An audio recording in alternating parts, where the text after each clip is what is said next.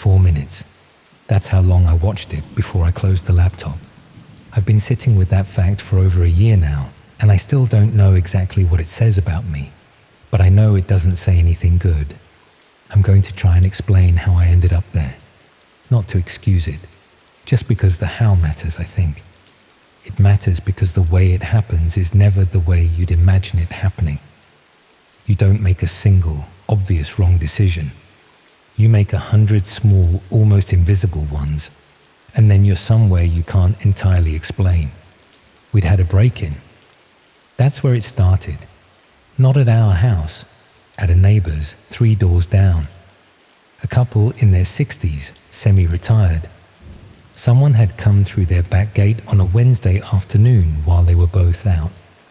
Took a laptop, some cash from a kitchen drawer, a small jewelry box from the bedroom.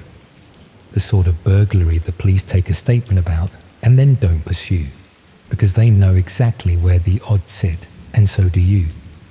Our neighbor, the husband, he told me about it over the fence one Sunday, and I could hear in the way he described it that the thing that had really shaken him wasn't the stuff that was taken.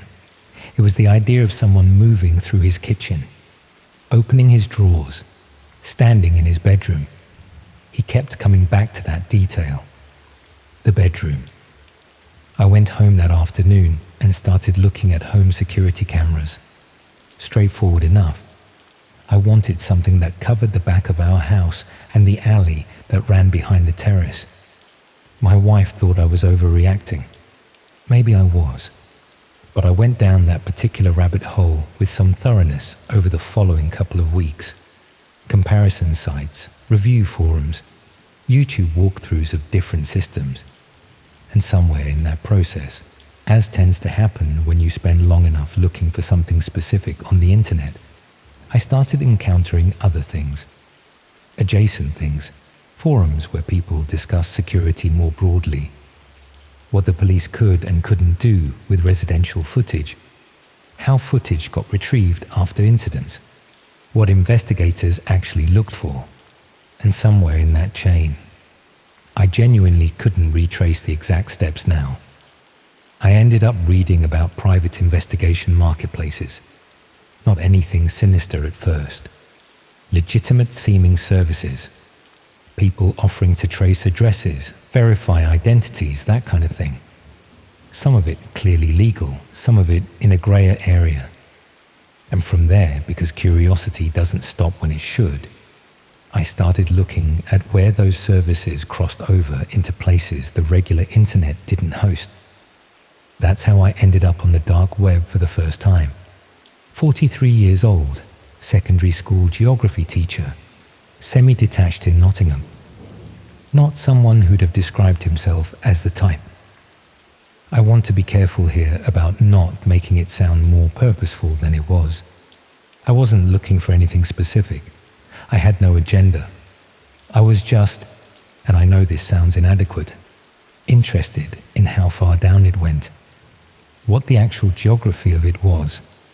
I'd read the same articles everyone reads, and I wanted to see it for myself. The way you might read about a place and feel a vague compulsion to go there, even knowing there's nothing there for you. The first few sessions were unremarkable, bleak in places, disturbing in patches, but not the visceral horror that journalism tends to imply. A lot of it was dreary. A lot of it was clearly either fake or performative.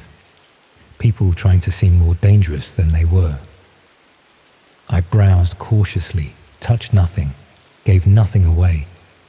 I was, as I'd been telling myself almost constantly, just looking. The camera forums were what pulled me back. And I say forums loosely. They weren't discussion boards exactly. They were more like listing hubs. People offering access to feeds, selling footage, that sort of thing. I'd stumbled onto one while following a link about security system vulnerabilities, which had felt, at the time, directly relevant to what I'd originally been researching. See how that works. See how clean the justification feels right up until it doesn't.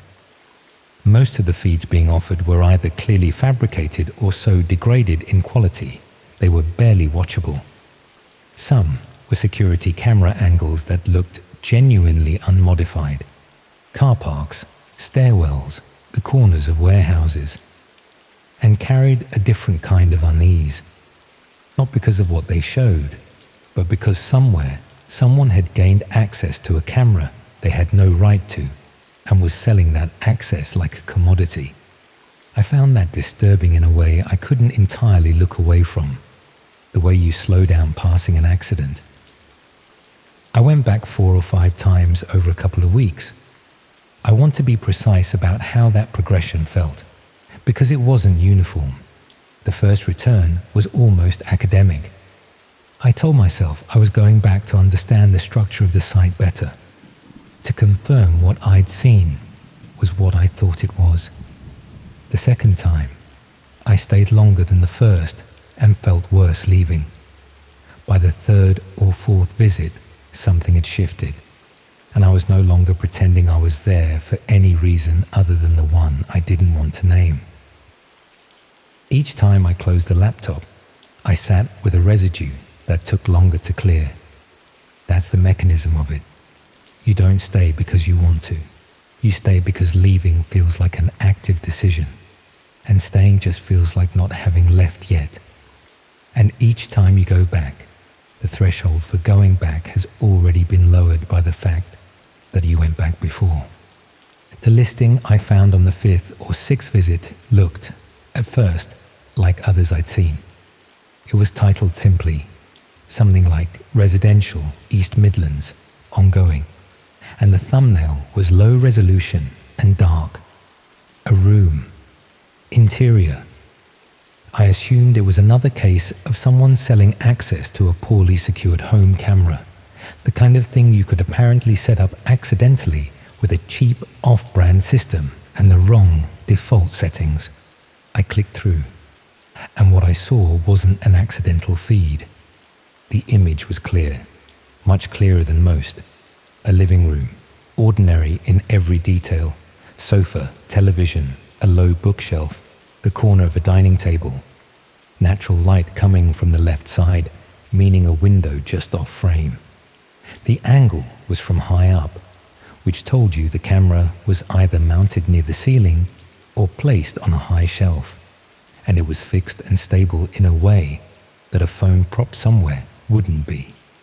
Someone had installed a camera in this room deliberately, and they had done it with enough care that it wasn't visible in the frame. There was no timestamp, but the daylight suggested daytime, and the room was occupied. A woman was sitting on the sofa. She had her back partly to the camera, angled towards the television, and she had her legs drawn up beneath her in the way people sit when they're comfortable and not expecting to be looked at. She was wearing a grey jumper, sleeves pushed up to the elbows. She was reading something, a phone or possibly a small tablet, and the quality of the image was good enough that I could see her moving her thumb up the screen occasionally. At one point, she tilted her head slightly, the way you do when something you've read catches you, and then went still again. She had no idea she was being filmed. There was nothing in her posture, nothing in the unhurried way she sat, that suggested anything other than a person alone in their own home on an ordinary afternoon, existing in the private way people do when they believe no one is watching. At some point during those 4 minutes, a mug on the coffee table in front of her sent up a thin curl of steam. That's the image I come back to more than any other. Not her face. I never saw that clearly. Just the steam rising from the mug, steady and completely ordinary, while somewhere on the other side of a dark web, listing a stranger sat and watched.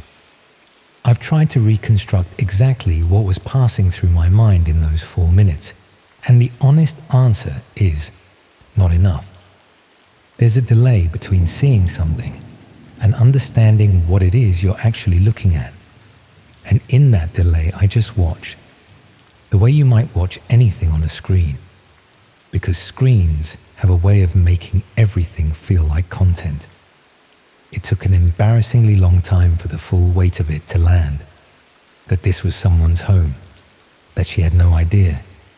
That by not closing the laptop, I was participating in something that had been done to her without her knowledge or consent. By the time I finally did close it, my hands were unsteady and I felt something in my chest that wasn't quite nausea, but was close enough to matter. I closed the laptop and went and stood in the kitchen for a while. My wife was upstairs. I could hear her moving around. I stood at the kitchen window and looked out at the back garden and tried to think through what I'd just seen with some degree of clarity. The camera in that room hadn't got there by accident. Someone had entered that house or had access to it, had some reason to be there, and had installed a device, concealed it, and then set up a way to broadcast or record the feed. Then they'd listed it, priced it, offered it to whoever found their way to that particular corner of the dark web and had the inclination to pay. I didn't know how many people had viewed it. I didn't know how long the listing had been up.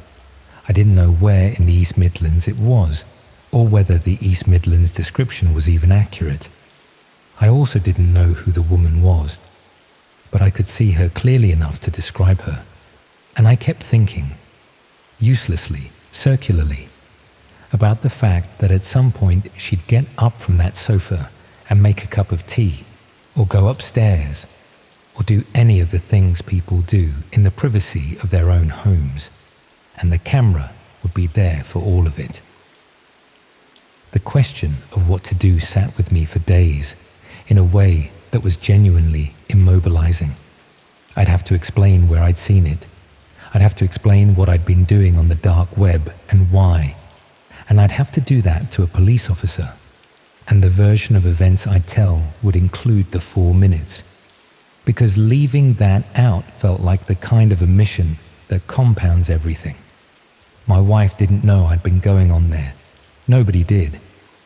I waited longer than I should have. About 2 weeks.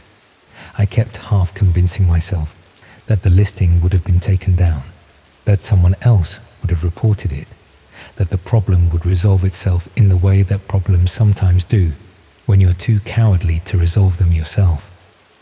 None of that happened, as far as I knew. What did happen was that I went back once, just once, to check whether the listing was still there. It was, and it had grown.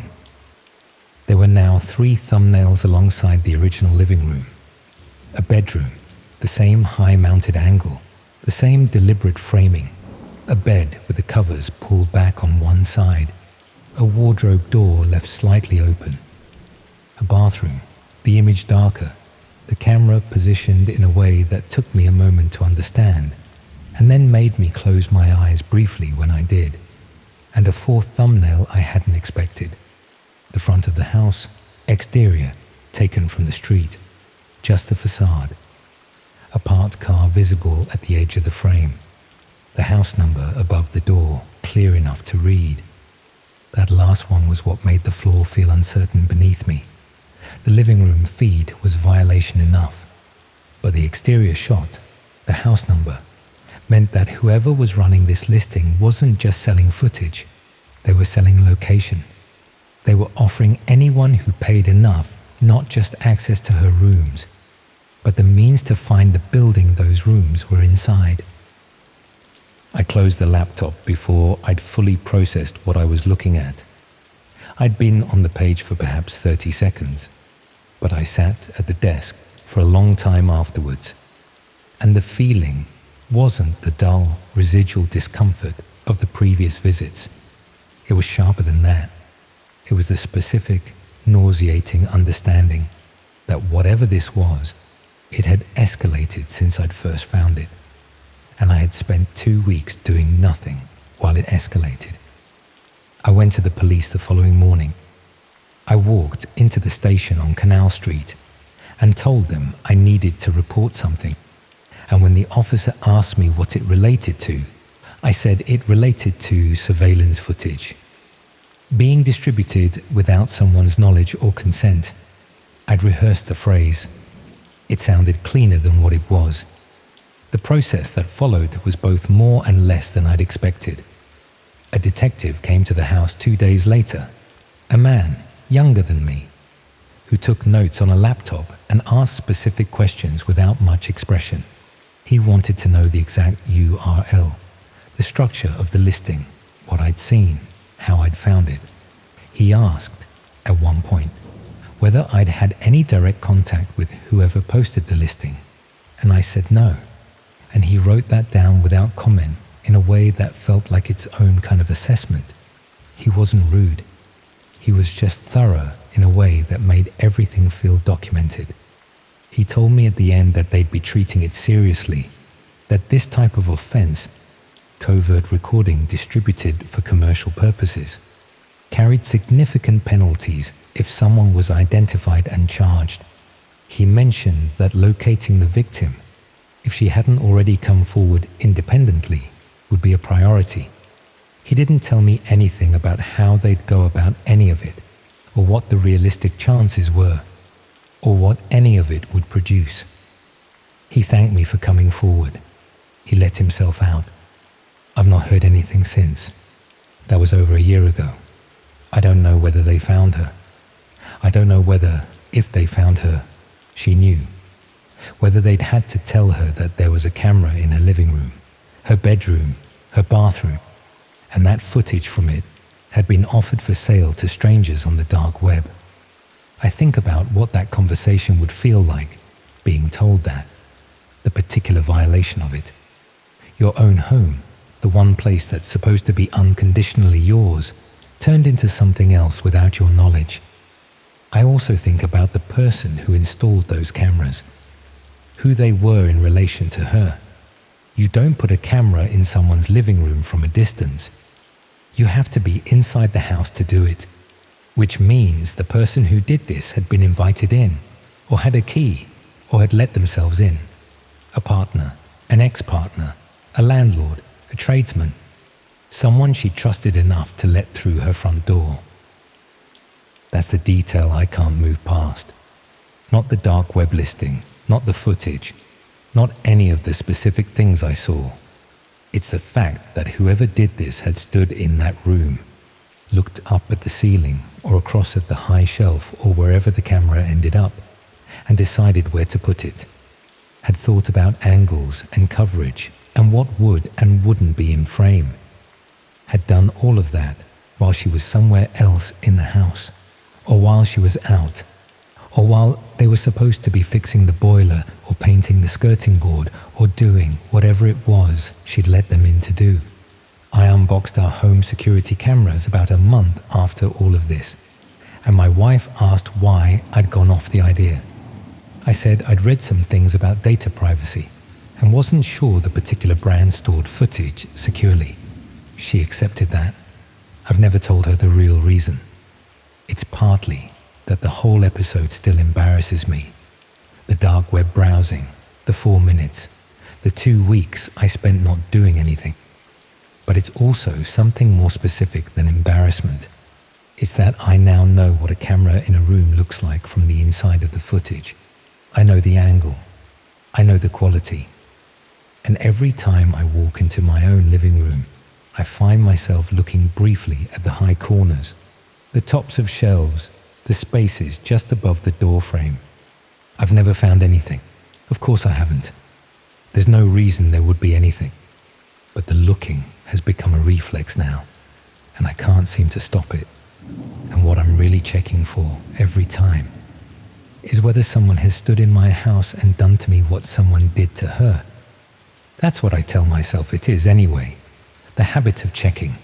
The small involuntary question of whether someone has been here and decided where to put the camera while I was somewhere else. About 6 months after I reported it, I did one final search. Not for the listing itself. I wasn't going back there.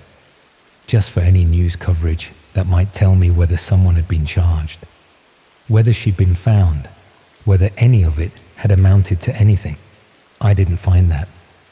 What I did find on a thread in a corner of the ordinary internet where people discuss this kind of thing, was a post describing the listing in enough detail that I knew immediately it was the same one.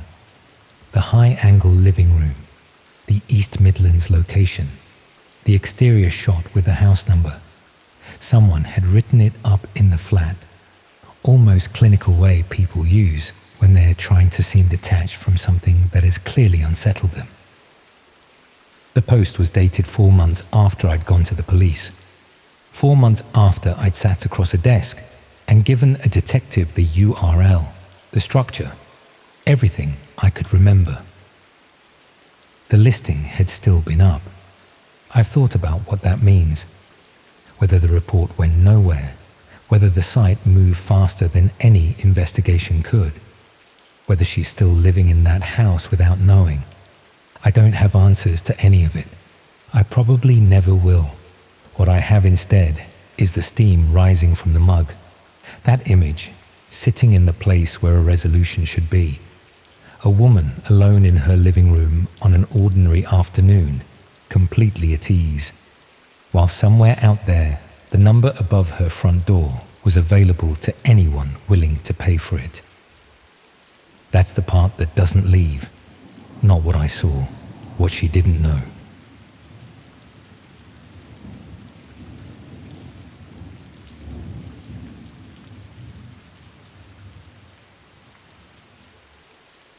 I've been thinking about whether I should tell this story or not. It's been 3 years now, and I still can't quite shake the feeling that talking about it might somehow, I don't know, reopen something that's better left closed. But I suppose keeping it to myself hasn't exactly helped either. The thing is, it started so innocently. That's what gets me. I wasn't looking for trouble. I wasn't trying to find something illegal or dangerous. I was just curious. Back then, I was working in a call center in Manchester. It was absolutely soul-destroying work, the sort of job where you watch the clock and every minute feels like an hour. I'd go home to my flat, microwave something for dinner, and spend the rest of the evening online. Not doing anything particularly interesting, mind you, just browsing really. Reddit, YouTube, the usual time wasters. I'd heard people talk about the dark web before, obviously. Everyone has. But I'd always assumed it was either completely inaccessible to ordinary people or just full of scams and FBI honeypots. Then one evening, I was reading something about internet privacy, and the article mentioned how easy it actually was to access. That surprised me. I'd built it up in my head as this incredibly complex thing that required specialist knowledge. Turns out it's not. There's software you can download, free and open source, that lets you browse anonymously. Takes maybe 10 minutes to set up, so I did it. Just like that. Downloaded the software, installed it, and suddenly I was looking at a completely different internet. The first thing that struck me was how amateurish it all looked. Nothing like the slick modern websites you're used to. Most sites were just black backgrounds with green or white text, like something from the early 90s. Lots of broken links. Lots of sites that wouldn't load at all. I spent the first hour or so just clicking around, not really finding anything particularly interesting. There were some forums, a few marketplaces that looked dodgy as hell, sites offering services I had no intention of using. It was simultaneously more boring and more unsettling than I'd expected. But then I found something called The Repository. It wasn't advertised anywhere. I found it through a random link on one of those directory pages that list dark websites. The description was vague, something like curated collection of rare materials. No screenshots, no reviews, just an address. When I clicked through, the site was different from the others I'd seen. Still minimal, but cleaner somehow, more organized. The homepage was simple, a search bar and a list of categories. Things like documents, images, media, personal. That last one caught my attention. I clicked on it. A new page loaded with what looked like hundreds of folders, each labeled with just a date and a location. 2019 Birmingham, 2021 London, 2018 Leeds. I picked one at random. Inside were more folders, these ones labeled with what appeared to be initials. I clicked on one of those. Inside were photographs. They were just normal photos. Someone's birthday party. A woman in her 30s maybe, blowing out candles on a cake. A group of people laughing in the background. A living room decorated with balloons. The next photo showed the same people sitting around a dinner table. Nothing sinister, nothing obviously wrong with any of it, but I felt uncomfortable looking at them. These were private photographs, family photographs, and they were here on the dark web, organized into folders by someone who definitely wasn't supposed to have them. I backed out and tried another folder. This time, the photos were from someone's holiday, beach shots, sunsets, a couple in their 60s posing outside a restaurant. Again, completely ordinary images that had no business being where they were. I started clicking through more folders, and they were all the same. Personal photographs, clearly taken from people's phones or computers, uploaded and catalogued by location and date. The thing that really disturbed me was how recent some of them were. I found folders from just a few months earlier. Photos of children opening Christmas presents, a family gathered around a television, someone's new car. These weren't old leaked photos from some ancient data breach. These were current, fresh, ongoing. I should have closed it then. I knew I should have. But I kept looking. I started recognizing some of the locations. One folder was labeled 2022 Stockport. That's maybe 8 miles from where I lived. I opened it, and there were dozens of subfolders inside. I clicked on one at random. The photos showed a house I didn't recognize, but the area looked familiar. Someone's back garden, their kitchen, close-up shots of documents on their counter, a gas bill clear enough to read the address. I looked up the street on Google Maps. It was real. The house was real. These were photographs from inside someone's home in Stockport, taken within the last year or so, and they were sitting here in this collection for anyone to access.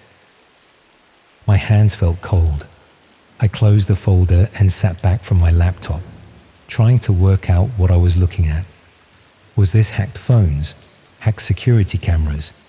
I'd read about smart home devices being vulnerable, cameras that people install to monitor their property but don't secure properly. Maybe that was it. Maybe this was just a collection of footage from unsecured devices. Still illegal, still disturbing, but at least it made sense. But then I made a mistake. I searched for my own area.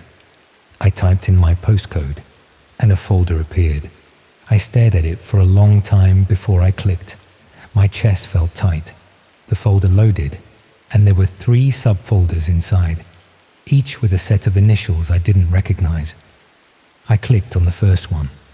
The photos were from a flat I didn't know, showing rooms I'd never seen. Relief washed over me. It wasn't my building. I tried the second folder, same thing. Different flat, different area, but still within my postcode. The third folder took longer to load. When it did, I felt something drop inside my stomach. It was my building, my actual building.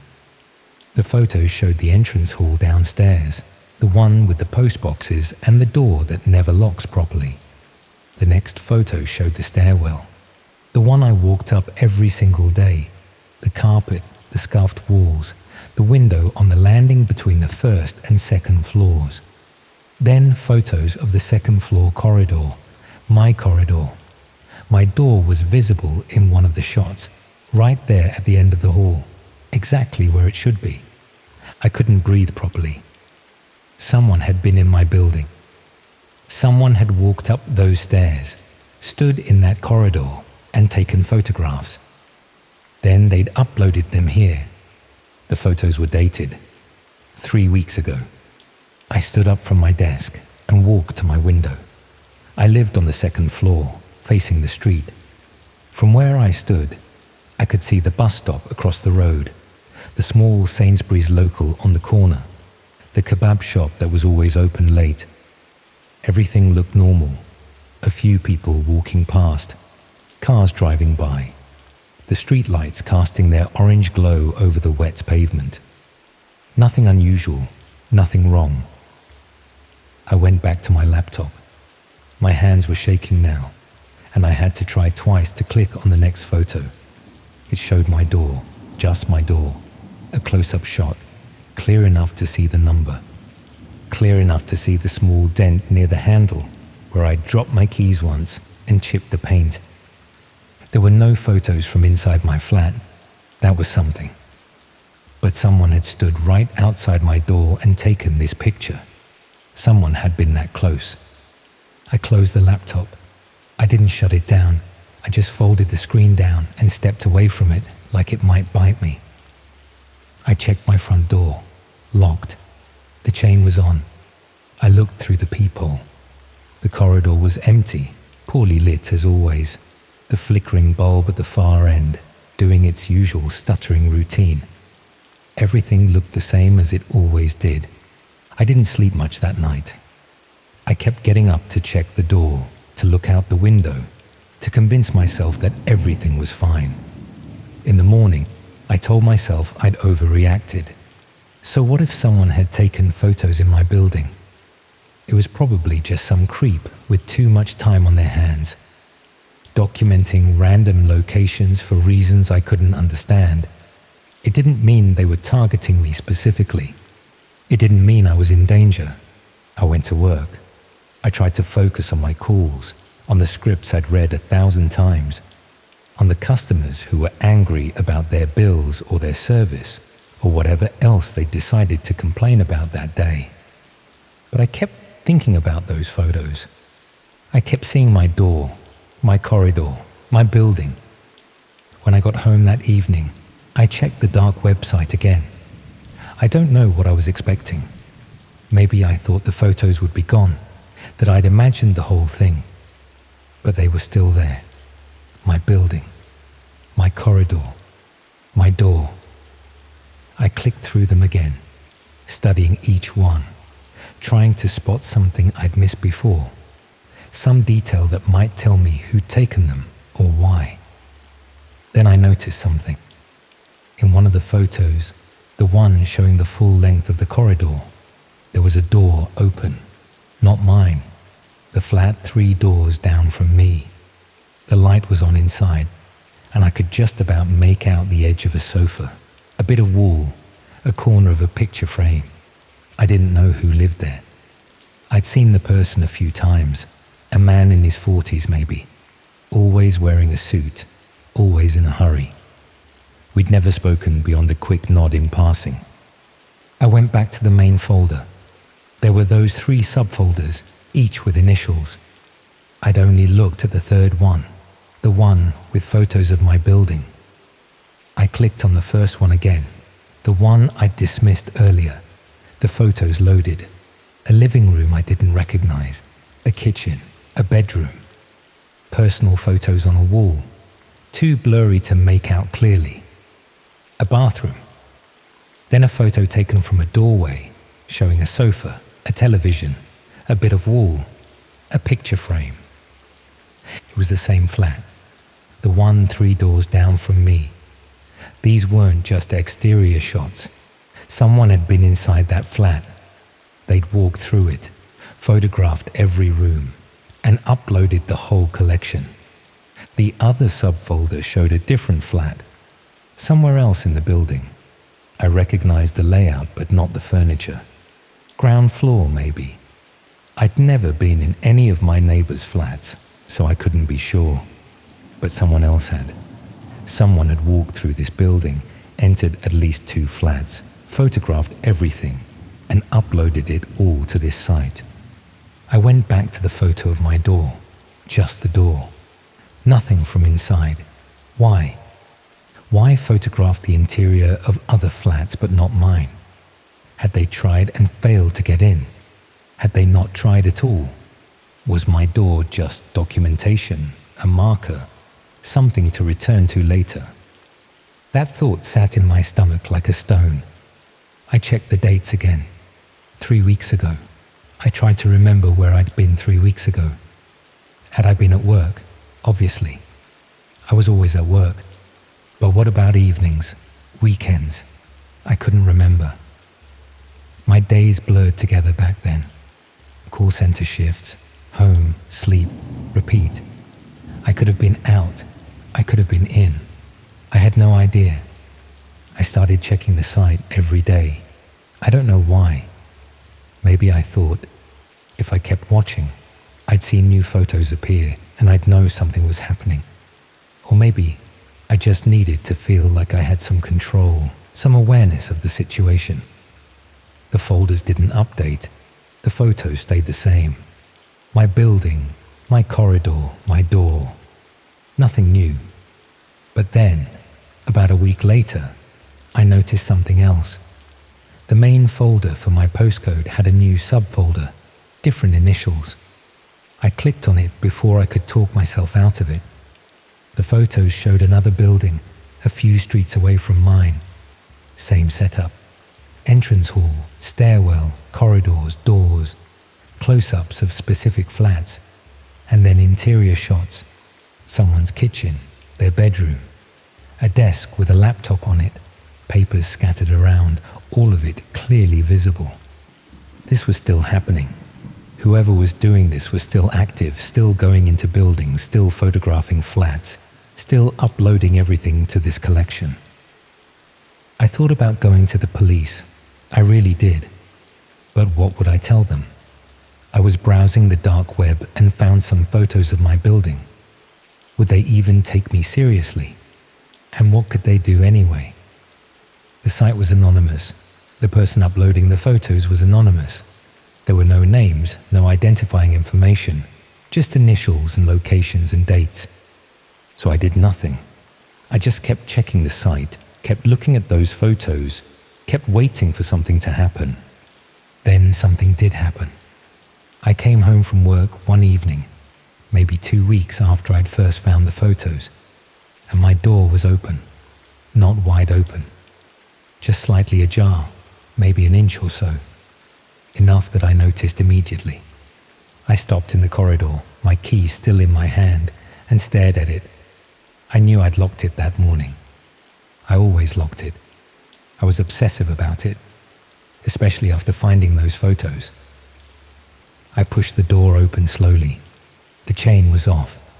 It had been on when I left. I was certain of that. The flat was dark except for the light from the corridor behind me. I stood in the doorway, listening.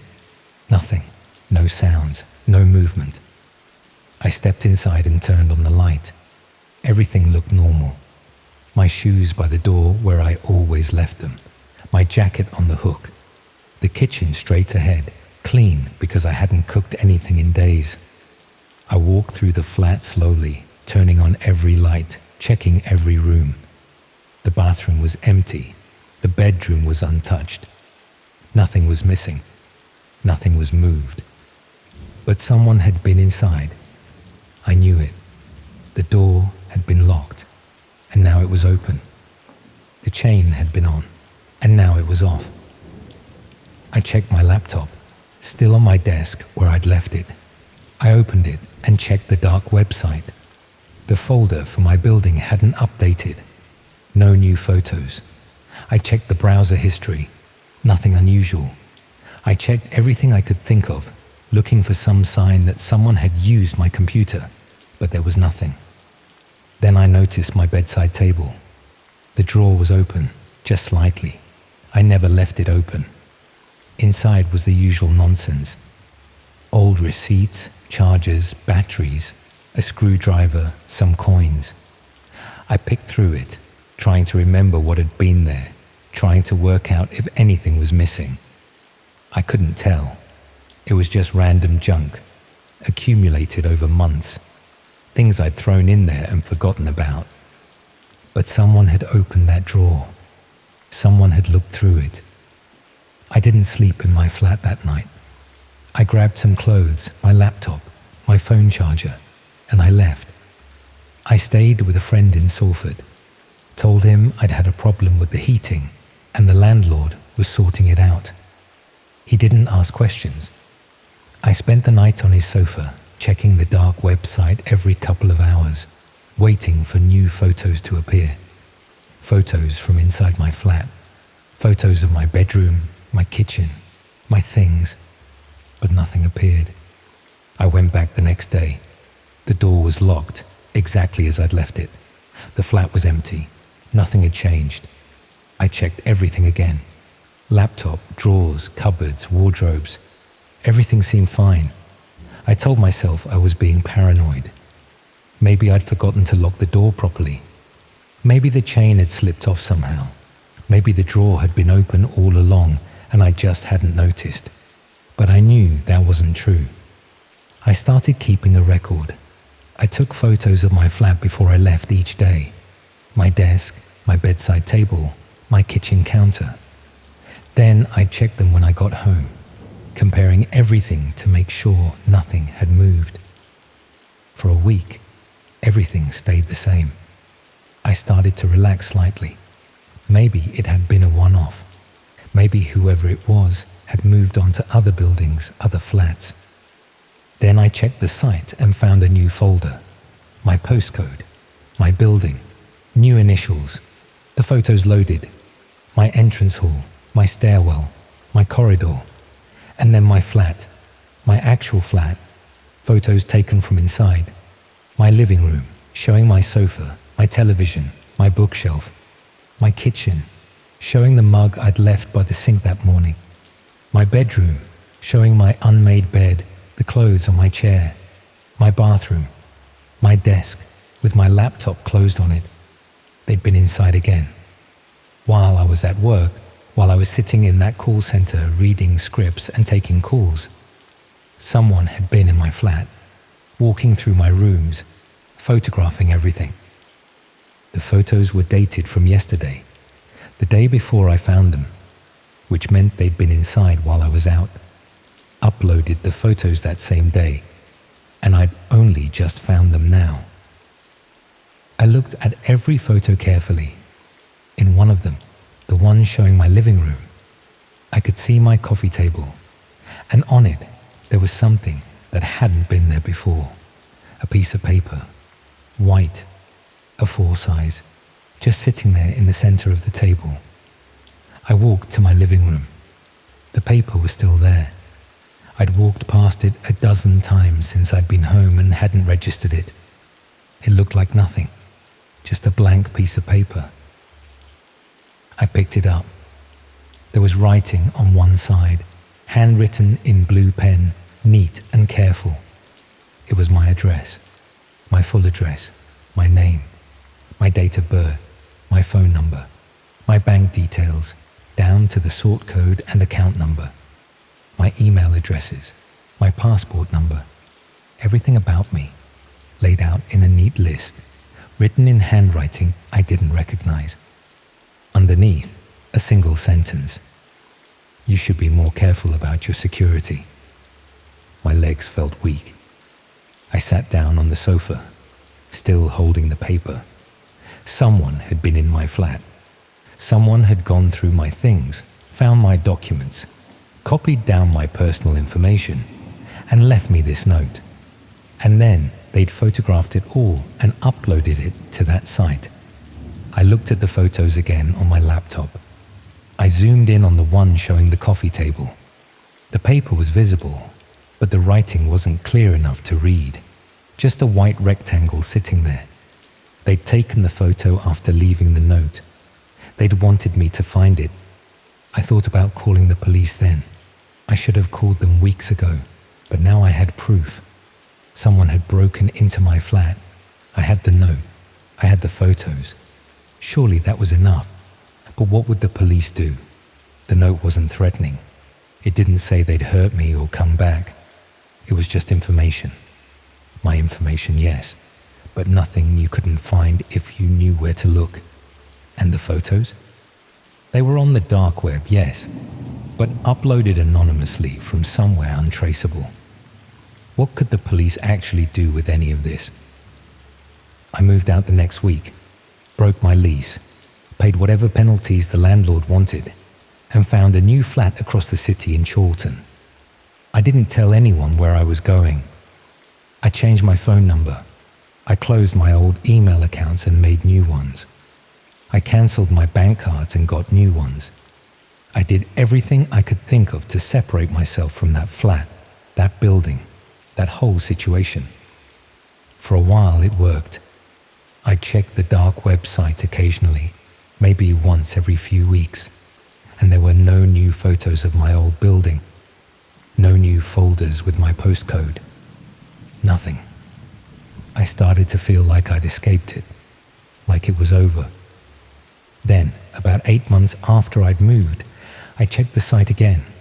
There was a new folder, new initials. I clicked on it without thinking. The photos loaded. My new flat, my new building, my new corridor, my new door. I slammed the laptop shut and haven't opened that site since. That was 3 years ago now. I moved again after that, obviously, and then again.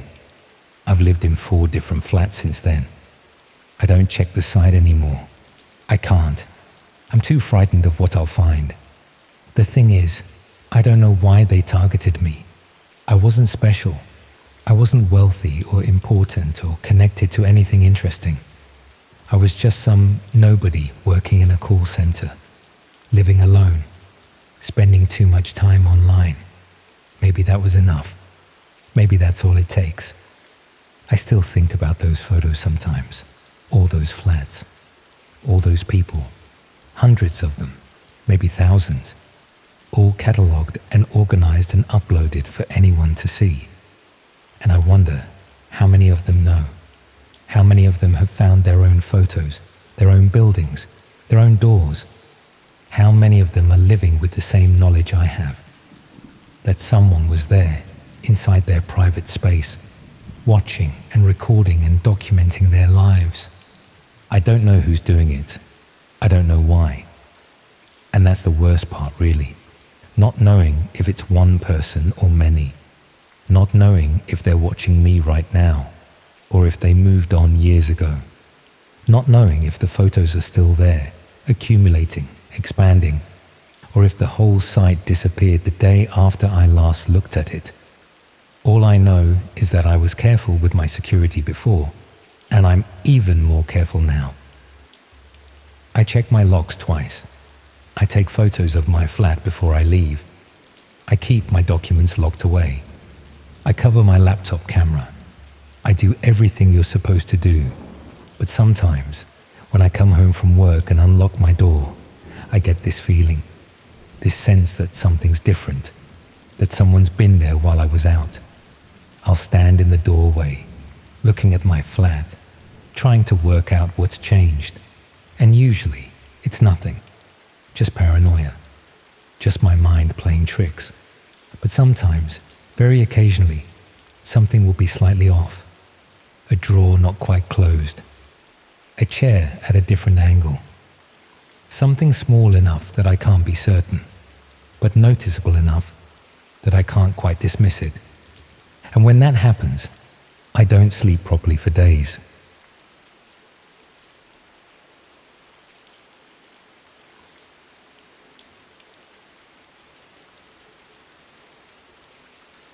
I should have left it alone. That is the simplest way to start, and the truest. I am not looking for sympathy.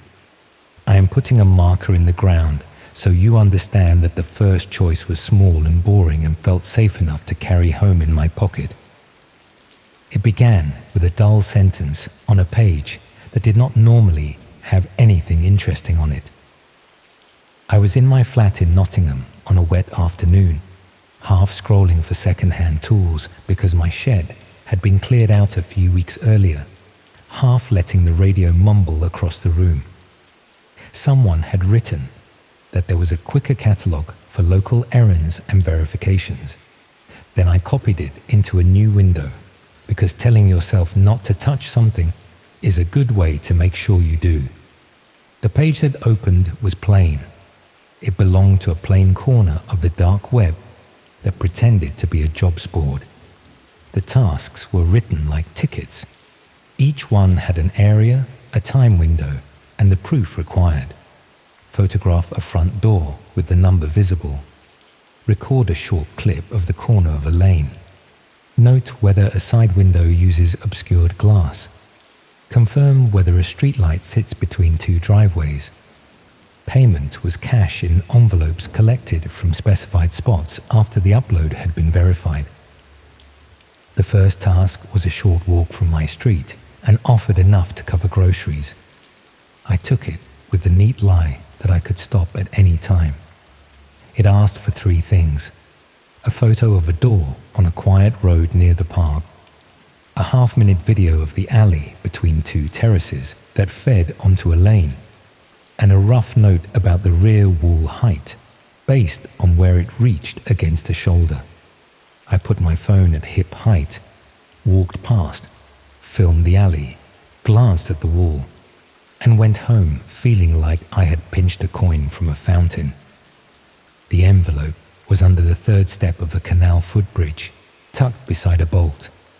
There was enough inside to feel like a reward, and not enough to smell like a trap. The next task appeared the following day. Check the sight line of a public camera near the tram stop, then a turning circle at the end of a cul-de-sac, then the type of glass in a porch window. The 4th job changed the tone. It asked me to note the arrival time of a bin lorry on a particular street over several mornings. That was the first time repetition appeared. I walked there with coffee, stood where I could see without being obvious, and wrote rough times in my notes. I sent a tidy summary and got a different kind of reply. Instead of a bland receipt, it contained a numbered list. Wait at a bus stop near a given house on a specific morning. Carry a flat cardboard parcel in a plain paper bag. When the bin lorry stops by the green bins outside the house, place the parcel on top of a lid and keep walking. Collect payment later from a locker at the station. The parcel was light.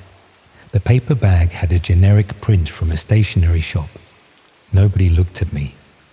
I placed it on the bin as the lorry braked, walked on without breaking pace, and stood at a corner feeling foolish until I felt normal again. The locker opened with the code I had been sent. The cash was crisp. I should have stopped there. I did not. From then on, the errands became a quiet second job. I told myself I had a line because I refused anything that crossed the threshold. It sounded responsible. It was nonsense. The task that broke it looked indistinguishable at first glance. Confirm a cat flap at the rear of a house near the ring road. Record 30 seconds of the lane behind at dusk. Leave a small packet in the 3rd wheelie bin along, to be collected the next day. The description suggested it contained a USB for audio testing, which was supposed to make it wholesome. I did the things and went home. 2 days later, the house appeared on the local news. The language was careful. The police were appealing for information about a woman who had not been seen since the previous evening.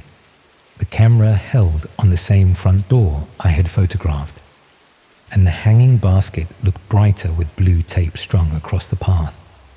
The feeling was not a shock.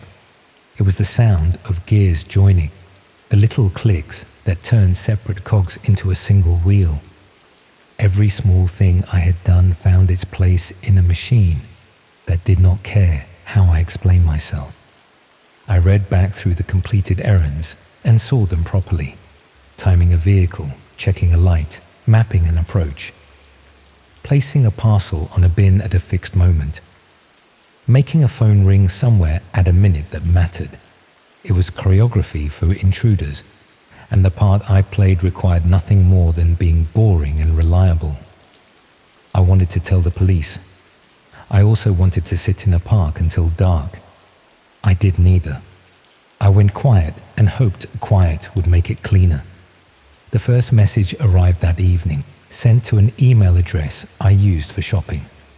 No greeting, no sign-off, just a link and a timestamp.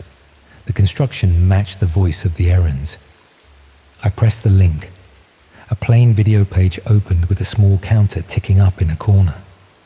The image was a room like a garage. Bare concrete, a strip light, a chair, a woman, ankles taped to the legs, head tipped forward. I watched the steady buzz of the light until the stream froze and a single line of instruction replaced it. Check under your doormat. I locked the front door and stood in the hallway like a guest who had walked into the wrong flat. Then I opened it a fraction, reached out, and lifted the mat. There was an envelope underneath, thin and ordinary. Inside was a printed photo of my front door, shot from the communal hall through the gap, angled in a way that meant someone had leaned in. No note, no demand. The proof was the point. Another message followed with a code for a locker at the station. I collected a small rucksack that night and brought it home. Inside I found a tiny cube camera, a roll of gaffer tape, a clear pencil case with cable ties and a marker, a pair of nitrile gloves, a disposable phone still wrapped, and a single sheet of A4 with a numbered list. Tape the camera under the lip of a shelf facing the sofa. Plug in the disposable phone and leave it charging. Remove your watch and place it on the arm of the sofa. Sit. I did those things with the measured care you give to fragile objects, except the fragile object was my day. The disposable phone lit up with a link that opened to a live view of my living room from the camera I had just taped in place. Watching yourself in your own room, as if your room was somewhere else, is an odd sensation. A photo arrived showing my back door lock in close detail, the kind of close that reveals tiny scratches you have never seen. Another list asked me to gather items I already owned. Cling film, a towel, a small torch, a bin liner, and paracetamol. I placed them on the table one by one and held each to the lens for a second, because the list said to, and because the counter kept climbing, and because obedience felt like the only thing left that might keep the shape of this from turning worse. The next steps sent me from room to room with the torch, keeping the disposable phone pointed so the viewers could see the beam. Viewers is a word I had avoided until the number in the corner demanded it. I found nothing under the bed. I found a tiny lens embedded in the radiator cover facing the bed. I found another glued under a kitchen cupboard and one inside the cooker hood. I found one behind a notch above the bathroom mirror and one hidden inside the casing of the hallway smoke alarm. Each time I placed the lens on the towel and filmed the neat little rope, like evidence in a petty case I had brought against myself. A short instruction told me to drop the lenses into the bin liner, not the top, and wait. The stream split into two frames. The top showed my living room.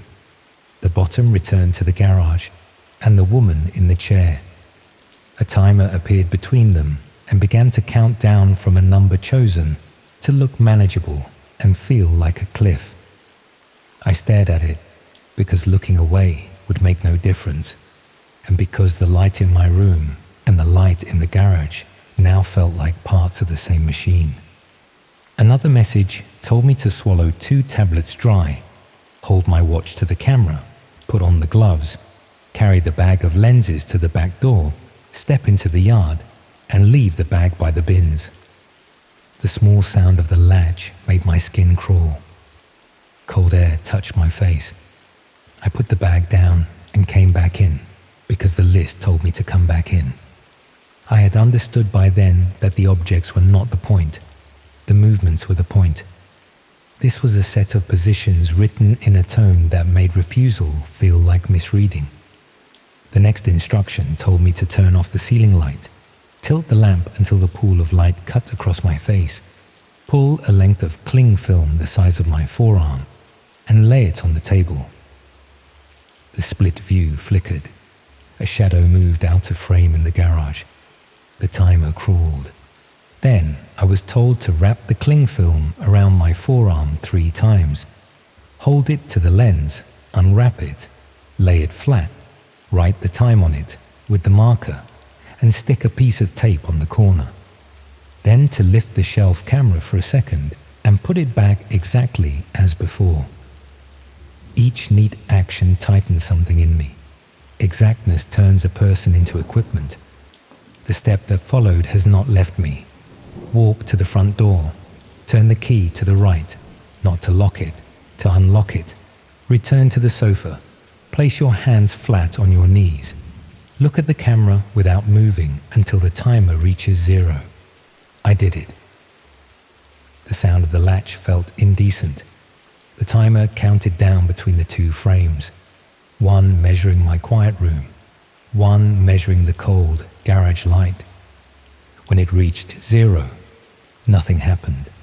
The strip light hummed. My flat stayed still. The stream blinked. The bottom frame vanished.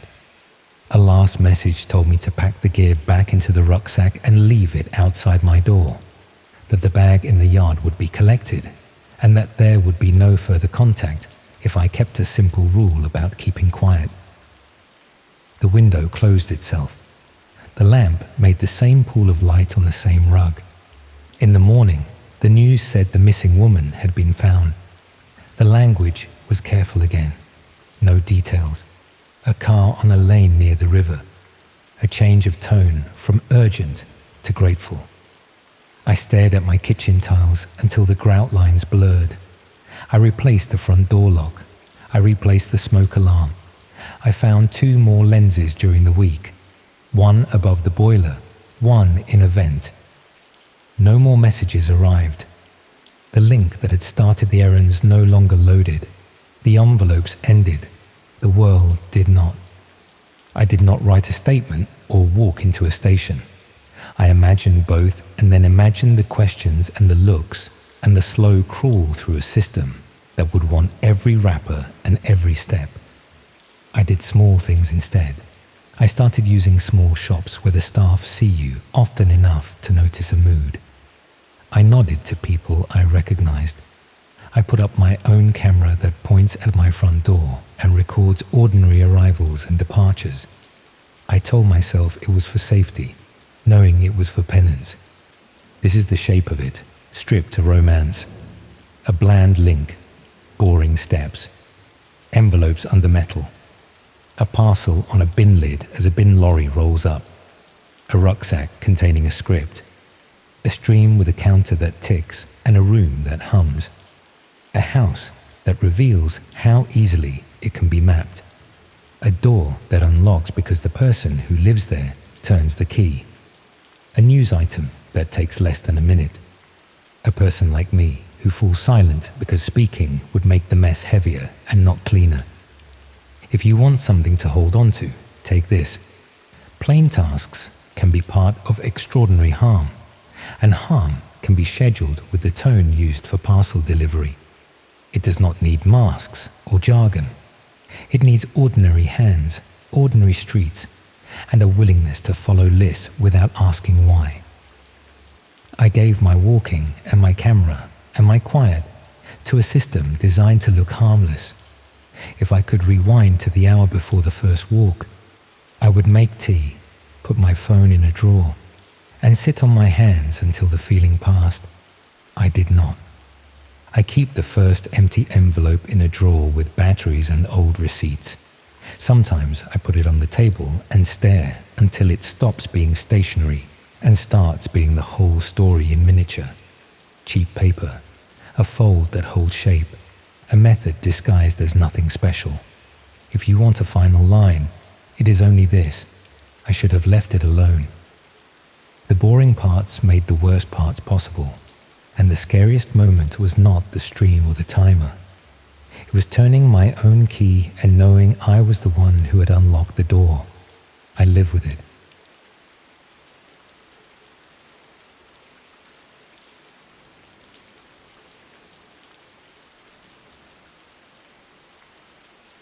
The scariest moments often begin with the most ordinary actions. 5 months ago, I was just looking for a charger in my brother's room. But what I found changed everything I thought I knew about him, about our family, about the thin line between curiosity and danger. I was home from university for the summer break, staying in my childhood bedroom that had been partially converted into a storage space since I'd moved out. My younger brother Jake was 16 at the time, in that phase where privacy becomes sacred territory. He'd always been quiet, more comfortable with technology than people, spending hours in his room playing games or coding, or whatever it was that kept him glued to his screens. We'd never been especially close. The 4-year age gap meant we'd always existed in different social worlds, but we got along well enough. That afternoon, I'd been watching Netflix on my laptop when the battery died, and my charger was nowhere to be found.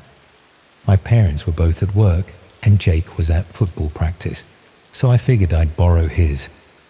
I knew he kept a spare one in his desk drawer because I'd seen him grab it once when we were leaving for a family trip. I didn't think he'd mind. It wasn't like I was snooping through his things, just grabbing a charger. His room was surprisingly tidy for a teenage boy. Bed made, clothes put away, desk organized with his laptop closed and his tablet propped up on a stand. The tablet was still on, screen dimmed but not locked. I opened his desk drawer and found the charger easily enough, but as I was about to leave, the tablet screen lit up with a notification. I didn't mean to look, honestly. It was just one of those automatic things where your eyes are drawn to sudden movement. The notification was from an app I didn't recognize, something with a dark icon hidden in a folder labeled Games 2. I probably would have ignored it completely if not for the preview text. Package confirmed. Coordinates uploaded. Something about the wording struck me as odd. Not like a normal game notification about completed quests or energy refills. I hesitated for a moment, feeling that boundary between respecting his privacy and a growing sense of concern. Jake had been acting differently lately, more secretive, staying up until strange hours, occasionally receiving packages he'd quickly hide away. Our mum had chalked it up to typical teenage behavior, but something about those small changes had been nagging at me. I tapped the folder, labeled Games 2. Inside were several apps that looked like standard games, the kinds with colorful icons and generic names. But among them was one that stood out. A dark blue icon with a simple T logo. I recognized it immediately as Tor, the browser commonly used to access the dark web. My stomach tightened. I'd read enough articles and seen enough documentaries to know what the dark web was, that hidden part of the internet where illegal marketplaces thrived. What was my 16-year-old brother doing with a Tor browser? Maybe he was just curious, I told myself. Maybe it was for a school project on internet security or digital privacy. I should have put the tablet down right then. Should have taken the charger and left, maybe mentioned it casually to Jake later. But instead, I tapped the Tor icon. It opened immediately, no password, no fingerprint required. He'd left himself logged in. The browser opened to what looked like a marketplace, dark background, simple text links, product listings with Bitcoin prices. My heart rate quickened as I realized I was looking at a page selling illegal substances, various pills, powders, and plants, all categorized and rated by users like some twisted version of Amazon. I scrolled through the page, feeling increasingly ill. Was Jake buying drugs? He'd never shown any signs of substance abuse. No dilated pupils, no mood swings, no missing money. He was still getting top marks in school, still attending his coding club.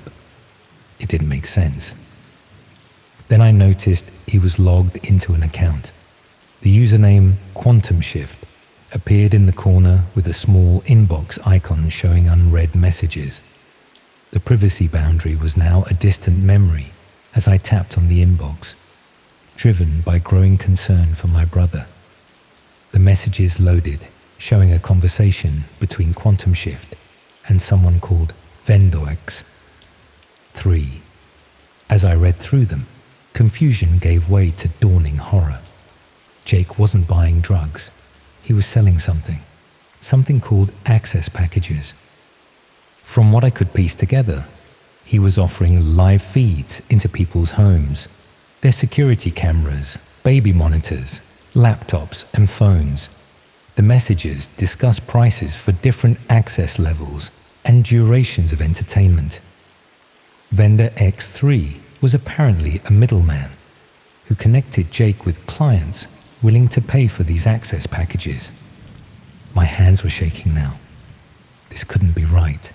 My quiet, awkward brother, who still collected Pokemon cards, couldn't be hacking into people's devices and selling access to strangers. But the evidence was right there in front of me. Detailed instructions on how to access specific cameras, usernames and passwords for various accounts. Even screenshots showing living rooms, bedrooms and other private spaces. I scrolled further and found a folder labeled Inventory. Inside were dozens of files, each named with what looked like postcodes. I clicked on one at random and felt my blood turn to ice. It was a document containing everything about a family living just 3 streets away from us. Their names, ages, work schedules, the layout of their home, their Wi-Fi password, and links to access their various connected devices. There were notes about their routines when they were typically out of the house, and even details about a hidden spare key. At the bottom was a disturbing note. Premium package, £350 per month. Full access plus entry potential. I recognized the family's name. They had a daughter in year 7, the same school Jake attended. Their son played on the same football team. These weren't random targets. These were people we knew. My mind raced, trying to make sense of what I was seeing. How had Jake done this? He was good with computers, sure, but this level of hacking seemed beyond a teenager's capabilities. Had he found some exploit? Learned from someone online? More importantly, did he understand the full implications of what he was doing? I nearly dropped the tablet when I heard the front door open downstairs. Jake was home early. I quickly closed the browser, put the tablet back exactly as I'd found it, and grabbed the charger. I was halfway to the door when I heard his footsteps on the stairs. We nearly collided in the hallway. His face registered surprise, then suspicion. I held up the charger, mumbling something about borrowing it, trying to keep my voice steady despite the typhoon of thoughts swirling in my head. He nodded, but his eyes narrowed slightly, tracking my movements with unusual intensity. Had he always looked at people that way, and I just never noticed? Back in my room, I paced back and forth, unsure what to do. Tell our parents, confront Jake directly, call the police. This wasn't some harmless teenage rebellion or victimless crime. He was violating people's privacy in the most fundamental way, potentially putting them at risk of theft, stalking, or worse. I decided to gather more information before doing anything drastic. Over the next few days, I paid closer attention to Jake's behavior. I noticed things I'd overlooked before. How he would sometimes stop typing when someone walked behind him. How he had multiple external hard drives hidden throughout his room. How he would take phone calls outside where no one could hear. One night, I pretended to be asleep when he crept downstairs at 2 a.m. I followed silently and watched from the stairwell as he opened our neighbor's garden gate, using gloves despite the warm summer night. He placed a small device, barely larger than a pound coin, under their garden bench, then returned home, looking around carefully before coming inside. The next morning, I searched online and discovered the device was likely a Wi-Fi repeater or signal interceptor. My technical knowledge was limited, but from what I could understand, he was creating a network of devices to help him access home systems remotely. I was in over my head, terrified of what my brother was involved in, but equally scared of what might happen to him if I reported him. Would he go to juvenile detention? Would this follow him forever? Was there a way to stop him without destroying his future? A week after my discovery, I came home to find Jake sitting in my room, my laptop open in front of him. His face was emotionless as he turned the screen toward me. On it was my search history: how to report cybercrime, what happens to underage hackers, Wi-Fi signal interceptors illegal. "You went through my tablet," he said, his voice unnervingly calm. Not a question, a statement. He stood up, closing the laptop. "You don't understand what you've seen." I tried to explain that I was worried about him, that he was committing serious crimes, but he just smiled, a cold expression I'd never seen on my little brother before. He told me he wasn't just some script kiddie playing around. He had connections now, people who valued his skills, who would be very unhappy if his operation was compromised. Then he showed me something on his phone, a live feed of our parents' bedroom, their bathroom, their car. He scrolled through more feeds: my university accommodation, my friend's flat, my girlfriend's house. Places I'd been, bringing my devices, unknowingly carrying his malware wherever I went. "I've been practicing on our family first," he explained, as casually as if discussing a school project. "It's easier to test new methods on familiar networks." His expression hardened. "If you say anything to anyone, all of this data gets uploaded to my clients, every private moment, every conversation, everything." That was 5 months ago. I've since returned to university, trying to maintain the illusion that everything is normal. Jake acts like our conversation never happened when we speak on the phone or during video calls. But sometimes, when my laptop camera light flickers for no reason, or my phone restarts unexpectedly, I'm reminded that my brother is always watching. I've disconnected most of my devices, bought covers for every camera, and use public computers for anything important. But I know it's not enough. The dark web has given a 16-year-old boy power that no one should have, and I'm trapped by the consequences of his actions and my discovery. What terrifies me most isn't just that Jake is spying on people, it's that he's selling what he sees to strangers with unknown intentions. Every day, I wonder what those clients are doing with their access packages. Are they just voyeurs, or are they planning something worse? And how many other families are living with their own Jake? Someone they trust who has secretly turned their private lives into commodities on the dark web marketplace. I don't know how this ends.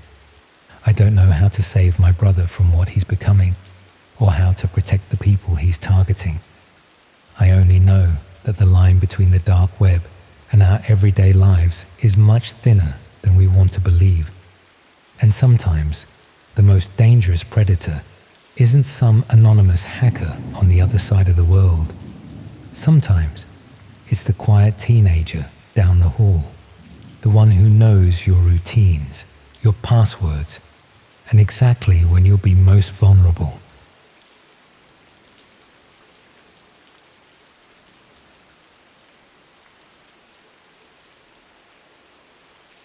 The thing about being watched is that you can often feel it before you see it. That prickle at the back of your neck, the sense that something's not quite right. I used to think that was just paranoia, the sort of thing people made up to make their boring lives feel more dramatic. Then my flatmate Jake brought home that encrypted flash drive, and I learned exactly how it feels when strangers turn your entire existence into entertainment. It was a Tuesday evening in March, raining as usual, and I was sprawled on our old sofa in our shared flat in Bethnal Green. Jake burst through the door, soaked and grinning like he'd just discovered fire. He pulled this tiny USB stick from his jacket pocket, waving it about like it was the crown jewels. The drive contained what he claimed was research material for his dissertation on underground digital communities. According to Jake, some postgrad student had been investigating the darker corners of the internet before dropping out suddenly, left all their stuff behind, including this drive that supposedly contained access credentials to parts of the dark web most people never see. Now, I'm not completely naive about these things. I work in graphic design, spend most of my day online, and I'd heard the stories about hidden marketplaces and illegal content floating around encrypted networks, but I'd never actually ventured beyond downloading the odd film or album through BitTorrent. The dark web seemed like something for proper criminals or paranoid journalists, not ordinary people from East London. Jake was persistent though. He'd already downloaded Tor and was fumbling about with something called Tails, trying to get the whole anonymous browsing setup working on his ancient laptop. The credentials on the drive included a list of .onion addresses and what appeared to be login details for various sites. Most of it looked like standard dark web fare. Drug marketplaces, fake document services, that sort of thing. But there was one address that kept catching my eye, mainly because it was accompanied by a warning written in red text. Access at own risk. Active participants only. The address led to something called a Red Room. Jake explained these were supposedly live streams where viewers could watch real violence unfold, sometimes even paying to influence what happened. He insisted they were mostly urban legends, elaborate hoaxes designed to separate gullible punters from their cryptocurrency. But the way he kept glancing at that particular address suggested he wasn't entirely convinced. We spent the next hour setting up the security protocols. Multiple VPN connections, encrypted browsers, the works. Jake treated it like we were preparing for some covert military operation, rather than satisfying morbid curiosity. Looking back, maybe his paranoia wasn't entirely misplaced. The first few sites we visited were disappointingly mundane. Drug markets that looked like budget versions of Amazon, forums full of people arguing about encryption methods, and what appeared to be a surprisingly active community dedicated to reviewing different brands of tinfoil hats. The whole thing felt less like exploring the criminal underworld and more like browsing a particularly rubbish version of eBay. But then we found the Red Room. The site looked professional in a way that immediately set it apart. Clean interface, proper navigation, even what appeared to be customer service chat boxes. It was called the Viewing Room, and accessing it required both the credentials from Jake's drive and a payment of roughly £50 worth of Bitcoin. Jake had some cryptocurrency left over from a previous ill-advised investment in some dodgy altcoin, so we decided to take the plunge. What we found inside wasn't what either of us expected. The main page displayed a grid of thumbnail images, each representing a different stream. Most were dark or showed empty rooms, but 3 or 4 appeared to be active. Viewer counts ranged from a handful to several hundred. The interface allowed you to join streams as a passive observer or upgrade to what they called participant status for additional fees. Jake clicked on one of the active streams before I could stop him. The video quality was surprisingly good. We were looking at what appeared to be a small, windowless room with concrete walls. A single chair sat in the center, occupied by a person whose face was obscured by the camera angle. They appeared to be restrained, though the specifics weren't clear. A chat box ran alongside the video, filling with messages from anonymous viewers. The messages were what made my stomach drop. Viewers were making requests, offering payments for specific actions. The amounts being discussed weren't trivial. Hundreds of pounds for relatively minor things, thousands for more serious requests. And someone was apparently fulfilling these requests because the person in the chair would occasionally move or react in ways that corresponded to the chat messages. Jake and I sat there for maybe 10 minutes, not saying anything, just watching this unfold. The casual nature of it was what disturbed me most. Viewers chatted amongst themselves like they were watching a football match, debating techniques and comparing prices. Some seemed to be regulars, referencing previous streams and making recommendations to newcomers. That's when Jake noticed something that made both of us go cold. One of the usernames in the chat was posting comments that included specific details about our location. Not just London or even East London, but references to Bethnal Green, our street, even our building. The user seemed to know we were first-time viewers and was offering to arrange a private demonstration for educational purposes. We closed the laptop immediately. The next few days passed normally enough. I went to work, Jake attended his lectures, and we didn't discuss what we'd seen. But I found myself checking the locks on our flat more frequently, and I noticed Jake had started closing his bedroom curtains during the day. The email arrived on Friday. It came to my personal Gmail account, not an address I'd ever used for anything related to the dark web. The sender was listed as Viewing Room Services at Proton Mail, and the subject line simply read, "Thank you for your interest." The message was brief and professional. It thanked me for visiting their site and invited me to participate in an upcoming special broadcast. They mentioned that they'd identified me as someone with graphic design skills who might appreciate the artistic elements of their productions. The email included a Bitcoin address and instructions for making a deposit to secure what they called a front row seat. What made my blood freeze was the final paragraph. It mentioned that they'd noticed I lived in a ground floor flat with easy access through the kitchen window, and suggested that if I wasn't interested in viewing their content, perhaps I'd be interested in starring in it. I showed Jake the email, and his face went white. He'd received something similar, though he's focused on his film studies background, and suggested he might want to document the experience from the inside.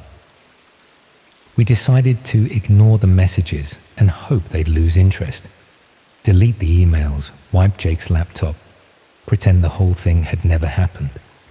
But the messages kept coming. Not just emails now, but text to my mobile number.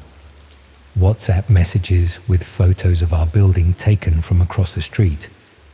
Someone had even slipped a printed note under our front door, written in the same professional tone as the emails, but with increasingly specific details about our daily routines. They knew when I left for work each morning, what time Jake usually returned from university, which takeaways we ordered from and how often. Someone was watching us, documenting our lives with the same casual attention to detail I'd seen in that chat room. The breaking point came when Jake found a small camera mounted on the lamppost outside our building. It wasn't a council CCTV camera or anything official, just a small device pointed directly at our windows.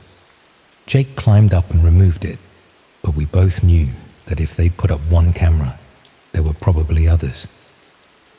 That night, we heard footsteps in the hallway outside our flat, slow, deliberate steps that paused directly outside our door. The steps would continue for a few minutes, then stop, then start again.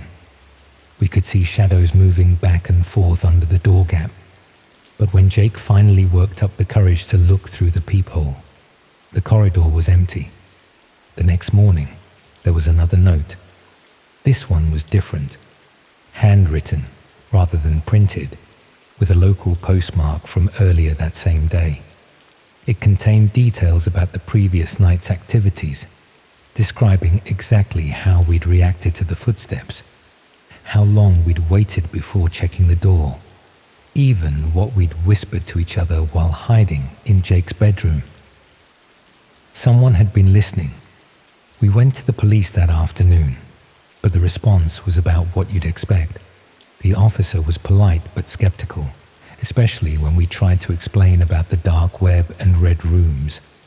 He took down our details and said they'd increase patrols in the area, but I could tell he thought we were either making it up or had brought it on ourselves by getting involved with dodgy websites.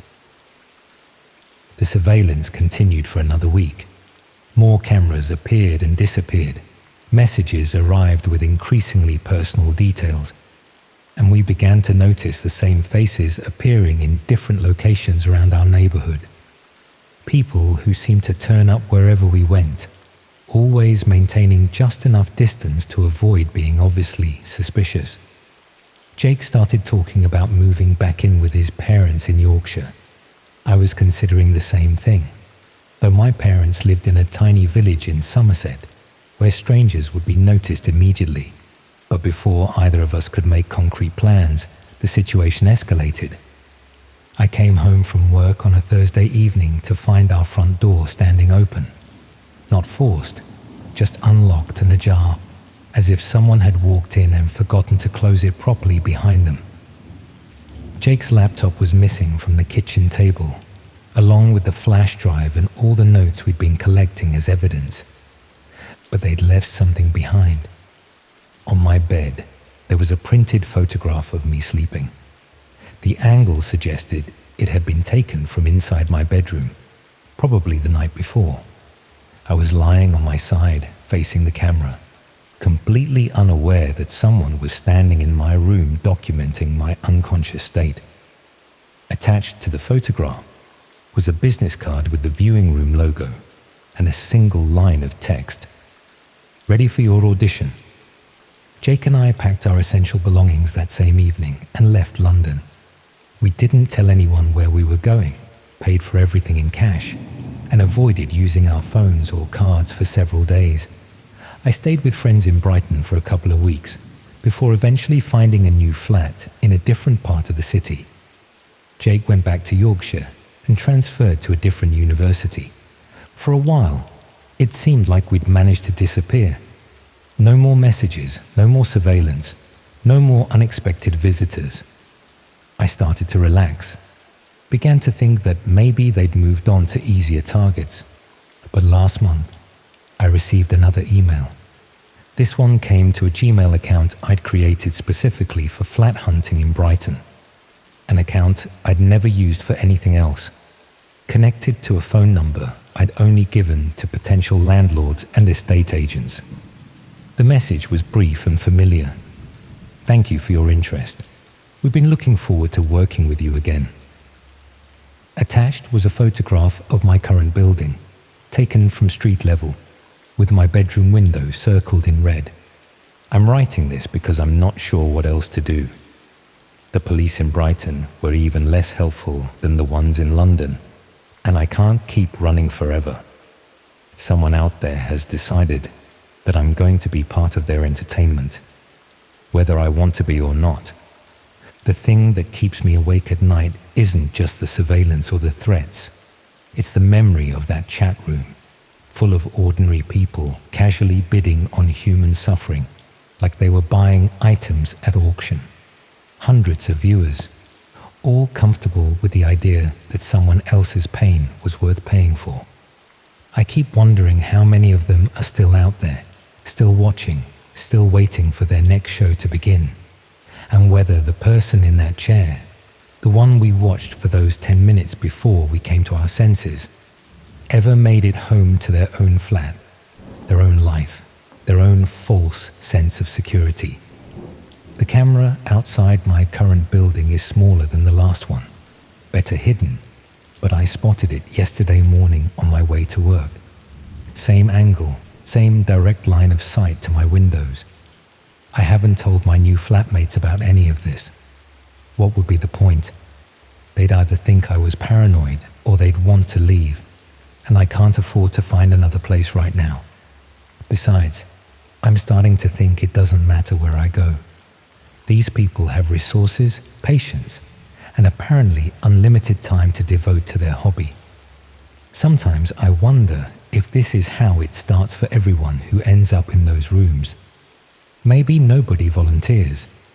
Maybe they all thought they were just curious observers, right up until the moment they realized they'd become the entertainment. The new email arrived this morning. Same professional tone, same polite language, but with a countdown timer embedded in the message. 72 hours until what they're calling my premiere performance. I'm not going to run this time. There's nowhere left to go, and I'm tired of looking over my shoulder. But I wanted to write this down, get it recorded somewhere, just in case. Maybe someone will read it and think twice before clicking on that suspicious link or plugging in that mysterious USB drive. Or maybe they'll read it and think it sounds made up, like something from a bad horror film. That's probably what I would have thought before Jake brought home that flash drive and we decided to see what all the fuss was about. The timer on my phone says 68 hours remaining. I keep checking it compulsively, watching the numbers tick down like it's New Year's Eve.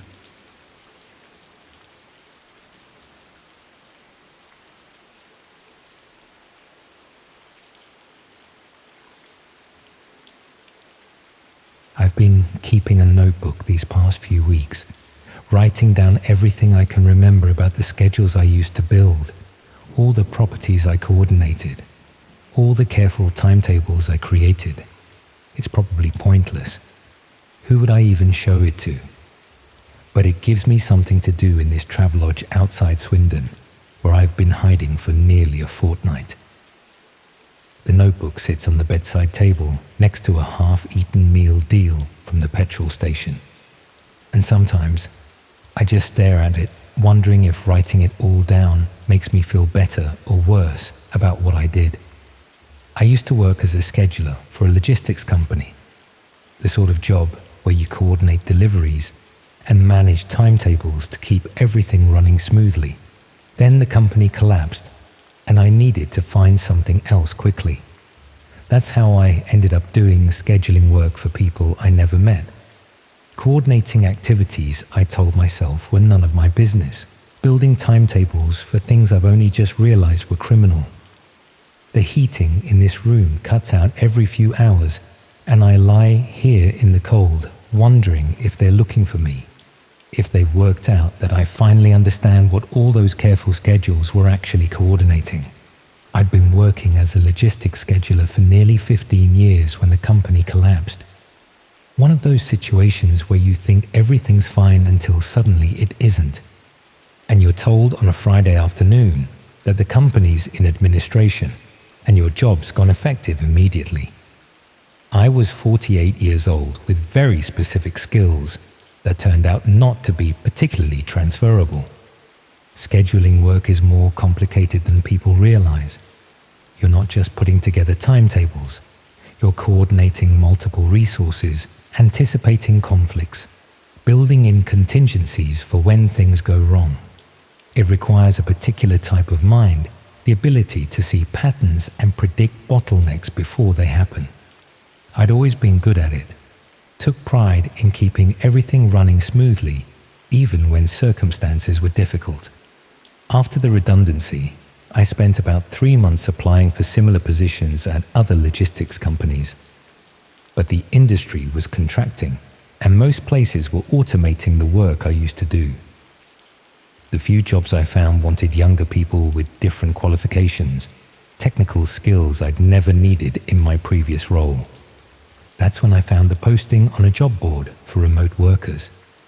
Someone needed an experienced scheduler to coordinate activities for what they described as a service coordination company. The pay was generous, nearly £4,000 per month for what they estimated would be about 30 hours of work per week. They emphasized that they needed someone who could manage complex schedules involving multiple participants, someone who was detail-oriented and could work independently. The job description could have been written specifically for my skill set. I applied immediately, had a phone interview 2 days later with someone who called himself Mr. Peterson, and was offered the position by the end of that week. Mr. Peterson explained that they coordinated various service providers across different regions, and they needed someone who could schedule activities efficiently to avoid conflicts and maximize resource utilization. It all sounded perfectly reasonable. I'd be working remotely using their scheduling software, receiving requests from various service coordinators, and building timetables that ensured everything ran smoothly.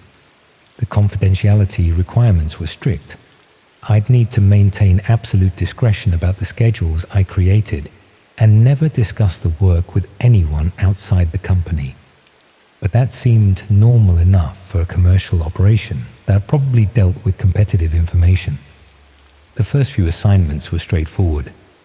I'd receive requests to schedule activities in specific locations at particular times, and I'd coordinate multiple participants to ensure they could complete their work without conflicting with each other. The schedules typically involved 2 or 3 people working at the same location in sequence, each with specific time windows they needed to operate within. I built the schedules carefully, accounting for travel times between locations, potential delays, even weather conditions that might affect timing. It was exactly the sort of work I'd been doing for years, just for a different type of operation. I didn't ask what specific services the participants were providing. That wasn't my concern. My job was simply to ensure the schedules worked efficiently. Mr. Peterson was pleased with my work, and the schedules started coming more frequently. I was coordinating activities across multiple cities, managing dozens of participants, building complex timetables that ensured everyone could complete their assignments without interfering with each other. The work was satisfying in the way good scheduling always is. Seeing all the pieces fit together perfectly, knowing you've anticipated every potential conflict. But I started noticing aspects of the schedules that seemed unusual. Many activities were scheduled for early morning hours, between roughly 5 and 7 when most people would still be asleep. Others were timed to coincide with specific events, school run times, typical working hours, even what appeared to be coordination with public transport schedules.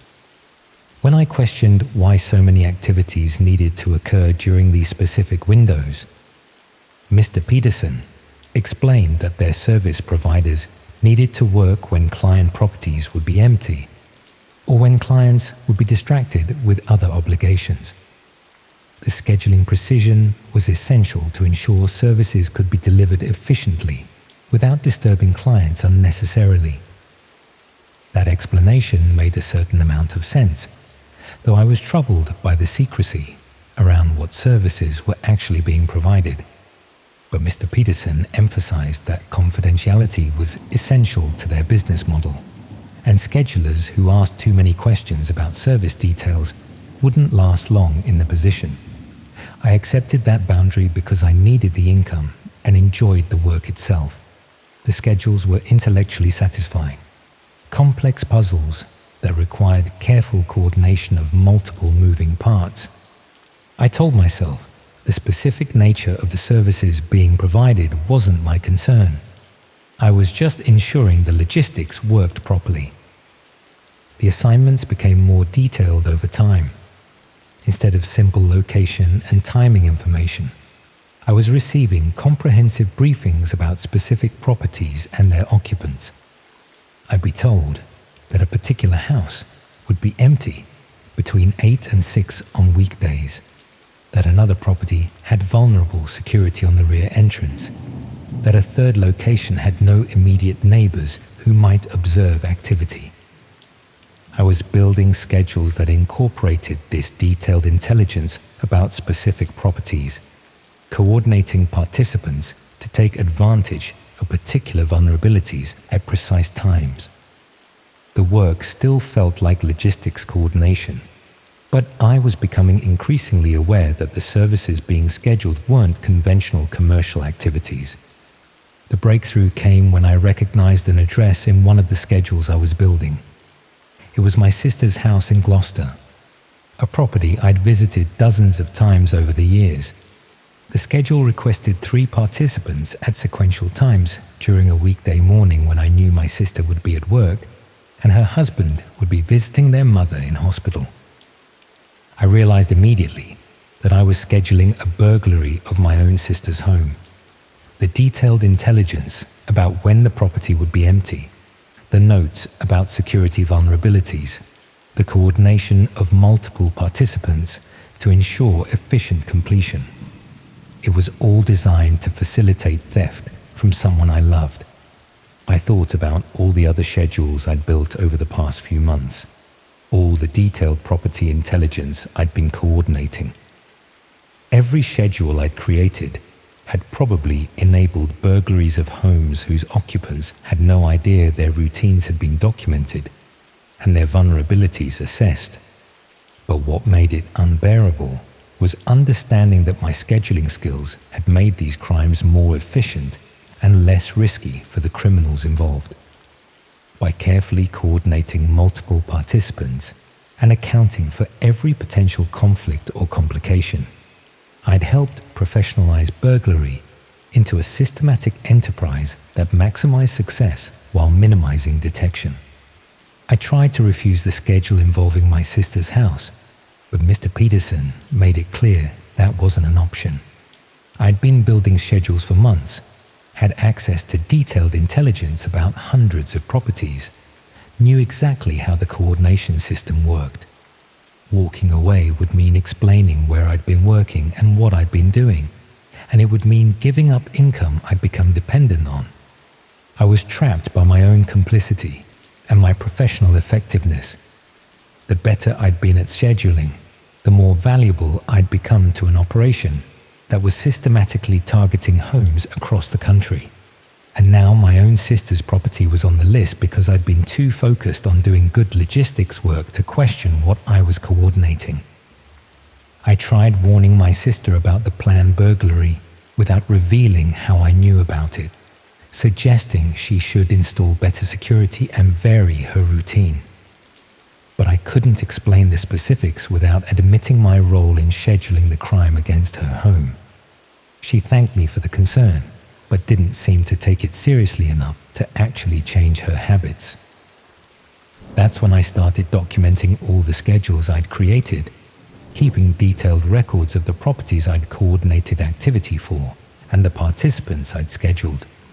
I told myself I was preserving evidence for eventual reporting to authorities, but really, I was just trying to feel less guilty about the crimes I'd enabled. The schedules I'd built weren't just enabling individual burglaries. They were part of a coordinated operation that targeted hundreds of properties across multiple regions. I found myself accessing parts of the scheduling system I wasn't supposed to see, discovering the full scope of what I'd been participating in. The operation maintained comprehensive intelligence about vulnerable properties organized by region, occupant type, and potential value. My schedules were being used to coordinate systematic targeting that ensured maximum efficiency and minimal risk. Multiple teams would work different regions simultaneously, all following schedules I'd carefully built to avoid conflicts and complications. Some schedules focused on elderly people living alone, coordinating burglaries during the specific hours when they'd be at medical appointments or visiting friends. Others targeted families during school holidays when homes would be empty for extended periods. A few concentrated on small businesses during weekends when nobody would be on the premises. I was looking at evidence that my scheduling work had enabled hundreds of burglaries across England and Wales. Every careful coordination I'd created, every contingency I'd planned for, every efficiency I'd built into the schedules, it had all made these crimes more successful and harder to prevent. But what disturbed me most was discovering how the operation used my schedules to refine their targeting. They tracked success rates for different types of properties and adjusted their intelligence gathering based on which of my schedules had been most effective. My professional expertise was being used to optimize criminal activity, making each wave of burglaries more efficient than the last. One analysis document discussed how my careful timing had reduced police response effectiveness by ensuring crimes occurred during periods when patrols were focused elsewhere. Another praised my contingency planning for minimizing the impact of unexpected complications. They were treating my scheduling work as the professional foundation that made their entire operation viable. I found schedules I'd built that had been used to target my own neighborhood in Bristol, properties I'd walked past regularly, homes belonging to people I knew casually from local shops and parks. All of them had been burgled during precisely the time windows I'd scheduled, with participants coordinated according to the careful timetables I'd created. One schedule had targeted the elderly couple who lived 3 doors down from me, coordinating a burglary during the 2-hour window when they attended their weekly medical appointments. Another had focused on the single mother across the street, scheduling activity for the precise time when she'd be collecting her children from school and stopping at the supermarket. These weren't random crimes. They were systematically planned operations that relied on detailed intelligence and professional scheduling. And I'd provided that professional scheduling, making it all possible through my careful coordination and logistics expertise. I tried contacting the police about what I'd discovered, but explaining my role without admitting extensive complicity proved impossible. I'd been building burglary schedules for months. Accepting substantial payment for work I should have recognized wasn't legitimate. The schedules I'd created had enabled hundreds of crimes against real people. The officer I spoke to was professional but frank. I'd knowingly coordinated criminal activity, even if I'd tried to avoid understanding what I was scheduling. The detailed documentation I'd kept actually demonstrated my intimate involvement in planning systematic burglaries. Cooperation might reduce potential charges, but I shouldn't expect immunity from prosecution for my role in the operation. I was advised to stop scheduling work immediately and refuse further contact with Mr. Peterson. But he'd already anticipated that possibility. I started receiving messages reminding me of the comprehensive records they had of my scheduling work, documentation that showed my professional involvement in coordinating hundreds of burglaries. The messages emphasized that schedulers who cause problems would face both legal consequences and more immediate difficulties. They had my address, knew my routines, had detailed intelligence about my vulnerabilities, all the same type of information I'd been using to build schedules for burglaries of other people's homes. Then I found my own property listed in their intelligence database. Someone had documented my daily routine, identified when my flat would be empty, assessed security vulnerabilities I'd never considered. They were preparing to target me using the same systematic approach I'd been scheduling for hundreds of other victims. But the schedule that appeared for my property was different from the ones I'd been building for burglaries. Instead of coordinating participants to steal possessions, it scheduled people to ensure I understood the consequences of causing problems for their operation. The activities were vague but clearly threatening, designed to make me too frightened to report what I'd discovered. That's when I left Bristol entirely, abandoning my flat and most of my possessions to hide in hotels across the southwest. I've been moving every few days, never staying long enough to establish a routine that could be documented and scheduled against me. But I know my sister's house was eventually targeted.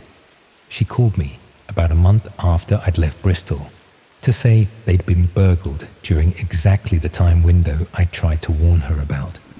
The thieves had known precisely when the house would be empty, had targeted specific valuables, had left minimal evidence. It was executed perfectly according to the schedule I'd built, but refused to finalize. I couldn't tell her I'd scheduled that burglary myself, that I'd coordinated the participants and built the timetable that made it possible. Couldn't explain that my professional scheduling skills had been weaponized against her home. All I could do was offer sympathy and guilt. The schedules I built are still being used. Other schedulers have probably been recruited to replace me. People who'll make the same rationalizations I did about just doing logistics work without responsibility for what's being coordinated. The operation is probably still expanding, still targeting hundreds of properties using the systematic approach I helped establish. I keep thinking about my sister, about the elderly couple 3 doors down, about all the other people whose homes were burgled according to schedules I'd carefully built to maximize efficiency and minimize complications.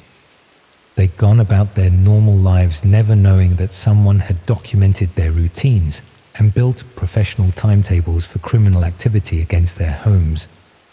The schedules taught me that professional skills become weapons when applied to criminal purposes, that logistics expertise can enable systematic harm regardless of your intentions or understanding, that every efficiency I built in, every contingency I planned for, every conflict I prevented, it all made the crimes I was coordinating more successful and harder to stop.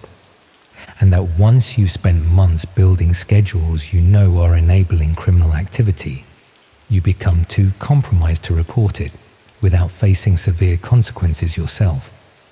The evidence of your professional involvement is permanent, documented in schedules that show your expertise was essential to the operation's success. I suppose that's why I'm sitting in this Travelodge watching the car park, rather than helping police dismantle the operation I was part of. Because I know the schedules I kept as evidence implicate me as thoroughly as they expose the operation, and I'm not brave enough to face consequences for choices I made when I convinced myself I was just doing logistics work. All I can do is hope that someone else will eventually expose these operations, that other schedulers will find courage I lack to report what they're coordinating despite the personal cost, and hope that people whose homes I scheduled for burglary manage to recover from losses I helped enable. Because the operation is still running, still recruiting schedulers, still using professional logistics coordination to target hundreds of homes. And I helped prove that scheduling expertise makes burglary more efficient, helped establish standards that turn theft into a systematic enterprise, helped create an industry that treats people's homes as targets to be coordinated and optimized. The worst part is knowing I can't undo any of it. Can't warn people whose homes are scheduled for targeting. Can't prevent burglaries coordinated according to timetables built using techniques I established. All I can do is hide in cheap hotels and wonder if they'll eventually decide I'm enough of a liability to be worth the trouble of scheduling something permanent against me. I just wish I'd asked more questions at the beginning. Wish I'd recognized sooner what kind of services I was scheduling. Wish I'd been brave enough to walk away when I first started suspecting the truth. But I didn't. And now I live with the consequences of choices I made when professional satisfaction and financial need mattered more than questioning what my skills were really being used for.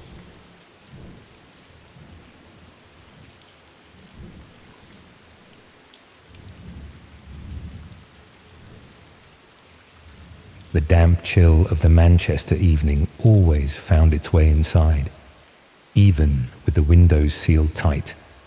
It clung to the threadbare carpet, seeped into the plaster, and settled deep in my bones. Another Tuesday bled into another Wednesday, marked only by the shifting glow of the monitor. My flat, a rented box of beige and off-white, offered little resistance to the creeping greyness of my existence. The low hum of the fridge, the distant wail of a siren, the rhythmic tap of rain against the glass. These were the symphonies of my solitude. Tonight, the internet offered its usual shallow distractions. My fingers, accustomed to the familiar dance across the keyboard, navigated the labyrinthine corridors of obscure forums. I sought something, anything to puncture the dull throb of predictability that defined my days. It wasn't a search for connection, not really. More a morbid curiosity, a desire to peer into the cracks of the world, to feel the brief tremor of something real. That's how I found it, a whispered link on a thread dedicated to forgotten corners of the darknet. The Eye of Kronos, it claimed, a private auction site, a marketplace for experiences. The description was deliberately vague, tantalizing in its ambiguity, unfiltered, live, beyond the veil.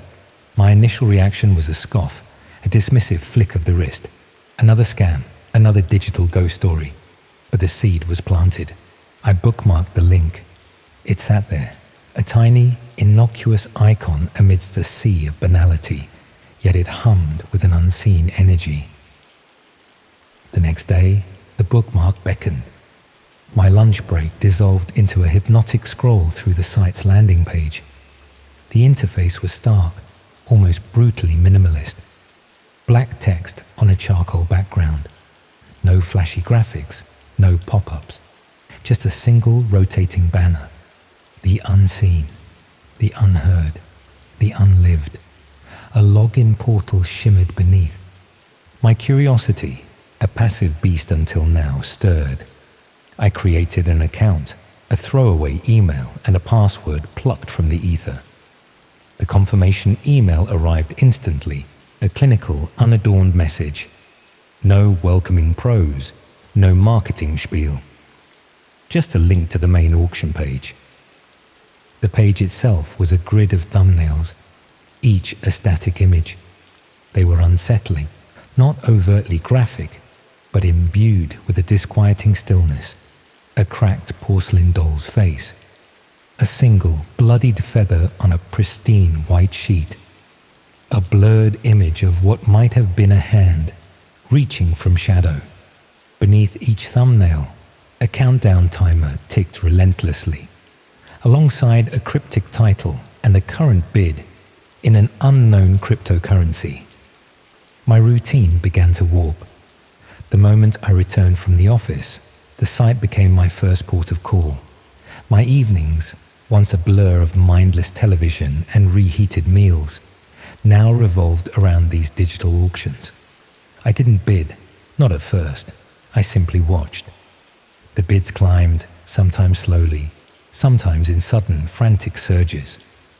The timers expired, and the thumbnails vanished, replaced by an experience completed tag. What happened after that, I couldn't fathom. The mystery only deepened my fixation. The descriptions grew darker, more explicit in their implications, though still cloaked in a chilling poetry. The last breath of a failing star, a symphony of silent screams, the unraveling of the thread. My stomach churned, a mixture of revulsion and an undeniable, sickening fascination. I felt a voyeuristic thrill, a sense of being privy to something forbidden, something the ordinary world kept hidden.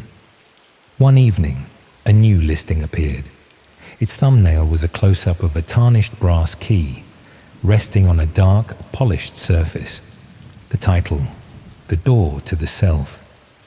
The description, brief and stark, read, "Witness the unmaking, the ultimate reflection."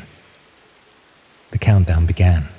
Something about it, perhaps its deceptive simplicity, lodged itself in my mind.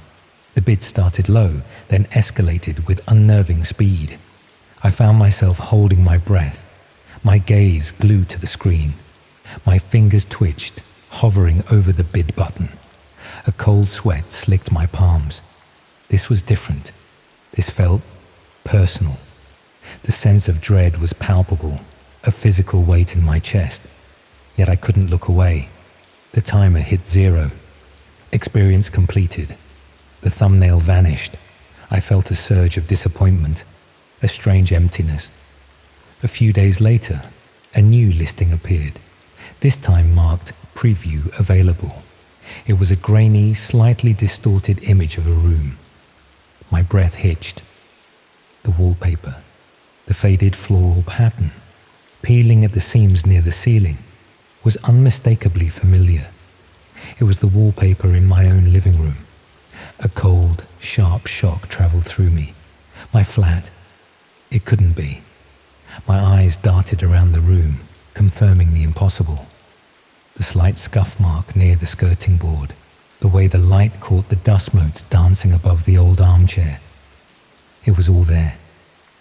A tremor ran through me, a primal fear seizing my gut. I clicked the preview button. The image expanded, still grainy, but undeniably my flat. A low, almost imperceptible hum emanated from the speakers. It was the hum of my fridge, the soft, rhythmic click of the old wall clock in the hallway. My heart hammered against my ribs, a frantic bird trapped in a cage. My mind raced, scrambling for an explanation. A prank? A sophisticated hack? But how? There were no cameras, no hidden devices I knew of. I lived alone. My landlord, a stoic man who communicated solely through terse emails, rarely visited. No one had keys but me. The thought of an intruder, a hidden presence, sent a shiver down my spine that had nothing to do with the damp. I stared at the screen, a bizarre mirror reflecting my own reality, twisted and distorted. I searched the image, desperate for a clue, a sign of artifice. Nothing. It was simply my living room, empty, waiting. The anonymity of the internet, once a comforting cloak, now felt like a gaping maw. The listing had a title, The Observer Observed, and a chilling description. A life unfolds, unseen, unjudged, until now. The countdown timer was already running. This wasn't an auction. This was a live stream. My fingers, numb with shock, navigated to the main page. All other listings had vanished. Only The Observer Observed remained, now prominently displayed, a single, horrifying invitation. The preview button had changed to View Stream. I hesitated, my cursor hovering. Every fiber of my being screamed at me to close the browser, to unplug the router, to smash the computer. But the morbid curiosity, the desperate need to understand, held me captive. This was it, the ultimate unfiltered experience, and it was mine. I clicked. The screen flickered, then resolved into a live feed. My living room, in real time. The same muted colors, the familiar clutter. The light from my monitor casting a faint glow on the opposite wall. I could see myself, a shadowy figure reflected in the glass of the screen within the screen. The perspective was static, as if from a fixed point in the corner of the room, high above the bookshelf. A low, guttural gasp escaped me. My own living room, my own life laid bare. I felt a profound violation, a stripping away of all privacy, yet no one was physically here. It was a ghost in the machine, a digital phantom. Then a sound, a faint, almost imperceptible creak from the hallway. My blood ran cold. The flat was silent, save for the hum of my electronics. But the stream, that accursed stream, picked up everything. The creak again, closer this time. My eyes darted to the screen. The door to my flat, usually locked with a deadbolt, was slowly, silently opening. A sliver of darkness appeared, then widened. My breath caught in my throat. I couldn't move. My muscles had seized, locked in a tableau of terror. A figure emerged, tall, slender, cloaked in shadow. Its head was tilted, as if observing the room, assessing its emptiness. It moved with an unnerving grace, a predatory stillness. I couldn't make out any features, only the outline of a form, darker than the shadows it cast. It stepped fully into the living room, its presence a palpable weight that pressed down on me, even through the screen. My heart pounded, a frantic drum against my ribs. I wanted to scream, to shout, to run, but I was paralyzed, a voyeur to my own nightmare. The figure paused, its gaze seemingly fixed on the spot where I sat, transfixed. A cold dread seeped into my bones. It knew I was watching. Then it moved, not towards me, but towards the bookshelf, my bookshelf. It ran a gloved hand along the spines of my books, a slow, deliberate caress. My collection of dog-eared paperbacks, the literary companions of my lonely evenings.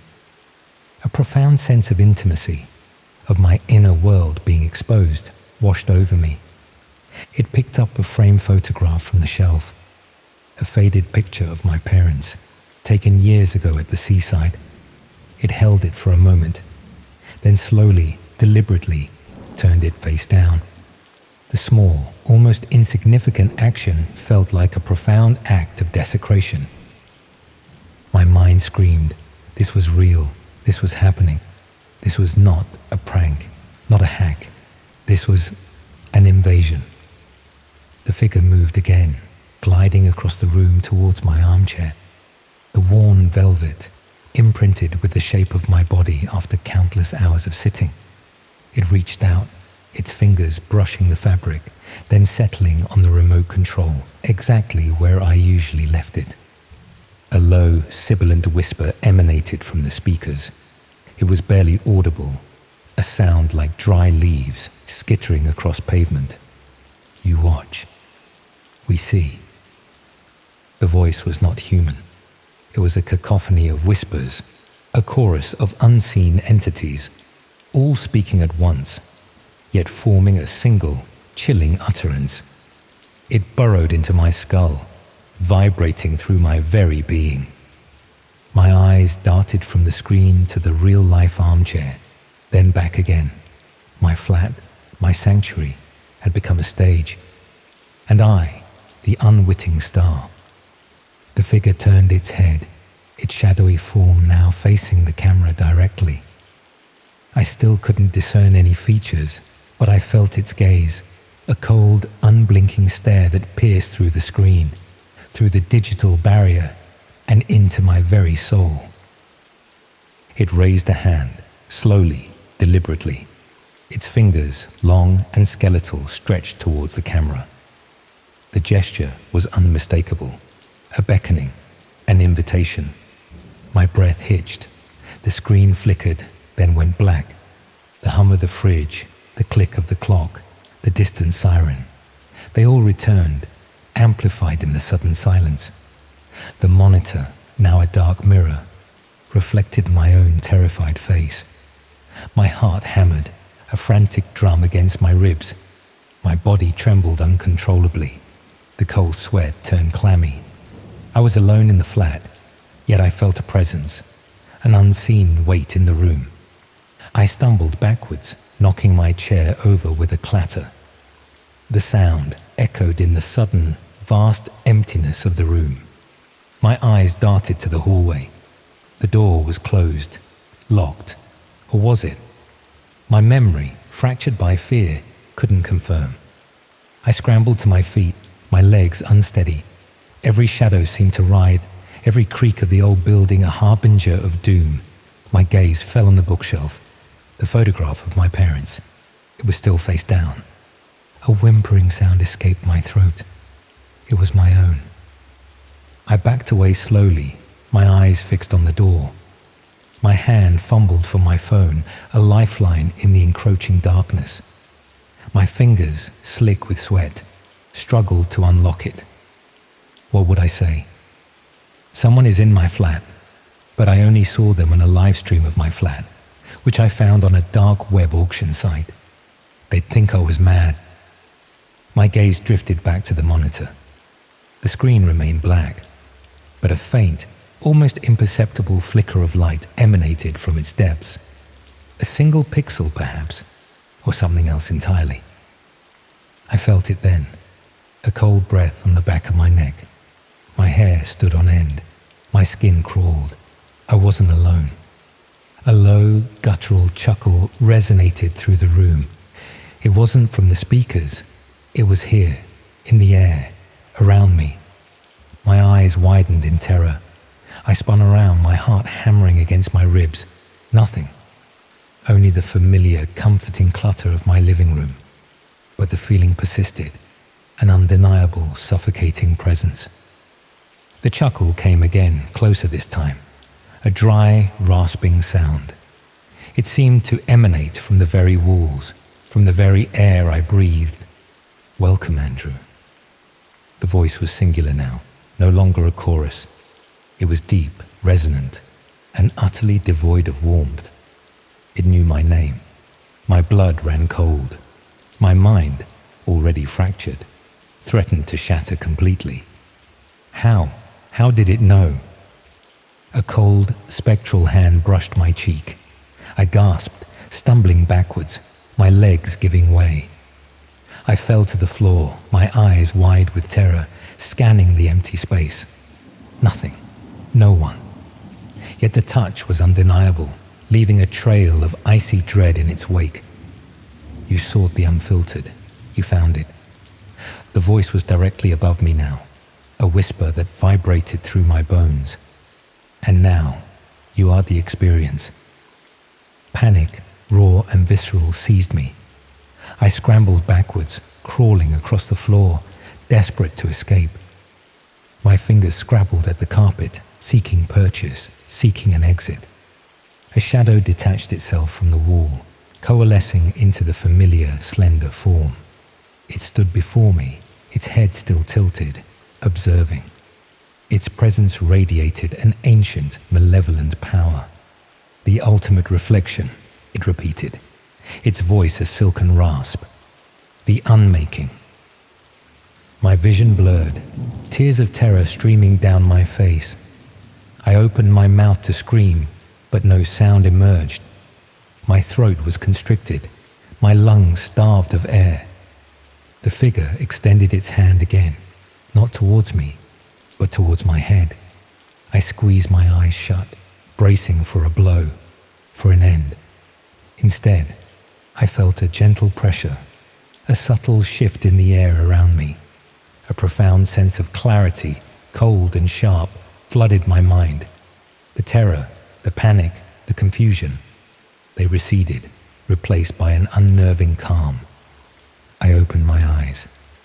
The figure was still there, but it seemed to shimmer, its edges indistinct. The room, too, had changed. The colors were more vivid, the shadows deeper. Every detail, every dust mote, every imperfection stood out with startling clarity. "You are free to observe," the voice murmured, now seemingly coming from everywhere and nowhere, from within. I tried to move, to speak, but my body felt distant, unresponsive.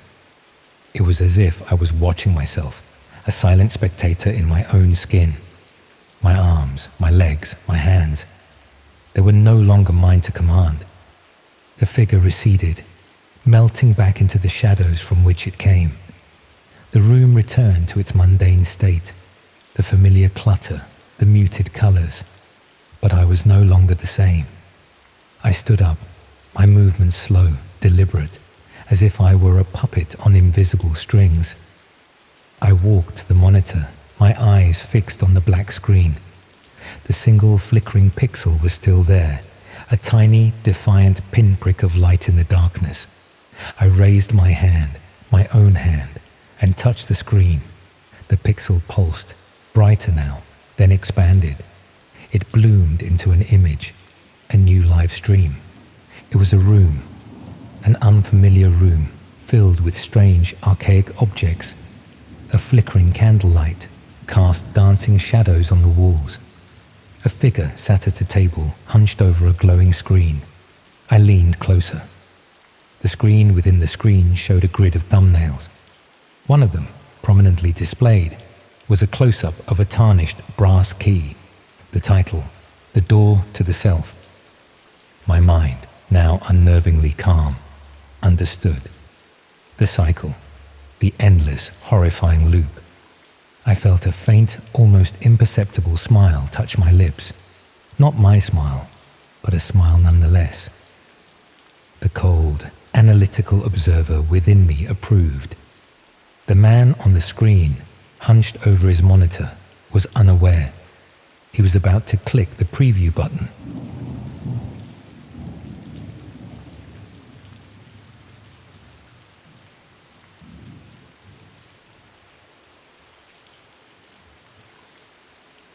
Carrying around a burner phone becomes normal quicker than you'd expect. One of those cheap pay-as-you-go things, always switched off, always with a fresh SIM, always ready to be thrown in a bin if something doesn't feel right. It's the sort of routine that only makes sense after 8 months of work you'd rather pretend didn't happen. Blackpool's where the running has paused for now. A seafront hotel with stale damp in the walls and a receptionist who looks the other way when you pay in cash. The job that led to all this started out harmless enough. Writing dating profiles for people who needed help presenting themselves. Then the redundancy hit, and the clients who found me afterwards were looking for something very different. I'd been writing dating profiles professionally for about 7 years before the redundancy. It wasn't what I'd imagined doing with an English degree, but the work was steadier than I'd expected and paid better than most freelance writing. People would send me their photos, a brief description of themselves, and I'd craft an appealing profile that highlighted their best qualities, while being honest enough to attract compatible matches. The company I worked for specialized in helping people who struggled with self-presentation, usually professionals who were too busy for the trial and error process of online dating, or people who just weren't confident about selling themselves in writing. It was surprisingly rewarding work. I'd received messages from clients who'd found partners through profiles I'd written, thanking me for helping them present themselves authentically. When the company restructured and let most of the writing team go, I tried finding similar work with their competitors, but the market was saturated, and most companies were moving toward automated profile generation rather than human writers. I was 41 years old with a very specific skill set that was being made obsolete by software that could churn out adequate profiles in seconds. After a few months of unsuccessful applications, I started offering freelance profile writing services through various websites. The rates were lower than I'd been earning, but at least it was work that utilized my skills. Most clients were straightforward, people who needed help creating authentic profiles that would attract the right matches. That's when I received a message from someone who called himself Mr. Davidson. He represented what he described as a specialist matchmaking service for people who valued privacy and discretion. They needed experienced profile writers who could create compelling identities for clients who couldn't use their real information on mainstream dating platforms. The rate he offered was exceptional, nearly £3,000 per month for what he estimated would be about 20 hours of work per week. He explained that his clients were often in situations where they needed to date discreetly due to professional obligations, ongoing divorce proceedings, or privacy concerns that made using their real identities problematic. I should have questioned why anyone would need fake dating profiles rather than just using mainstream services with privacy settings. Should have wondered what kind of matchmaking service required creating false identities. But Mr. Davidson presented it as serving a legitimate market of people who had valid reasons for protecting their privacy. The first assignment seemed innocuous enough. I was given basic details about a fictional person: age, occupation, interests, general appearance, and asked to create an appealing dating profile that would attract compatible matches. The photos provided looked like standard dating site pictures. Nothing that suggested they weren't of the person I was supposedly representing. I wrote the profile carefully, creating a personality that was engaging and authentic feeling while incorporating all the details I'd been given. Mr. Davidson was pleased with the work and immediately commissioned several more profiles following the same pattern.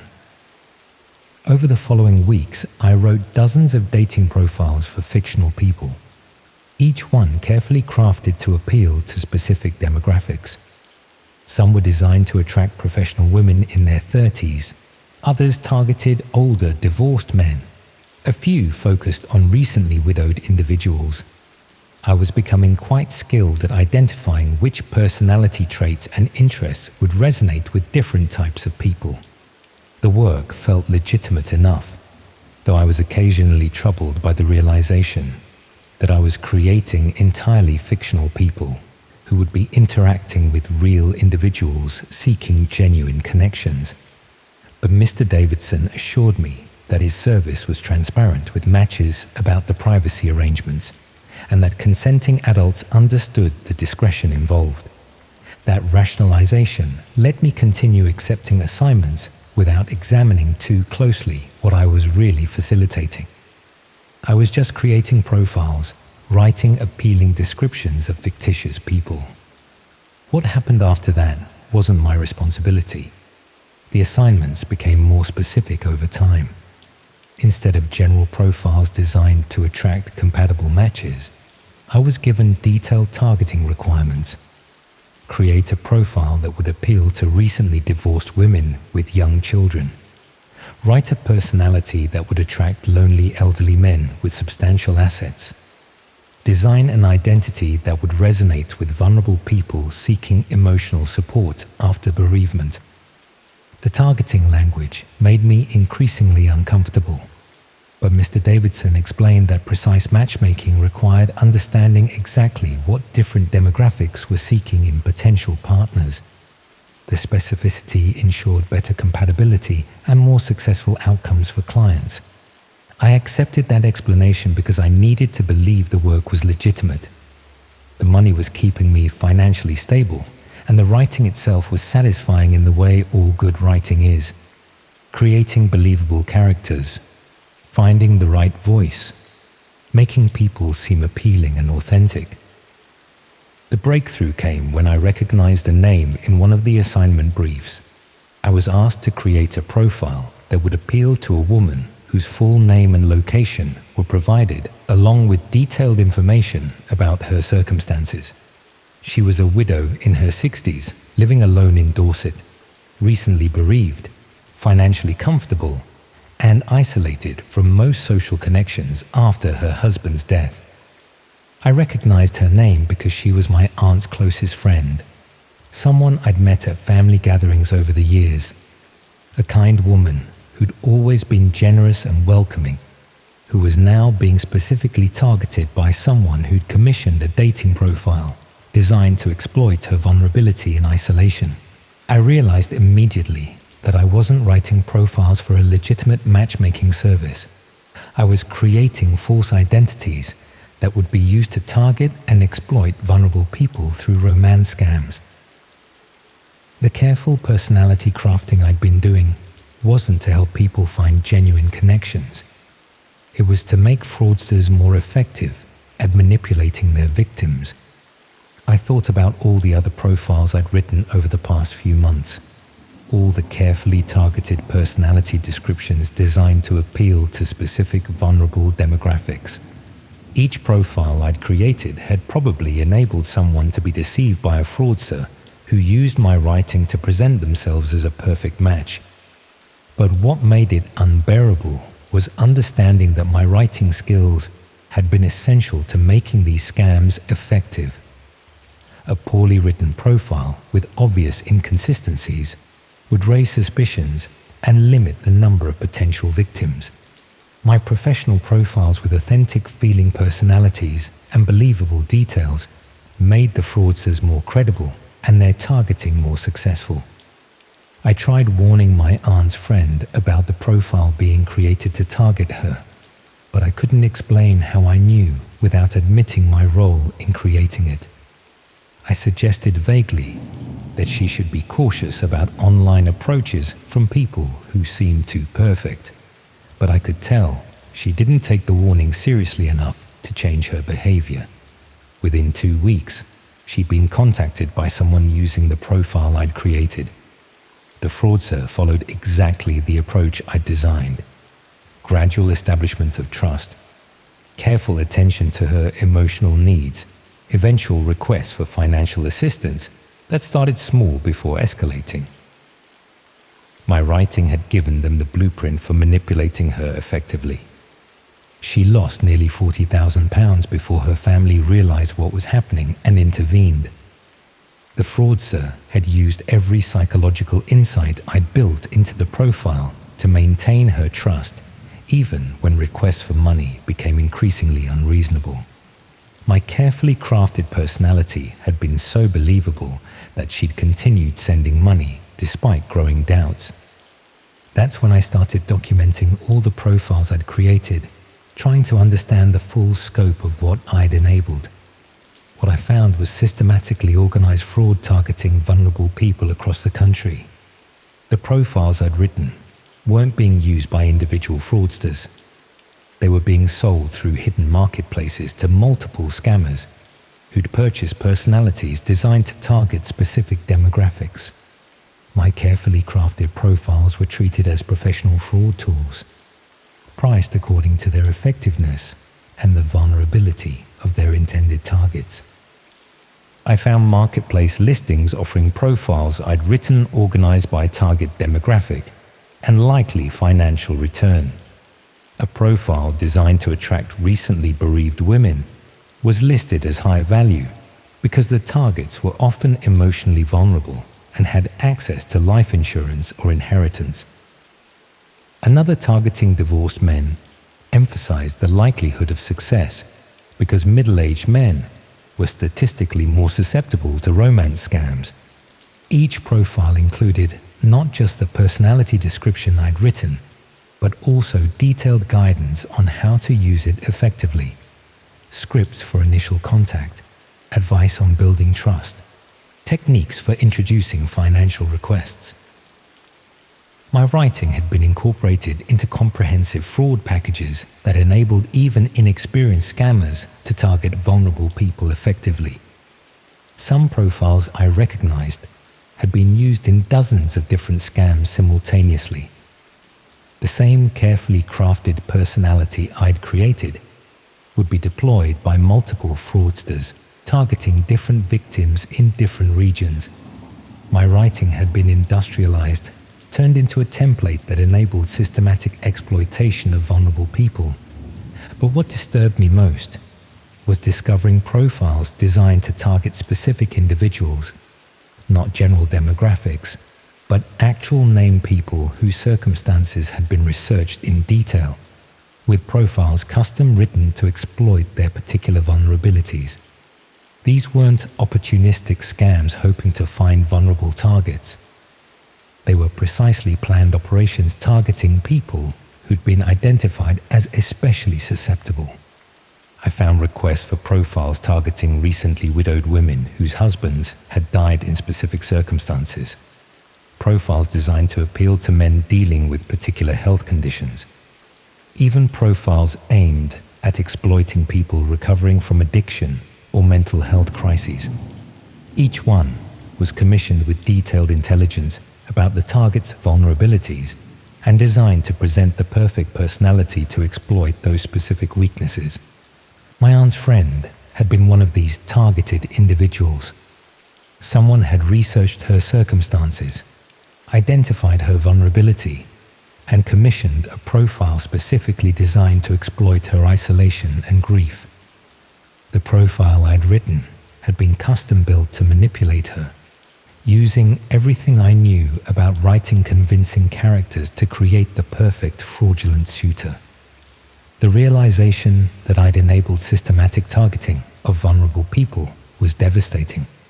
But what made it unbearable was understanding how effective my writing had been. The profiles worked precisely because they were well written, because I'd applied genuine creative skill to making fraudulent identities seem authentic and appealing. I tried contacting the police about what I'd discovered, but explaining my role without admitting extensive complicity proved impossible. I'd been writing fraud profiles for months. Accepting substantial payment for work I should have recognized wasn't legitimate. The profiles I'd created had enabled serious financial and emotional harm to real people. The officer I spoke to was professional but frank. I'd knowingly created tools for systematic fraud, providing professional writing services that enabled criminals to exploit vulnerable people. Cooperation might be valuable for their investigation, but I shouldn't expect immunity from prosecution for my role in facilitating romance scams. I was advised to stop writing profiles immediately and refuse further contact with Mr. Davidson. But he'd already anticipated that possibility. I started receiving messages reminding me of the detailed records they had of my profile writing, documentation that showed my professional involvement in creating fraud tools that had enabled substantial harm. The messages emphasized that writers who cause problems would face both legal consequences and more immediate difficulties. They had my details, knew my circumstances, had already demonstrated they could research people thoroughly enough to enable targeted fraud. If I caused trouble, they'd ensure authorities understood my active role in systematic exploitation of vulnerable people. Then I found my own dating profile posted in the marketplace. Not one I'd written, but one someone else had created following exactly the techniques I'd established. It was designed to target men with my specific demographics and vulnerabilities, using the same psychological insights I'd been applying to profiles for months. Someone had turned the fraud techniques on me, creating a profile that would be used to exploit my own circumstances if I caused problems for their operation. They were demonstrating that I was just as vulnerable as all the people whose targeting I'd enabled. That's when I left my home in Kent and moved to this decaying hotel in Blackpool, abandoning my flat and most of my possessions to hide somewhere they wouldn't immediately look. I've been living on cash, avoiding digital traces, trying to work out if there's any way forward that doesn't involve either continued hiding or prosecution for my role in systematic fraud. But I know the profile writing continues without me. Other writers have probably been recruited to create fraud profiles, people who'll make the same rationalizations I did about just applying their creative skills to professional writing work without responsibility for how their profiles are used. The marketplace is probably still selling profiles to fraudsters who use them to target vulnerable people. And somewhere in those listings, profiles I wrote months ago are probably still being purchased and deployed, still enabling the exploitation of people seeking genuine human connection. I keep thinking about my aunt's friend, about the £40,000 she lost to a fraudster using a profile I'd carefully crafted to manipulate her, about all the other victims whose loneliness and vulnerability were exploited by scammers using personalities I'd created to seem trustworthy and appealing. The profile writing taught me that creative skills become weapons when applied to exploitation, that good writing can enable serious harm regardless of your intentions, that every authentic feeling detail I crafted, every believable personality trait I invented, every appealing quality I emphasized, it all made the frauds more effective and the victims more vulnerable. And that once you've spent months creating tools for systematic fraud, you become too compromised to report it without facing prosecution yourself. The evidence of your professional involvement is permanent, documented in profiles that show your creative fingerprints on materials that enabled serious financial and emotional harm. I suppose that's why I'm hiding in this Blackpool hotel, rather than helping police dismantle the fraud operation. because I know the profiles I wrote implicate me as thoroughly as they expose the operation, and I'm not brave enough to face consequences for choices I made when creative satisfaction and financial need mattered more than questioning what my writing skills were really being used for. All I can do is hope that someone else will eventually expose these operations, that other writers will find courage I lack to report what they're creating despite personal cost, and hope that people targeted by profiles I wrote manage to recognize the fraud before losing substantial money to scammers using personalities I carefully crafted to seem genuine. Because the operations are still running, still recruiting writers, still using professional creative skills to enable systematic exploitation of vulnerable people seeking human connection. And I helped establish the standards, helped prove that well-written profiles are more effective fraud tools, helped create an industry that treats creative writing as a weapon for psychological manipulation and financial exploitation.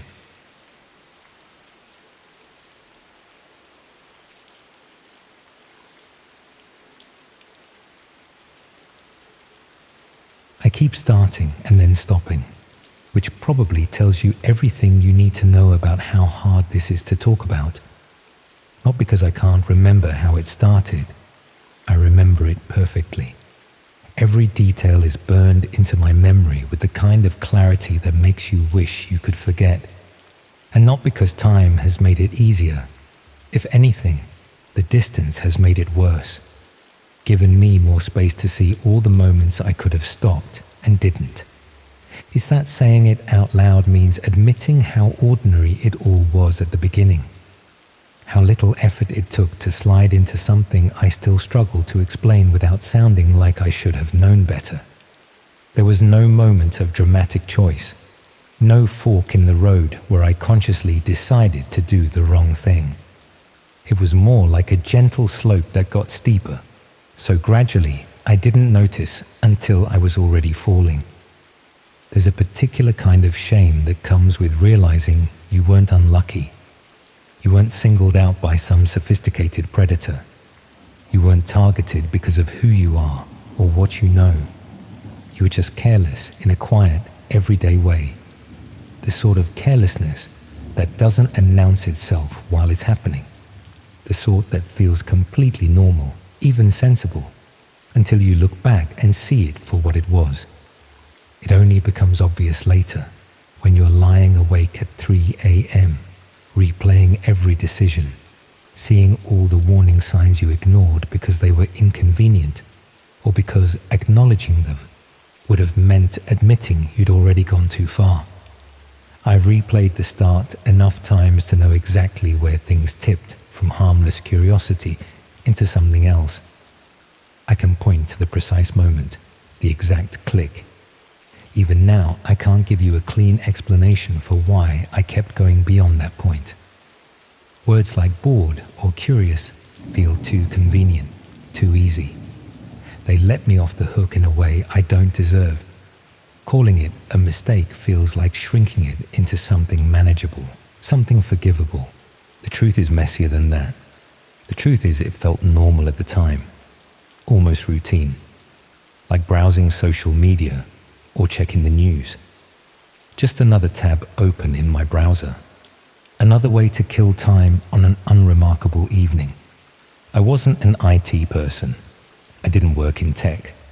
I had no special knowledge of computers or security beyond what anyone picks up from using them every day. I think that matters because I never felt like I was deliberately entering a world I didn't understand. I was just clicking through things that felt no more dangerous than anything else people stumble across online. It started with a message that didn't belong. My sister had mentioned, casually over Sunday lunch a week earlier, that she was looking for a second-hand travel cot. She was pregnant with her first and trying to do everything on a budget, the way first-time parents do, convinced they can navigate it all with second-hand furniture and sheer determination.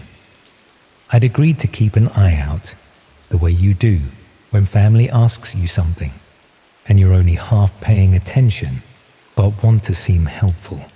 So one evening, a Thursday I think, I was scrolling through a marketplace app, phone in one hand, TV on in the background, playing some crime drama. I wasn't really watching. Not really paying attention to either. Just filling the space between dinner and sleep with the kind of mindless activity that passes for relaxation.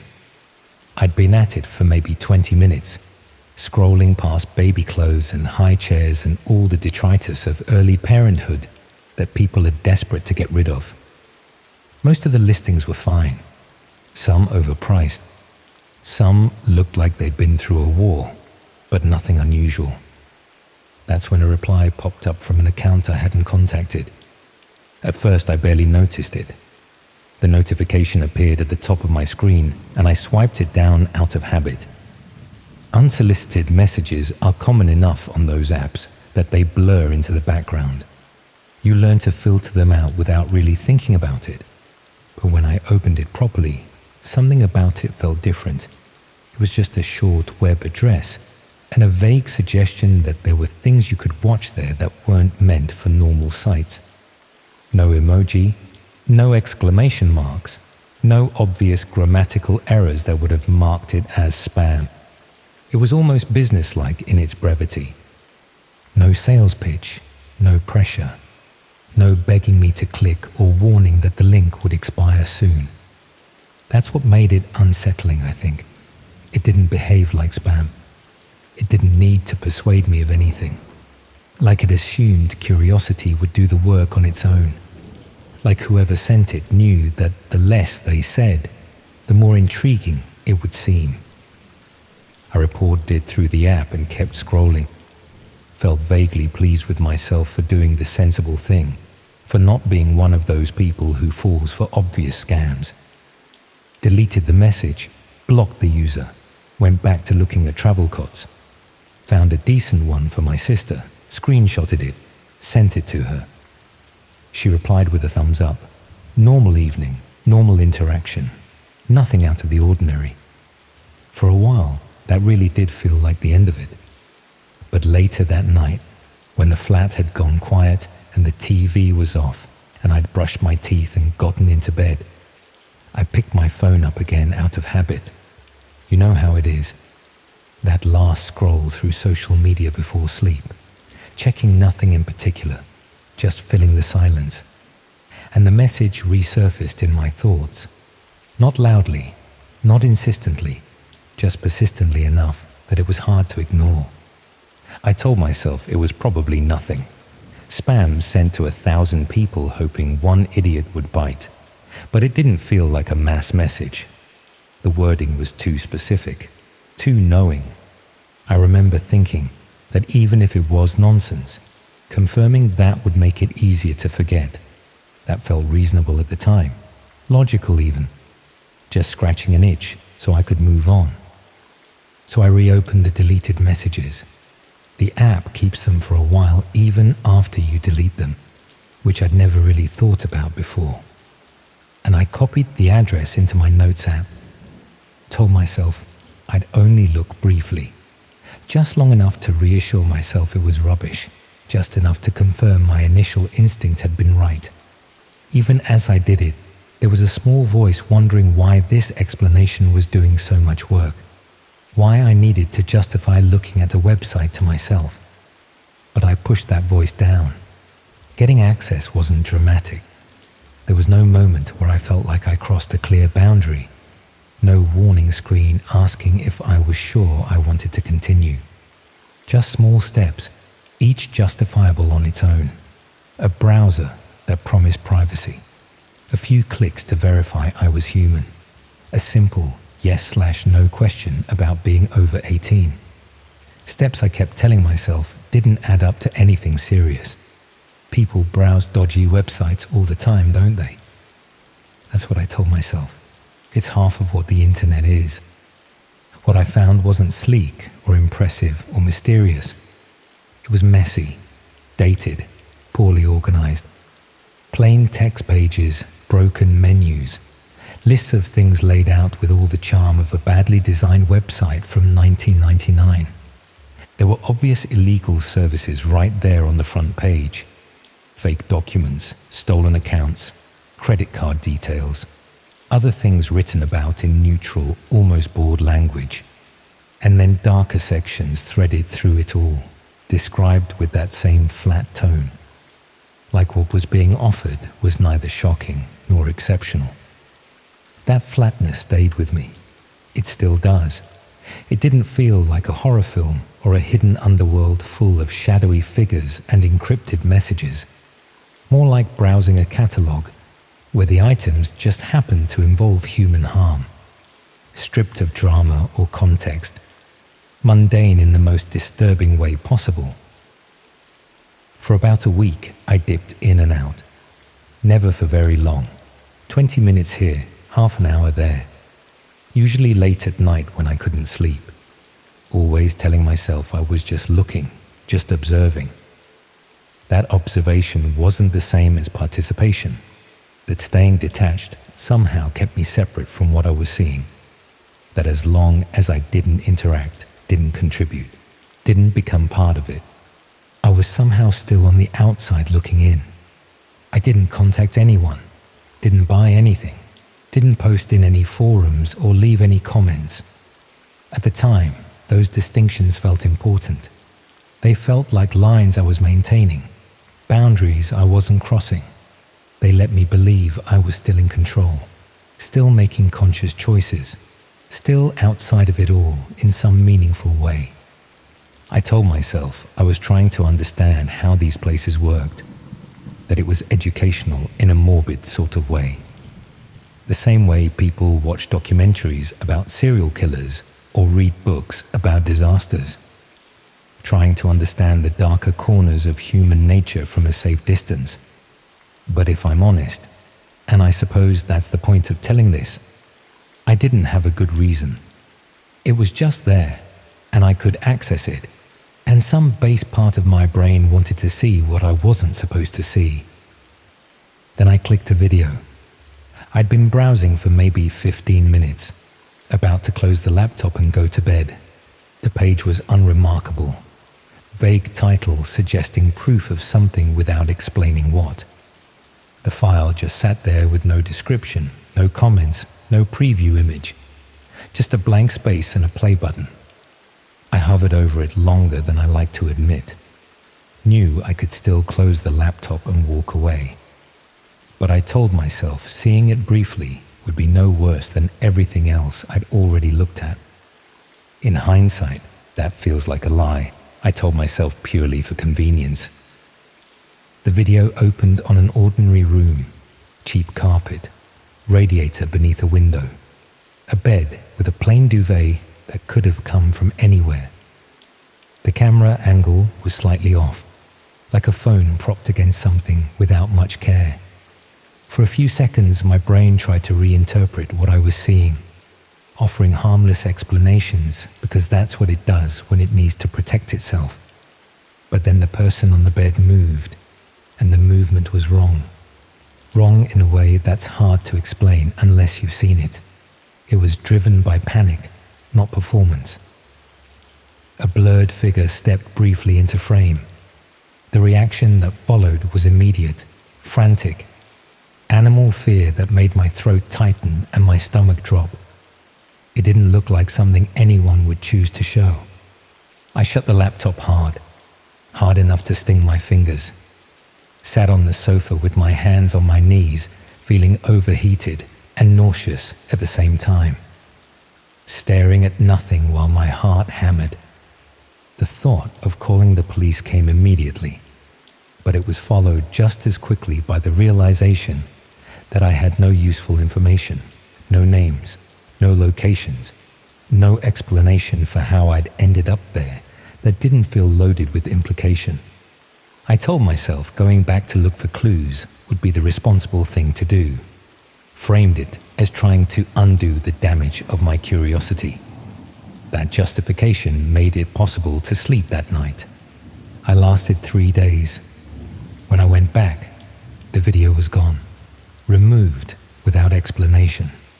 In its place was a short line of text that didn't read like an update or an apology, more like a correction aimed at the people who'd watched.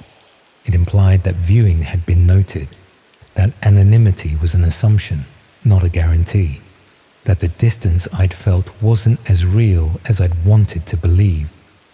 That was the moment it stopped feeling abstract. I shut everything down after that, powered off the laptop, tried to return to normal life, told myself the message was probably generic, designed to scare people without any real follow-through. For about a week, nothing happened. Slowly, against my better judgment, I started to believe it. Let myself relax just enough that the tension became background noise. Then an email arrived while I was at work. No subject line, random sender, single attachment. It was a photograph of my front door, not a similar door or a stock image, my actual door, with the scuffed paint near the handle and the dented letterbox I'd never bothered to fix. Taken from the communal hallway. When I zoomed in, I could see a parcel on the doormat that had arrived the day before. That small, ordinary detail made it impossible to dismiss. I was surrounded by people talking and typing, but I felt suddenly isolated. My hands shook enough that I had to hide my phone under a notebook. The journey home passed in a blur. When I unlocked my door, I stood there listening for a moment, as if the flat might sound different. Of course it didn't. Everything looked normal at first, until I noticed my laptop sitting open on the coffee table, screen glowing softly, even though I was certain I'd left it closed. On the screen was a document with a single sentence, not threatening or dramatic, just corrective, like someone pointing out an error. Below it was an instruction telling me to check the bathroom. I hesitated longer than I needed to, arguing with myself, but standing still felt worse than knowing. In the bath, sitting in a shallow pool of water, was a phone that looked exactly like mine. Same model, same case, the cheap, clear one I'd bought from a market stall. Same crack in the bottom right corner from when I dropped it getting off the bus 6 months ago. Even the cheap sticker I'd stuck on the back without thinking. A cartoon cat a friend had given me as a joke. My real phone was still in my hand. I sat on the edge of the bath staring at it, trying not to be sick, trying to work out what it meant. This wasn't just a threat. This was effort. This was planning. This required time and proximity. They'd needed to buy a phone that matched mine exactly, find the same case, even replicate the crack and the sticker, or, and this thought made my skin crawl, they'd watched me long enough to know exactly which phone I had, down to the smallest details, long enough to order an identical one and prepare it perfectly.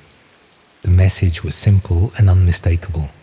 Someone had been inside my home, hadn't taken anything, hadn't damaged anything, had left something behind instead. Proof of access. Proof that walls and locks meant nothing. Proof that they could reach me whenever they wanted. When I called the police, I reported a break-in and nothing more. After they left, the flat felt different, like it didn't entirely belong to me anymore. Around 2 a.m., another email arrived. This time the attachment was a video recorded from inside my living room, from a high angle I didn't recognize, showing me earlier that evening, after the police had gone, sitting on the sofa rubbing my face. The timestamp was real. I watched myself move through the room, a version of myself that looked unaware and exposed. It didn't matter that I couldn't see the camera. The footage proved it existed. I left before dawn, drove to my sister's house without fully deciding to.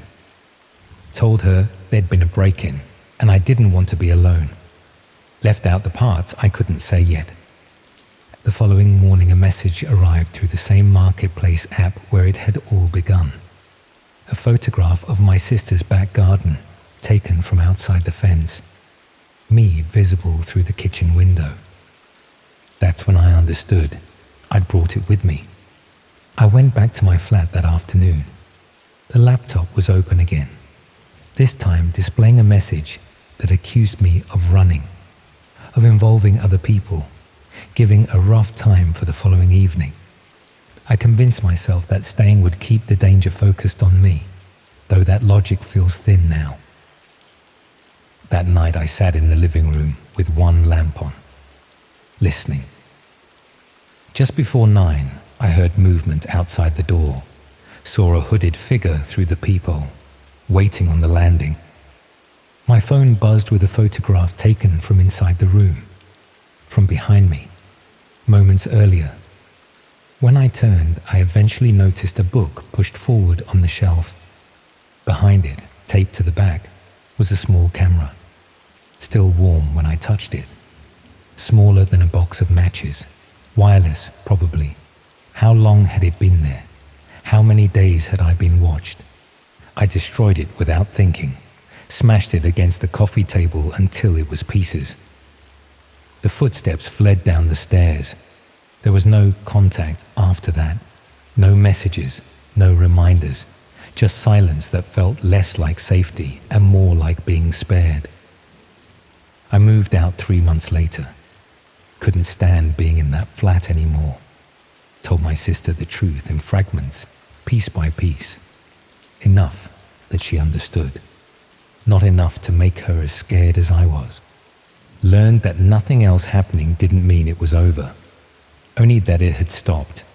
That the person on the other end had decided to stop, for now, for reasons I'd never understand.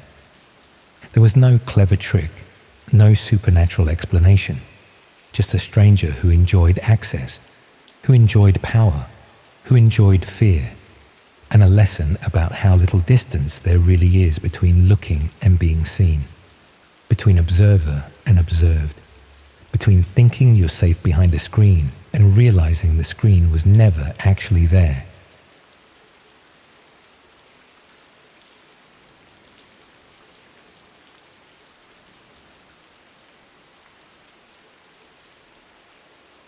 I'm not sure why I'm writing this down. Maybe because saying it out loud to anyone feels impossible, or maybe because I need to see it all laid out in front of me, to understand what actually happened. Either way, I keep thinking that if I don't tell someone, even if it's just words on a screen, then I'm going to lose my mind trying to make sense of it alone. This started about 14 months ago, during a particularly bleak period in my life. I was living in Leeds, working as a pharmacy assistant, which sounds more important than it actually was.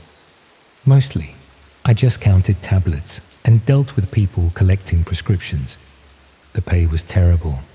I'd recently ended a long-term relationship, and I was spending most of my free time alone in my bedsit feeling sorry for myself. Not a great place to be mentally, but not unusual either. Plenty of people go through rough patches. One evening, after a particularly tedious shift, where the automated system had gone down and we'd had to process everything manually, I came home and did what I usually did. Made some toast, opened my laptop, and started browsing mindlessly. I'd been reading about internet privacy, data collection, that sort of thing. The kind of articles that make you realize how much of your personal information is floating around out there. It's unsettling when you really think about it.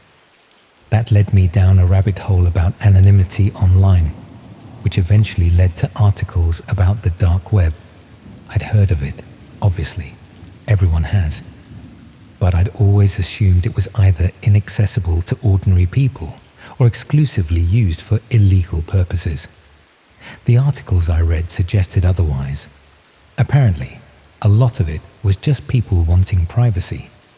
Activists in repressive countries, journalists protecting their sources, whistleblowers. Normal people who didn't want corporations tracking their every click. Getting access turned out to be surprisingly straightforward. I'm not particularly technical, but I managed it in maybe 15 minutes. And suddenly, there I was. browsing this entirely different version of the internet. Most of it was disappointing, honestly. Broken links, sites that wouldn't load, pages that looked like they'd been designed in 1995. I spent an hour clicking around, not finding anything particularly interesting or shocking. Then I found something called the Volunteer Program. It was linked from one of those directory sites that list various dark web services. The description was minimal. Connect with people who need help. Make a real difference. There was a simple web address underneath. When I clicked through, the page that loaded was plain but professional looking. White background, black text, a logo at the top showing two hands clasped together. The homepage explained what the program was about. Essentially, it was a platform connecting volunteers with people who needed assistance but couldn't access traditional help channels. People in difficult situations. People who couldn't go to authorities or official organizations for various reasons. The site emphasized that everything was confidential and anonymous, designed to protect both volunteers and the people seeking help. It all sounded quite noble, actually. There was a section explaining the kinds of help people might need. Someone to talk to during a crisis, assistance locating resources, help navigating difficult personal situations, support for people escaping dangerous circumstances. The site stressed that volunteers were never asked to do anything illegal or put themselves at risk. It was purely about offering guidance, emotional support, and practical advice to people who had nowhere else to turn. There was a button at the bottom, Register as a Volunteer. I clicked it without thinking too much about it. The form that appeared asked for basic information: age, general location, languages spoken, areas where I might be able to help. There were options to select: emotional support, practical advice, resource guidance, local knowledge. I ticked a few boxes. Emotional support seemed doable. I could listen to people. And local knowledge, since I'd lived in Leeds for several years and knew the area reasonably well. The form asked for an anonymous contact method. I created a temporary email address and submitted the form. The confirmation page said someone would review my application and be in touch within a few days if I was accepted. I closed the browser and didn't think much more about it. It had been a momentary impulse, filling out a form on a random website. I didn't really expect anything to come of it. 4 days later, I checked the temporary email account and found a message waiting. The subject line said, "Volunteer application approved." The message welcomed me to the program and explained how it worked. When someone needed help, they would submit a request through the platform describing their situation. The system would match them with appropriate volunteers based on location and expertise. If I was selected for a request, I'd receive an email with details and could choose whether to accept or decline. Everything was anonymous. I'd never know the real identity of the person I was helping, and they'd never know mine. It seemed straightforward enough. At the end of the email was a link to the volunteer dashboard where I could view any requests assigned to me. I clicked through. The dashboard was empty except for a welcome message and some basic statistics. Apparently, there were around 300 active volunteers and roughly twice that many people seeking help at any given time. The site had been running for several years and had facilitated thousands of successful connections. I left it at that. Checked the dashboard every few days, but there were never any requests assigned to me. I started to forget about it. Then, about 3 weeks after I'd registered, an email arrived. The subject line said, "New request assigned, action required." The message explained that someone in the Leeds area had submitted a request for help, and I'd been matched based on my location and indicated areas of support. The person's situation was described briefly. They were trying to leave a difficult living arrangement, but didn't have access to traditional support services. They needed advice about local resources and someone to talk to who understood the area. There was a link to a secure messaging system where I could communicate with them if I chose to accept the request. The email stressed that I could decline at any time, for any reason, with no explanation required. I clicked through to the messaging system. There was one message waiting, sent from an anonymous account identified only as Request 247. The message was longer than I'd expected. It explained that the person was living with a family member who had become increasingly controlling and aggressive. They wanted to move out, but didn't have much money or anywhere to go. They couldn't go to the council or social services because of complicated family circumstances they didn't want to explain. They just needed someone to talk to who knew Leeds, who might be able to suggest places to stay or organizations that could help without asking too many questions. The tone was desperate, but not melodramatic. Just someone in a bad situation, looking for practical help. I wrote back, said I was sorry they were going through this and that I'd tried to help however I could. I asked a few questions about what kind of accommodation they were looking for and whether they had any income. Basic things that would help me point them in the right direction. The response came within a few hours. They answered my questions, provided more details about their situation. They couldn't afford much rent. They needed somewhere short-term, just until they could get themselves sorted. They'd been looking at rooms in shared houses, but most required deposits they didn't have. Over the next few days, we exchanged several messages. I suggested a few hostels and shelters I knew about.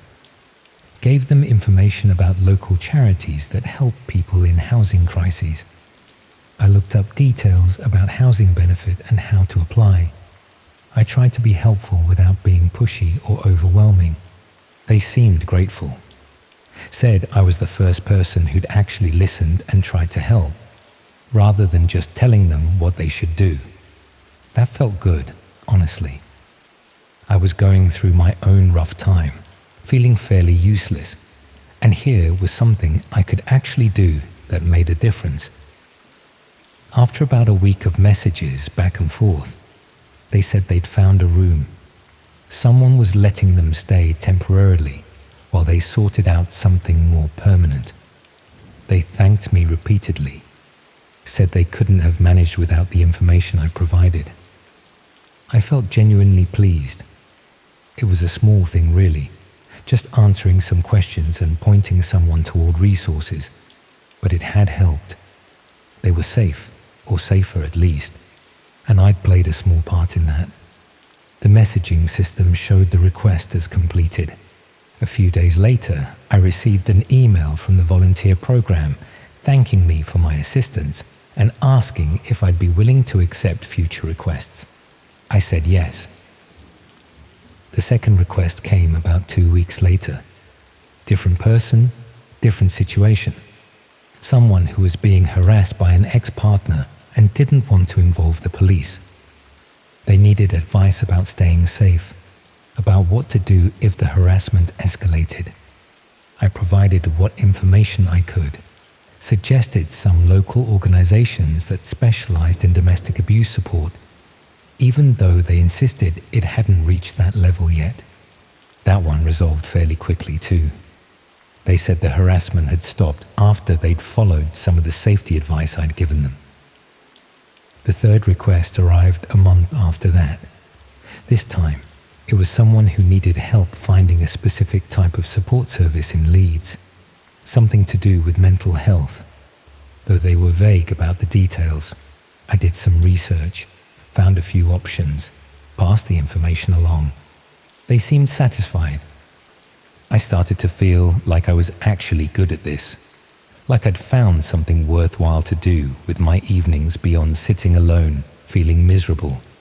The requests kept coming, maybe one every couple of weeks. All different situations, all different people, but all following roughly the same pattern. someone in trouble, needing local knowledge or a sympathetic ear, and me providing what help I could. Then I got a request that felt different from the start. The initial message was brief and oddly formal. It said the person needed help with what they called a sensitive observation matter. They needed someone in Leeds to visit a specific location and report back on what they saw. Nothing illegal, they stressed. They just needed an independent observer to confirm some information for them. I wrote back asking for more details. What location? What kind of information? The response came quickly. They provided an address in Headingley, not far from where I lived, a residential street. They said they needed someone to go to that address at a specific time, observe the property for maybe half an hour, and report back on any activity they saw. Were the lights on? Were there cars in the driveway? Did anyone come or go? I asked why they needed this information. The response was vague. They said they were trying to verify someone's living situation for personal reasons, but couldn't visit the location themselves. They assured me it wasn't anything sinister, just a matter of confirming some details. It felt odd, but not necessarily alarming. Maybe it was someone checking up on a property they owned, or trying to find out if a relative was actually living where they claimed to be. There were plenty of innocent explanations. I agreed to do it. The address was only a 10-minute walk from my flat. I could go one evening after work, spend half an hour sitting on a bench or walking around the area, see what I saw, and report back. Simple enough. I went the following evening, around 7 o'clock. The address was a terraced house on a quiet street. Lights were on inside. There was a car in the driveway, a dark blue Vauxhall.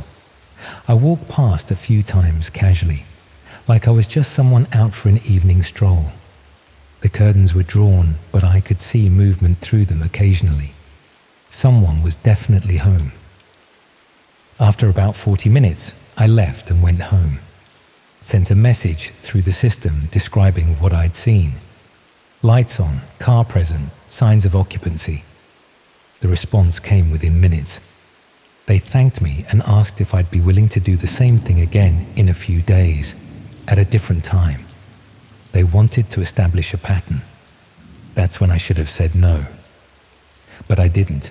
I'd already done it once, and nothing bad had happened. It was just observation, just reporting factual information. So I agreed. I went back 3 more times over the following week. Different times of day, morning, afternoon, evening. Each time I sent back a brief report. Car present or not present. Lights on or off. People coming or going. Basic observations. After the 4th visit, they said they had everything they needed and thanked me for my help. The request was marked as completed. The next request came a week later. Different person, but similar task. Another address, this time in Kirkstall. Same basic assignment, observe and report. I did it without questioning.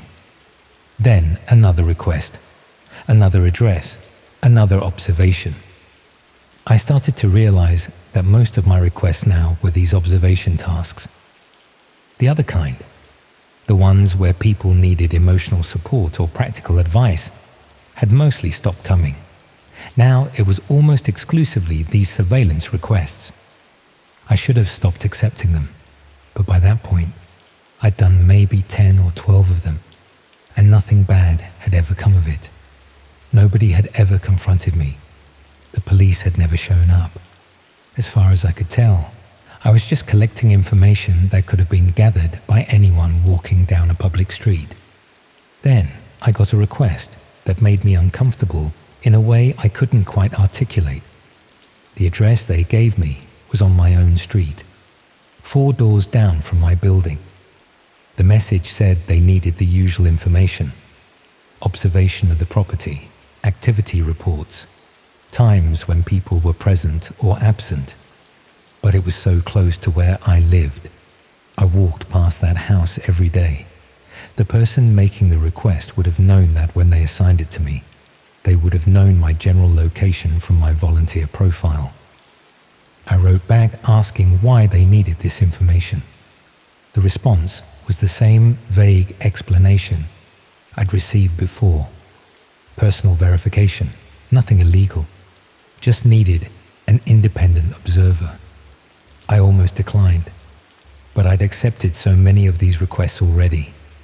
What was one more? And it was on my own street. I didn't even need to go out of my way. So I did it. Watched the house for a few days, sent back my reports. The request was completed without incident, but something about it stayed with me. Made me think about all the other observations I'd done, all those addresses, all those reports about when people were home and when they weren't, about their routines and patterns. I went back through my message history, counted up all the observation requests I'd completed. There were more than 20 different addresses across Leeds, 20 different properties I'd surveilled and reported on. I started wondering what the information was being used for. Personal verification, they'd always said. But verification of what? And why did it require multiple observations at different times? Why did it need to be done anonymously through a dark web platform, rather than through any official channel? I tried to tell myself it was fine, that I was overthinking it, that there were legitimate reasons someone might need this kind of information.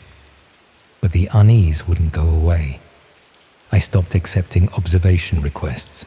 When they came through, I declined them without explanation. For a while, that seemed to work. I'd get the occasional request, decline it, and nothing would happen. Then I started noticing things, small things at first. My post seemed to arrive later than usual, like someone was checking it before it reached my door. I'd find my bin moved slightly, as though someone had been looking through it. Once, I came home to find my front door unlocked, even though I was certain I'd locked it that morning. I told myself I was being paranoid, that the stress of everything was getting to me, that there were innocent explanations for all of it. Then I checked my volunteer dashboard and saw something that made my blood run cold. My profile had been updated. There was a new section I'd never seen before. Services provided. It listed all the observation requests I'd completed. But not just the addresses. It included photographs of the houses I'd watched, of the streets, of the cars in driveways, of people entering and leaving properties. I hadn't taken any photographs. I'd just observed and reported. But someone else had. Someone had been following me, documenting my surveillance work, taking pictures while I stood there watching houses. And those photographs were now attached to my profile, visible to anyone using the platform. I tried to delete my account. The option wasn't available anymore. I sent a message to the platform administrators demanding they remove my profile. No response came. I stopped checking the dashboard, stopped looking at the messages, but the emails kept coming. New requests being assigned, observation tasks, all in Leeds, all near my home. Then the photographs started appearing in my post, printed out and slipped into my letterbox. Pictures of me standing on various streets, watching various houses. Pictures I hadn't known were being taken. Each one had a date and timestamp. Each one showed me doing exactly what I'd been asked to do. There was never a note with them. Never any explanation, just the photographs. I went to the police, told them someone was following me, taking pictures of me. They asked if I knew who it was or why. I said no. I couldn't tell them about the volunteer program or the observation requests. How could I explain that without implicating myself in something that sounded, in hindsight, very much like stalking? They said they'd keep a record of my report, but there wasn't much they could do without more information. They suggested I be vigilant, maybe install a camera outside my flat. I couldn't afford a camera. I could barely afford rent. The photographs kept coming, sometimes 2 or 3 a week. Always pictures of me doing observation work. Always stamped with dates and times that proved exactly when and where I'd been. Then one arrived that was different. It showed me walking home from work, not doing any observation task, just walking down my usual route. The date stamp was from the previous day. They were still following me, still documenting my movements, even though I'd stopped accepting requests. I checked the dashboard one more time. My profile now listed me as temporarily unavailable, but still showed all the completed requests, all the photographs. And there was a new section, current location tracking. Underneath was a map, showing my movements over the past few weeks, my route to work, the shops I visited, the pub where I occasionally met friends, all of it plotted out in detail. I don't know how they were tracking me. My phone, probably. Or maybe they were just following me physically. Maybe it was both. I moved out of my bedsit 2 weeks later, found a new place in a different part of Leeds, didn't tell anyone where I was going except my employer, changed my phone number, deleted all my email accounts, and started fresh. For a few months, everything seemed fine. No more photographs, no more strange incidents. I started to relax, to think maybe I'd managed to escape it. Then a new request appeared. I don't know how it found me because I deleted everything, but somehow it did. An email to my new address from the volunteer program, subject line, outstanding request, urgent. The message said I had one final observation task to complete, an address in my new neighborhood, a property 3 streets away from where I now lived. They'd found me again. I haven't accepted the request, but I haven't declined it either. It just sits there in my inbox, waiting. And every few days another email arrives, a reminder that the request is still pending, that I'm expected to complete it. I don't know what happens if I refuse. I don't know if they'll escalate, if more photographs will arrive, if they'll do something worse. I've started seeing the same people around my new neighborhood, different people than before, but they're always there, standing on corners, sitting in parked cars, looking at their phones. Maybe they're just ordinary people going about their business. Maybe I'm paranoid now, seeing threats everywhere. Or maybe they're volunteers too. Maybe the whole thing works like this. You help them with one thing, then another, until you've helped so much that you can't stop, until they have so much information about you, so many photographs, so much documentation of your activities that refusing becomes impossible. I don't go out much anymore. Work and back, that's it. I keep my curtains drawn. I check my post immediately when it arrives. I've covered the camera on my laptop with tape. The request is still sitting in my inbox, still waiting. And I know that eventually I'm going to have to make a decision. Accept it and hope that completing one more task will finally be enough. Or refuse it and find out what they do to volunteers who stop cooperating. Either way, I don't think this ends well for me. I was stupid, naive. I thought I was helping people. I thought I was doing something good. But I wasn't helping anyone. I was working for them, gathering intelligence, conducting surveillance, and now I'm trapped in it with no clear way out. So that's why I'm writing this down. Because if something happens to me, if I disappear or if something worse occurs, at least there will be some record of how it started. Some explanation of why a pharmacy assistant from Leeds ended up involved in whatever this actually is. I wanted to help people. That's all it was supposed to be. But I've learned something these past few months. When someone offers you the chance to help anonymously, with no questions asked and no accountability, you should ask yourself who's really being helped, and more importantly, who's being used.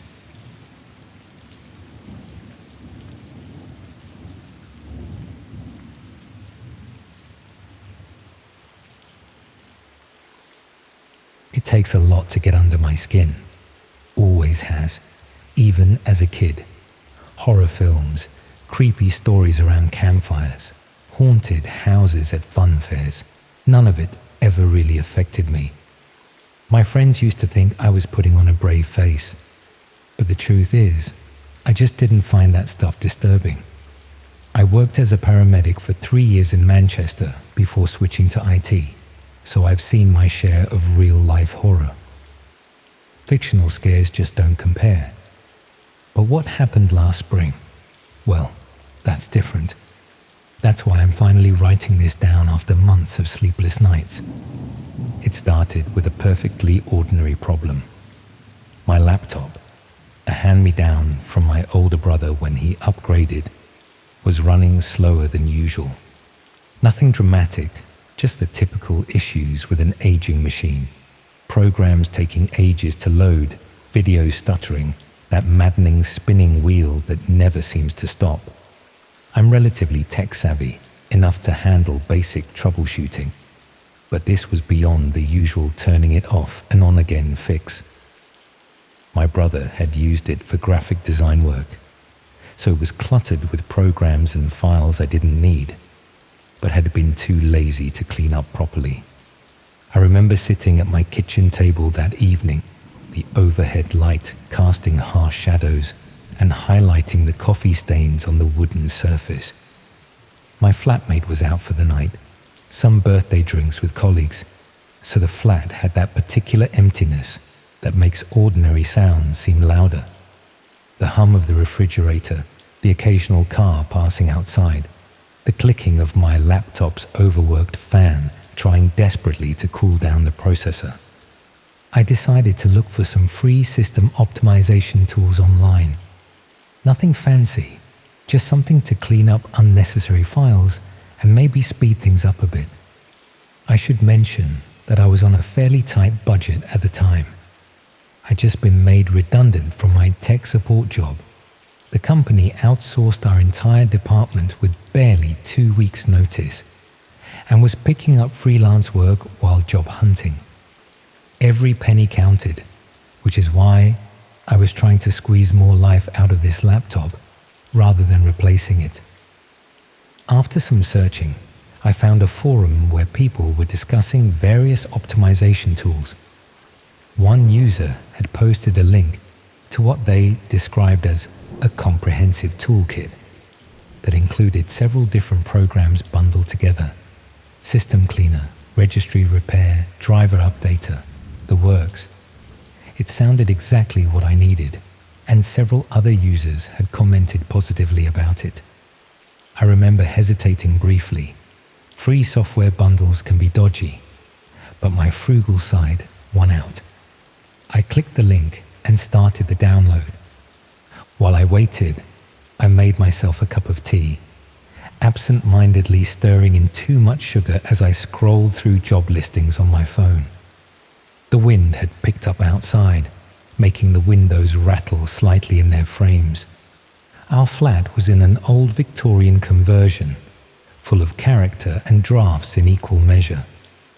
I pulled my hoodie sleeves over my hands, a habit from childhood that I'd never quite shaken. The download finished just as I was taking my first sip of tea, too hot, burning the tip of my tongue, in that way that you know will annoy you for days. The installation process was straightforward enough. I clicked through the usual prompts, half reading the terms and conditions like most people do. In hindsight, I should have been more careful, more thorough. Maybe I would have noticed something. But then again, maybe not. Some dangers aren't clearly signposted. Once installed, the software opened to a simple dashboard showing various tools and options. I ran a system scan, which identified a surprising amount of junk files and registry issues. As it worked, I noticed my desktop now had several new shortcuts, typical for these kinds of bundles, which often install additional programs whether you want them or not. Most were labeled clearly Registry Cleaner, Driver Update, System Monitor. But there was one that caught my eye because it seemed out of place. Just a simple icon labeled DNet Access. I hovered over it, trying to remember if I'd seen it during the installation process. The cursor seemed to lag slightly, which I attributed to the system scan running in the background. Curious, I double-clicked it. A small plain window opened with a loading bar and no other information. I waited, assuming it was some network diagnostic tool. After a few moments, the window changed to what looked like a login screen, but not for any service I recognized. The interface was minimalist, almost crude. Black background with simple white text, no graphics or branding.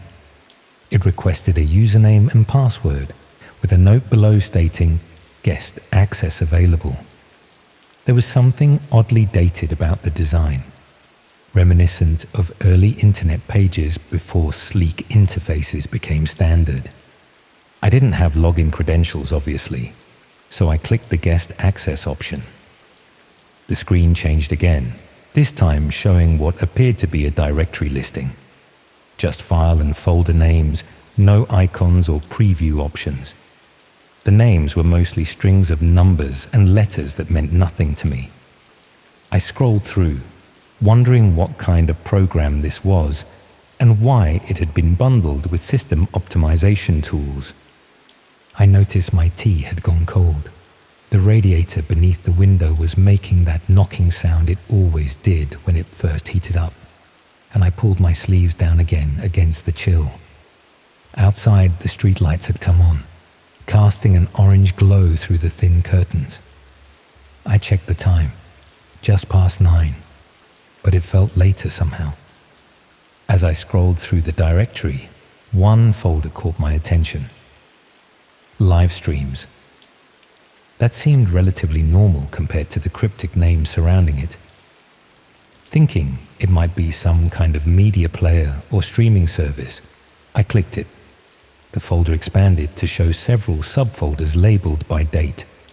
They followed a pattern of year, month, day, and the most recent was from that very day. Curiosity got the better of me, my greatest fault, according to my mother, and I clicked on that day's folder. Inside were more folders, these labeled with timestamps. Again, I selected the most recent, which had been created just minutes earlier. The application suddenly switched to what appeared to be a video player. The screen was black momentarily, then flickered to life, showing what looked like a clinical setting. White walls, bright overhead lighting, stainless steel surfaces. My first thought was that I'd somehow accessed some kind of medical education platform, perhaps left over from my brother's university days. He'd studied biomedical science before switching to graphic design, and I wondered if this was some archived lecture or demonstration. The camera angle changed, revealing more of the room. It resembled an operating theatre, but something wasn't quite right. It lacked the organized professional appearance of a hospital setting. The equipment looked medical, but was arranged haphazardly. And there was a person, a man, I think, lying on what appeared to be a modified examination table. He wasn't moving, but I could see his chest rising and falling rapidly. There was a sinking feeling in my stomach then, a primal recognition that something was deeply wrong before my conscious mind had fully processed what I was seeing. I remember my fingers hovering over the trackpad, caught between the instinct to close the window immediately and a horrified paralysis that kept my eyes fixed on the screen. A figure moved into frame, wearing what looked like surgical scrubs and a mask. But again, not quite right. The mask wasn't medical standard. more like something you'd buy at a costume shop. They were pulling on latex gloves with deliberate, almost theatrical slowness. A chat window I hadn't noticed before was active on the right side of the screen, with messages scrolling by too quickly to read properly. My brain was desperately trying to rationalize what I was seeing. Maybe this was some kind of extreme performance art. Maybe a very realistic horror film being streamed. Maybe a simulation for medical or psychology students. Then the masked figure turned toward the camera and made a gesture that seemed like a greeting or acknowledgement. They moved to a small table beside them and picked up what appeared to be a scalpel. The chat window exploded with activity. I caught fragments of messages as they scrolled by, people expressing excitement, making requests, offering payment. With growing horror, I realized that the viewers weren't just watching this for educational purposes or even for some twisted entertainment. They were directing it, participating. The figure approached the table where the person lay. I could now see that the person was restrained, wrists, ankles, forehead bound with what looked like leather straps. They were conscious, eyes darting frantically, chest heaving with rapid breaths. There was no audio, but I could see their mouth moving behind some kind of gag. I felt physically ill. My hands were shaking so badly I could barely manage to move the cursor. I closed the window, then frantically looked for a way to uninstall the entire software bundle. My mind was racing, trying to process what I'd seen, while simultaneously trying to convince myself it wasn't real. But deep down, I knew. This wasn't acted. This wasn't simulated. The terror in that person's eyes was genuine. I was witnessing something happening in real time, something unspeakable. I managed to uninstall the software, my hands still trembling, sweat beading on my forehead despite the chill in the room. I ran a virus scan immediately afterward, then another with different software. I deleted the original installation file and emptied my recycle bin. I cleared my browser history and cache, though I hadn't used the browser to access whatever that was. I couldn't sleep that night.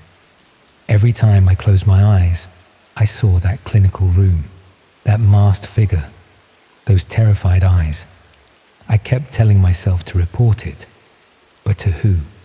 And what exactly would I say? That I'd accidentally stumbled upon what appeared to be a live stream of torture, or worse, through some random software I'd downloaded. How would I explain that without sounding complicit somehow?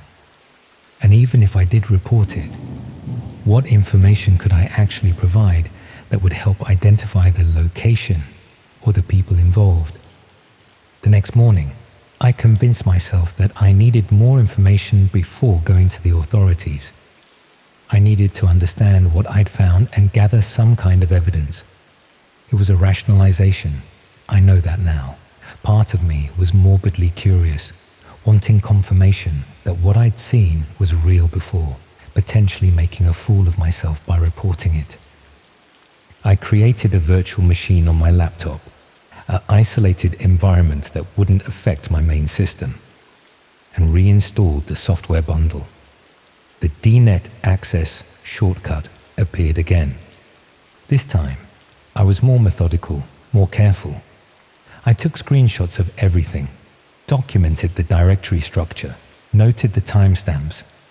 I didn't click on any livestream links, focusing instead on trying to gather information about what this service was and who was behind it. I discovered that DNet apparently stood for Dissection Network. There were archived files going back years, all organized by date and type of procedure. Reading the descriptions made me physically sick. I had to rush to the bathroom twice to vomit. This wasn't just some dark corner of the internet. It was an organized service catering to people with the most disturbing desires imaginable, allowing them not just to watch, but to direct acts of unimaginable cruelty. In a folder labeled Members, I found what appeared to be user profiles, usernames, countries, payment information. There were thousands of them from all over the world. I was documenting everything, planning to take it all to the police, when I noticed something that made my blood run cold. My IP address was listed in a file of recent access logs. Next to it was my approximate location based on that IP, the time I'd accessed the stream the previous night, and a status marked tracked. I shut down the virtual machine immediately and physically disconnected my internet router. My heart was pounding so hard I could feel it in my throat. They knew I had accessed their service. They knew roughly where I was located, and they were tracking me. What followed were the most paranoid weeks of my life. I wiped my laptop completely, then sold it to a second-hand shop 2 towns over. I bought a new one with cash and never connected it to my home network. I stayed with a friend for a few days, making excuses about problems with my flat's heating. I considered going to the police multiple times but was paralyzed by fear, not just of the people behind that site, but also of not being believed or somehow being treated as a suspect myself. Eventually, I did make an anonymous report through an online portal, providing as much detail as I could remember without incriminating myself. I have no idea if anything came of it. I never heard anything on the news about a ring being busted or arrests being made. Sometimes I wonder if my report was even taken seriously, or if it just disappeared into a digital void. It's been 8 months now. I've moved twice since then. I use different coffee shops for internet access, never the same one too often. I've changed my phone number, my email addresses, even the name I use on social media. Probably excessive, but the fear lingers. Sometimes I wake up in the middle of the night convinced I can hear someone trying the lock on my door. Sometimes I notice a car parked outside my flat for too long and find myself taking pictures of the license plate just in case. Most days I manage to convince myself that I'm safe, that they wouldn't bother with someone who stumbled across their site accidentally and only viewed it briefly. I tell myself they have bigger concerns than tracking down every random person who finds them. But then I remember that file with my IP address and that word, tracked, and the fear comes flooding back. I'm writing this not as some creepypasta story or urban legend, but as a warning. The dark web isn't just some mysterious bogeyman that people exaggerate about. There are corners of it where the most depraved acts imaginable aren't just fantasized about, but performed on demand for anyone willing to pay. And sometimes, the entrance to those corners isn't hidden behind sophisticated encryption or secret passwords. Sometimes it's just a shortcut on your desktop that you click without thinking. I've just heard a notification sound from my new laptop. An email has arrived. I haven't given this email address to anyone. The subject line is just a string of numbers. I'm afraid to open it, but more afraid not to. If you're reading this, it means I decided to share my experience. Or perhaps someone else found this document and decided it should be shared. Either way, be careful what you download. Be careful what you click. Some things you can't unsee, and some paths, once you've started down them, you can never fully leave behind. Wait, someone's knocking at my door. It's almost midnight. Nobody I know would visit at this hour without calling first. They're knocking again, harder now.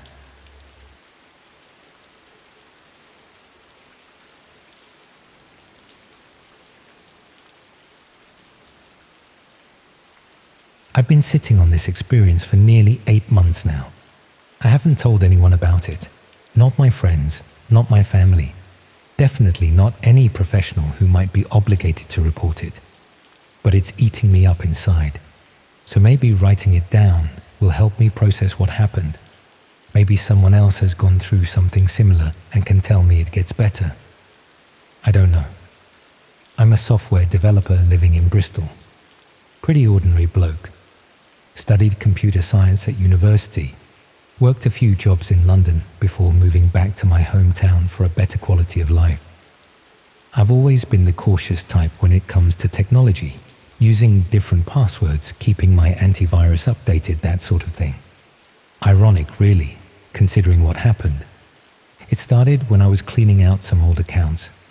I'd been reading about data breaches and decided it was time to close down any dormant accounts I wasn't using anymore. I made a list of old email addresses, social media profiles, and forum registrations I'd abandoned over the years. Most of these dated back to university or even earlier. Accounts I'd created in my teens and eventually outgrown. One of these was an old Hotmail address I'd used primarily during my first year at uni, around 2008. I hadn't logged into it for at least a decade, and I was surprised it even still existed. I expected it would be deactivated for inactivity, but when I entered what I thought might have been the password, it actually logged me in. The interface had changed completely since I'd last seen it, but there was my inbox, filled with ancient newsletters, spam, and forgotten conversations with people I no longer spoke to. Out of curiosity, I started scrolling through some of the old emails. Most were mundane. Assignment discussions with classmates, sign-up confirmations for websites that probably no longer existed, promotional emails from companies I'd forgotten about, nostalgic, but nothing particularly interesting. I was about to log out and submit the account for deletion when I noticed something odd. There was a new email at the very top of the inbox, received just 3 days earlier. The subject line was simply a string of numbers and letters that looked like some kind of code or identifier. The sender's address was equally cryptic. Just another alphanumeric string, followed by a domain I didn't recognize. My first thought was that it was probably just sophisticated spam that had somehow made it through the filters. Still, it seemed strange that a decade-dormant email account would suddenly receive something like this. Against my better judgment, I clicked on it. The body of the email was brief, just a single line of text saying they were next unless I watched, followed by what appeared to be a link to a website with a .onion domain. Below that was a countdown timer, actively ticking away, showing just under 18 hours remaining. I knew enough about technology to recognize that .onion domains were part of the dark web, accessible only through specialized browsers like Tor. I'd never actually been on the dark web myself, though I'd heard plenty about it. Illegal marketplaces, hacking forums, and worse things that most people preferred not to think about. My first instinct was to ignore it and continue with deleting the account. It was probably just some bizarre phishing attempt targeting old, potentially compromised email addresses. But something about the countdown timer bothered me. It wasn't a static image or generic animation. It was actively synced to real time, ticking down second by second. That level of sophistication seemed unusual for random spam. Out of professional curiosity, more than anything else, I decided to do a bit of research. I didn't click the link, but I did search for information about similar emails or scams involving countdown timers and .onion domains. Most of what I found was fairly innocuous. Discussions about phishing techniques, warnings about dark web scams, that sort of thing.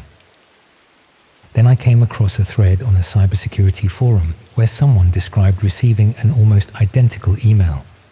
They had clicked the link and been taken to what they described as a red room, a live stream showing someone being held captive. According to their post, the stream ended abruptly when the countdown reached 0, and they received another email shortly after with a new link and a new countdown. I told myself it had to be an urban legend. Red rooms were widely considered to be myths, the stuff of creepypastas and internet horror stories, rather than actual dark web content. the technological infrastructure required to stream high-quality video through Tor would be impractical, and the risks for anyone operating such a site would be enormous. Still, the similarity to what I'd received was unsettling. I closed the forum and went back to the email, staring at that countdown timer as it continued its relentless progression. 17 hours and 26 minutes remaining. What if it wasn't a myth? What if there really was someone on the other end of that link whose fate somehow depended on people watching? I tried to rationalize it. Even if such things did exist, how would my viewing or not viewing affect anything? The idea that someone's life could depend on whether random recipients of a strange email clicked a link was absurd. It had to be a sick psychological game at best, a scam to drive traffic to malware-infected sites at worst. I closed the email and tried to forget about it, went about my day as normal, worked on some freelance projects, went to the gym, met a friend for drinks. But throughout it all, that countdown kept nagging at the back of my mind. By the time I got home that evening, I found myself logging back into the old email account. The timer now showed 9 hours and 12 minutes. I don't know exactly what made me download the Tor browser that night. Curiosity, concern, some misguided sense of responsibility. Whatever it was, I found myself following online guides to set it up securely, telling myself I was just being thorough in my investigation before dismissing the whole thing. With about 8 hours left on the countdown, I clicked the link. I expected it to lead nowhere, or perhaps to some crude scam site asking for Bitcoin.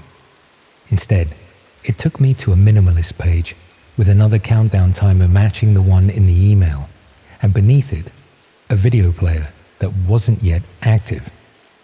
A message indicated that the stream would begin when the countdown reached 0. There was also a viewer counter showing 41 people currently on the page. That detail made it feel more real somehow. Not just a personalized scam targeting me, but something multiple people were experiencing simultaneously. I closed the browser immediately, feeling a wave of unease wash over me. I tried to sleep, but couldn't stop thinking about what might happen when that timer reached 0.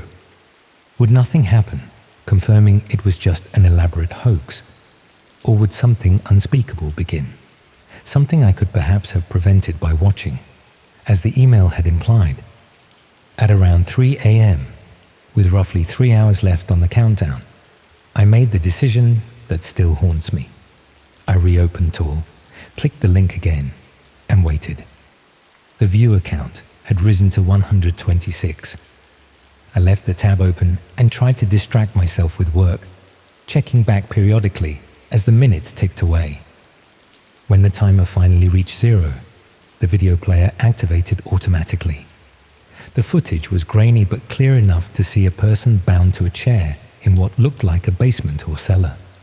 Their face was partially obscured by a hood, but I could tell they were conscious, struggling against their restraints. A figure moved in the background, just out of frame, only occasionally visible as a shadow or partial silhouette. For several minutes, nothing happened beyond the captive's continued struggles. Then text appeared at the bottom of the screen, stating that the required viewer threshold had been met and the session would proceed. Another message followed, thanking everyone for their participation and explaining that without sufficient witnesses, there would be no purpose to the demonstration. What happened next is something I've tried desperately to forget. The shadowy figure moved into frame, carrying what looked like ordinary workshop tools. The violence began slowly, methodically, with an almost clinical detachment. There was no dramatic monologue, no explanation or justification, just systematic escalating brutality. I wanted to close the browser, to pretend I'd never seen any of it, but a notification had appeared on screen, warning that any viewer who disconnected before the conclusion would automatically be added to the next session's notification list, with their own personal contacts as potential subjects. So I watched. For 47 minutes, I watched. When it finally ended, the stream didn't immediately disconnect. Instead, a message appeared thanking viewers for their compliance and promising another session in the near future. Then the browser tab closed itself automatically. I was physically sick afterward, vomiting until there was nothing left but bile and self-disgust. I spent the rest of the night in a state of panic, alternating between convinced I needed to go to the police and terrified of the consequences if I did. What if they thought I was somehow involved? What if reporting it put me on the radar of whoever was behind it? By morning, I'd convinced myself that it must have been an extremely realistic horror simulation, some underground shock site using excellent special effects to create the illusion of actual violence. The alternative was too horrific to contemplate. For a week, I checked the old email obsessively, both dreading and expecting another message with another countdown. None came, and I began to breathe easier. Perhaps it really had been a one-time thing, a bizarre digital experience that I could eventually file away as an unsettling memory. Then exactly 1 month later, I received a new email in my current, active email address, the one I use for work and everyday life. The subject line was the same string of numbers and letters from before. The body contained a new link, a new countdown set for exactly 24 hours, and an additional message informing me that my previous participation had been noted and that continued compliance was expected.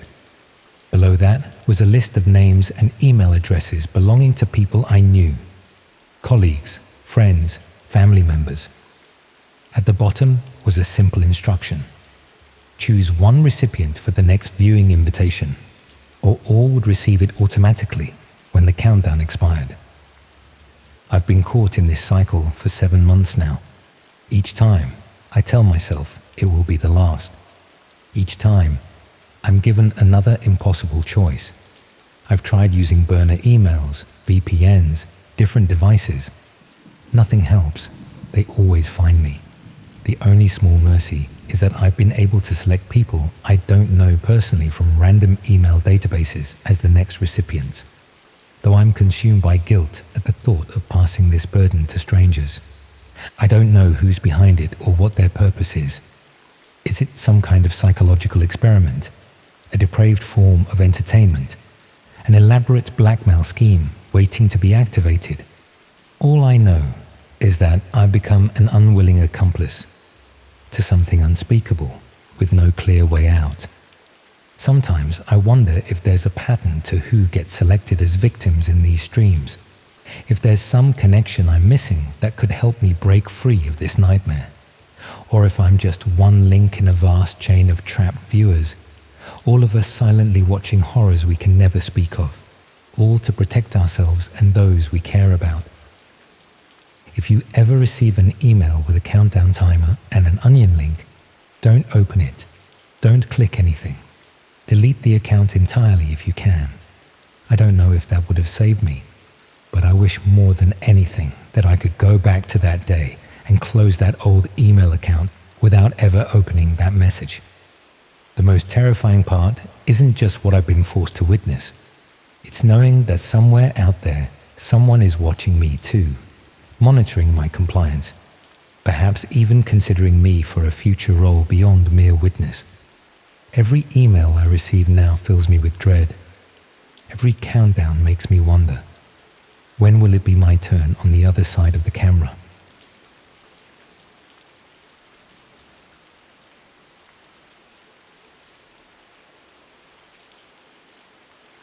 The hum of the traffic outside my window was a constant, low thrum, a dull counterpoint to the silence within my flat.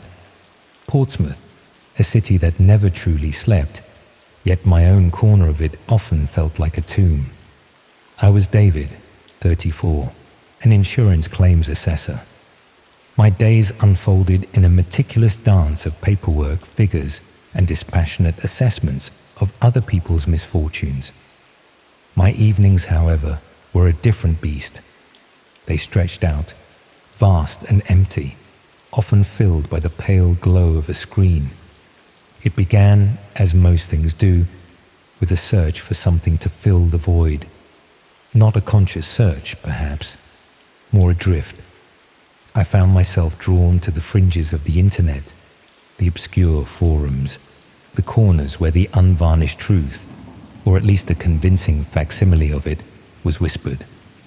I wasn't looking for anything specific, just a distraction from the quiet hum of my own unremarkable existence. Then I saw it, a link buried deep within a thread about urban legends and forgotten histories. The title was innocuous enough: Lost Footage, Portsmouth Docks. I clicked, a casual flick of the wrist, a momentary lapse in my usual caution. The video player loaded slowly, the buffering icon a mocking circle against the black screen. My flat, a converted Victorian building with walls so thin, I could sometimes hear the neighbour's television, felt colder suddenly. The flickering hallway light outside my door seemed to dim. The footage began, grainy, shaky, filmed vertically on what looked like an old mobile phone. The resolution was poor, but the content burned with an awful clarity. A room, it was dimly lit, a single bare bulb swinging slightly overhead, casting long, dancing shadows. There was a figure, indistinct, struggling. Another, larger, darker shape loomed over them. No sound, just the visual horror unfolding in jagged, stuttering frames. A muffled thud, a gasp that was more felt than heard. Then the sickening stillness. The larger shape moved away, leaving the first figure slumped, motionless. The camera dropped, and the screen went black. My breath hitched. The air in my lungs felt thick, heavy. This wasn't some special effect, some elaborate prank. The raw, visceral terror of it, the sickening sense of violation clung to the pixels. This was real, a real killing. I stared at the black screen, my heart a frantic drum against my ribs. My fingers, usually so steady, trembled as I navigated back to the forum. The thread was already several pages deep. Others had seen it.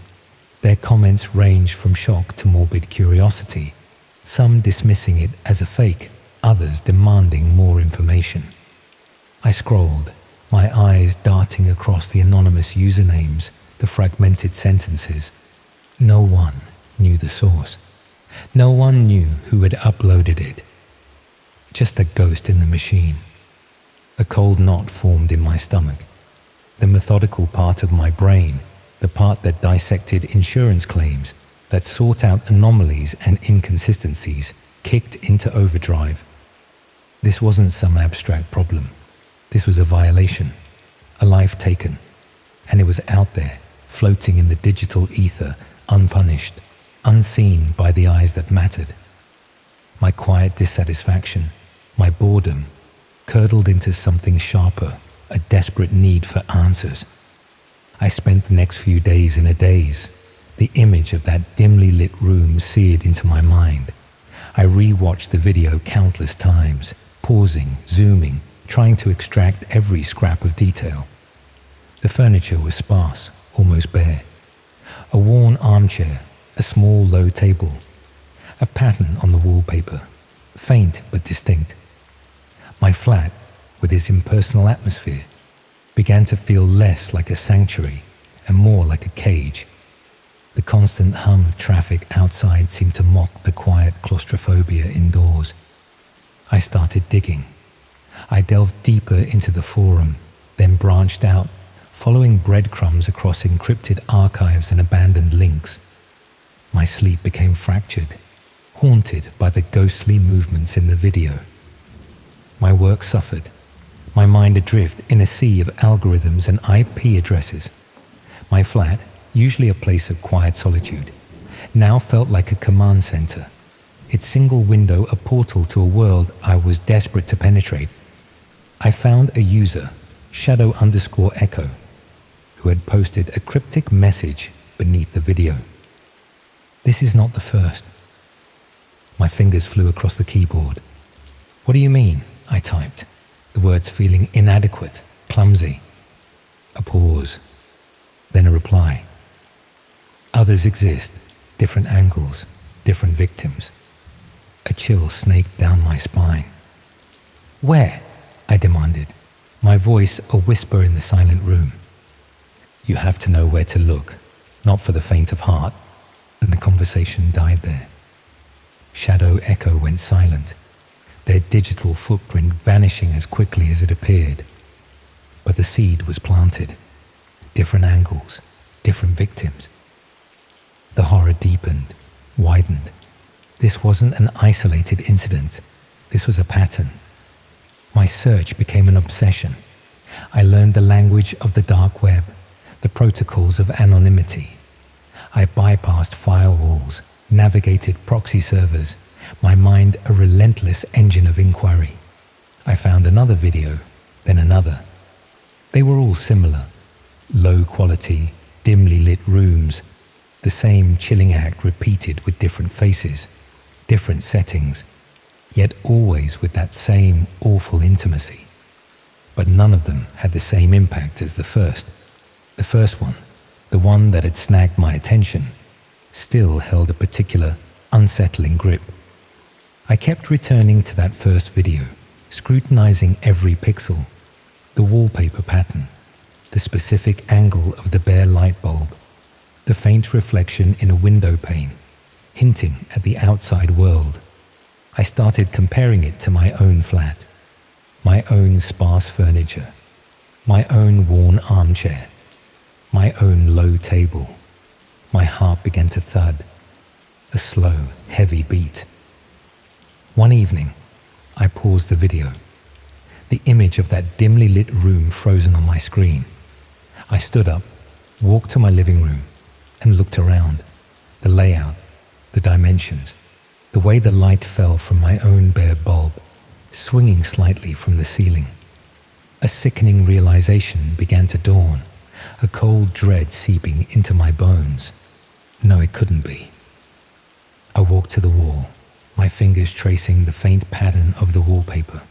It was old, faded, a floral motif that had long since lost its vibrancy. I returned to the screen, zoomed in on the video. The pattern matched, identical. My breath hitched, a ragged sound in the quiet room. I moved to the window. The reflection in the video, indistinct as it was, showed a glimpse of a red brick building opposite. My eyes darted across the street, the red brick building, the one directly across from my flat. A cold sweat broke out on my forehead, my vision blurred. This wasn't just a random video. This wasn't just a room. This was my room, my flat. My mind reeled. I had moved into this flat 6 months ago. The landlord, a jovial man named Mr. Henderson, had mentioned it had been empty for a few months before I took it. Needed a bit of a spruce up, he'd said, but a solid place. The video had to have been filmed before I moved in, months before. The thought sent a wave of nausea through me. I was living in a crime scene, sleeping in a room where a life had been brutally extinguished. The mundane objects around me, my books, my laptop, my half-empty mug of tea, suddenly felt tainted, imbued with a horrific past. The very air I breathed felt heavy, thick with unspoken terrors. I spent the next few days in a fog of disbelief and mounting horror. I re-watched the video, not as a detached observer, but as a resident, an unwilling inheritor of its grim history. Every creak of the floorboards, every whisper of the wind outside, every flicker of the hallway light now carried a sinister echo. The quiet claustrophobia indoors became almost unbearable. I tried to rationalize it. It was just a flat, a building, bricks and mortar. But the image of that slumped figure, the silent struggle, refused to leave me. It had happened here, in this very space. I considered going to the police, but what would I say? I found a video of a murder in my flat on the dark web. The anonymity of the internet, the obscure forums, would make it impossible to trace. They would dismiss it, or worse, they would suspect me. My meticulous nature, my quiet life, would be picked apart, scrutinized. I had no evidence beyond the video itself, and a gut feeling that clawed at my insides. The illusion of control, once a comforting presence in my life, shattered. I had thought I was searching for truth, for order. Instead, I had stumbled into a world built on lies and faceless cruelty, a world that had now invaded my own sanctuary. I started looking for details in the video that I might have missed. Anything. A reflection of the killer, a piece of clothing, a distinctive sound, though the video was silent. My eyes, accustomed to dissecting minute details in insurance claims, now scoured every pixel for a clue. Then I saw it, in one brief, almost imperceptible frame, as the camera dropped, a glint, a metallic glint, reflecting the bare bulb. It was on the floor, near where the victim had fallen. Small, insignificant, easily missed. A ring. I zoomed in further, pushing the grainy image to its limits. The ring was simple, a silver band, but there was something on it, an engraving, a symbol. The resolution was too poor to tell. My heart pounded with a renewed sense of purpose. This was it, a physical lead, a tangible piece of the puzzle. I got down on my hands and knees, my face inches from the worn carpet in my living room. I crawled, slowly, meticulously, across the exact spot where the victim had fallen in the video. My fingers brushed against the fibers, searching, hoping. Nothing. The carpet was clean, vacuumed, impersonal. Whatever had been there, whatever small metallic glint, was long gone. The flat had been spruced up, Mr. Henderson had said. Cleaned, sanitized, all traces erased. A wave of despair washed over me. I was chasing ghosts, shadows in a digital realm, physical manifestations that had long since vanished. The silence of the flat pressed in on me, suffocating. The constant hum of traffic outside seemed to mock my futile efforts. Days bled into weeks. My life became a dual existence. By day, I was David, the methodical claims assessor, navigating the mundane world of policies and premiums. By night, I was a ghost hunter, replaying the video, obsessing over the details, trying to conjure the past into the present. I began to notice things, small things, a faint discoloration on the wall near the armchair, almost invisible, but there, if you look closely enough. A slightly deeper indentation in the floorboards beneath the carpet, as if something heavy had rested there for a long time. My imagination, once a dormant faculty, now painted vivid, terrifying pictures of what had transpired in this room. One night, the obsession reached a new peak.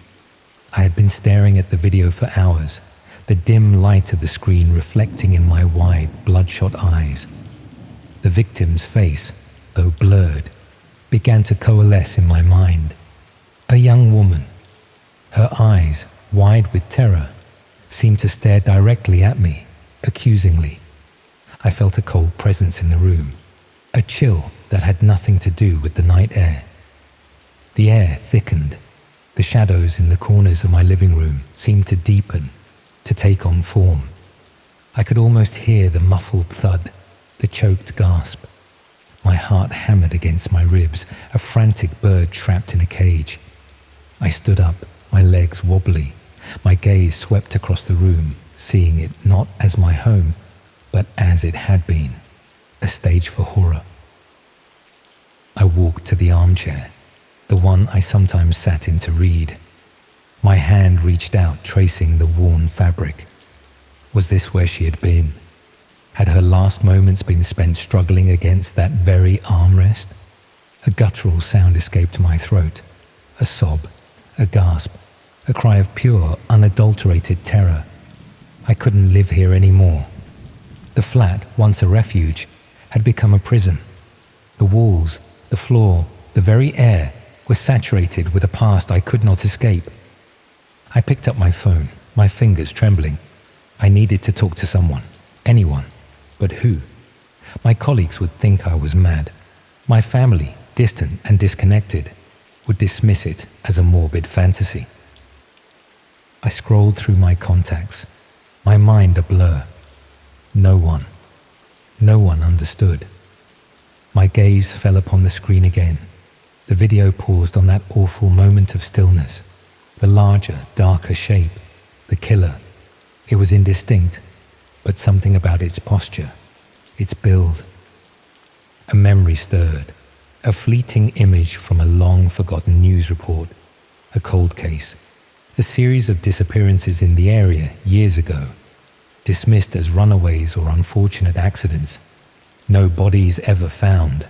My mind, once so focused on the single video, began to connect the dots. Not the first, Shadow_Echo had said. Others exist. Different angles, different victims. This wasn't just a random act of violence. This was something far more sinister, far more organized. A predator operating in the shadows, leaving behind only digital echoes of his gruesome work. I felt a surge of cold fury. This wasn't just about the flat anymore. It was about justice, about giving a voice to the voiceless, bringing light to the darkness. I couldn't go to the police with just a grainy video and a gut feeling. I needed more. I needed to understand the pattern. I needed to find the source. I returned to the forums, my fingers flying across the keyboard with a renewed intensity. I searched for every mention of Shadow_Echo, every cryptic post, every abandoned link.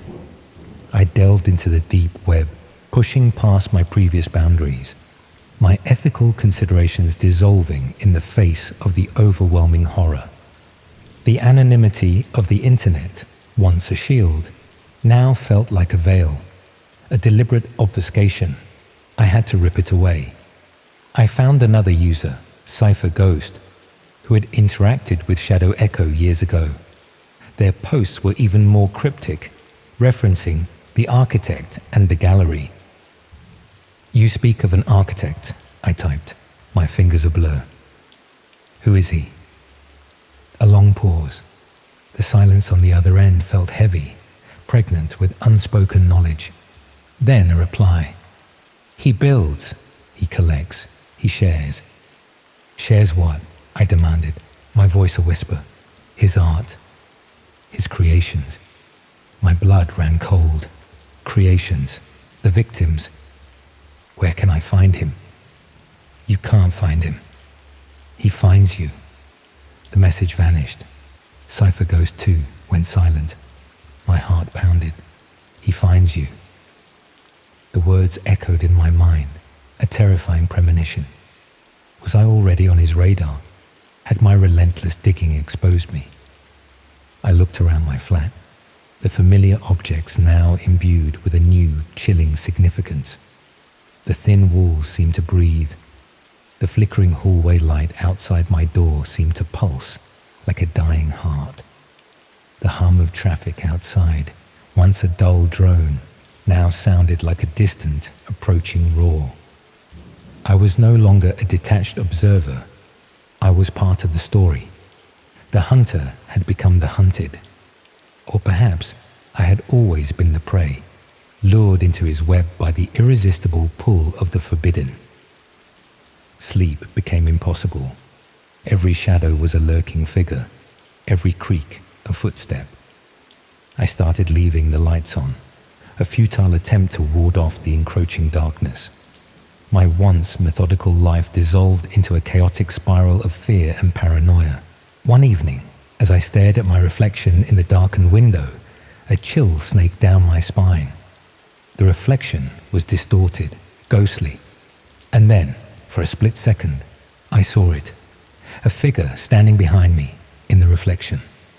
Tall, indistinct, a dark silhouette against the dimly lit room. I spun around, my heart leaping into my throat. Nothing. Just the empty room, the familiar furniture, the faint pattern on the wallpaper. My breath hitched, my hands clenched into fists, nails digging into my palms. I was losing my mind. The obsession had consumed me, blurring the lines between reality and nightmare. But the image in the reflection felt too real, too visceral. I backed away, stumbling, until my back hit the wall. My eyes darted around the room, searching, scrutinizing every corner. The air felt heavy, charged. Then a sound, a faint click, from the hallway. My blood ran cold. I hadn't locked the door. I rarely did. Portsmouth, for all its busyness, generally felt safe enough. A shadow detached itself from the gloom of the hallway. It was tall, lean, a man. He stepped into the living room, his movements fluid, silent. His face was obscured by the dim light, but I could feel his gaze, cold and assessing. He wore a dark, unassuming jacket. His hands were bare. In one, he held something. A small, black object, a phone. My breath caught in my throat. This was him, the architect, the man who built, the man who collected, the man who filmed. "You found me," I managed to croak, the words barely audible. My voice, usually steady, was a ragged whisper. He didn't reply. He simply raised the phone, pointing it at me. The small red light on the camera lens glowed, a malevolent eye. My mind raced. This wasn't a warning. This was the next act. I was to be his next creation. "Why?" I asked, my voice gaining a desperate edge. "Why do you do this?" A low chuckle escaped his lips, a dry, rustling sound, devoid of humor. "You seek truth, David," he said, his voice a low murmur, surprisingly calm. "But truth is subjective. It's what we make of it. I simply document." He took a step closer. The lens of the phone seemed to magnify, to consume me. "You've been a diligent student," he continued, his gaze unwavering. "Following the breadcrumbs, unearthing the past." He gestured around the room with his free hand. "This room, it has history. You felt it, didn't you? The echoes." My blood ran cold. He knew my name. He knew my thoughts. He had been watching me all this time. "You filmed it here," I said, my voice trembling. "In my flat." He nodded slowly, a ghost of a smile playing on his lips. "A good location. Anonymous. Easily forgotten. People come and go. The walls, they remember everything." He took another step. I could smell him now. A faint scent of stale smoke and something metallic, like old coins. My heart hammered, a drum solo of pure terror. "But you," he said, his voice dropping to an almost inaudible whisper. "You remembered. You disturbed the peace." The phone was still pointed at me, its red eye glowing. He was filming me, my terror, my final moments. I had chased the truth, and the truth had found me. The illusion of control, of anonymity, had dissolved into this terrifying reality. My obsession had led me not to justice, but to my own grim end. The quiet hum of traffic outside seemed to fade, replaced by the pounding in my ears. The flickering hallway light outside my door seemed to dim, preparing for the final blackout. He moved quickly then, blurring into the shadows. I barely registered the glint of metal before a searing pain exploded in my chest. My legs buckled. The phone, still recording, captured the wide, terror-stricken eyes, the desperate gasp for air. My hands flew to the wound, warm, sticky blood gushing between my fingers.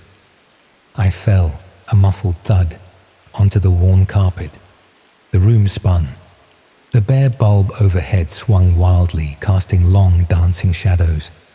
The last thing I saw was the red light of the phone still pointed at me, still documenting, still collecting. The last thing I heard was the distant mocking hum of the traffic outside, a dull counterpoint to the silence within my flat. And then, only darkness.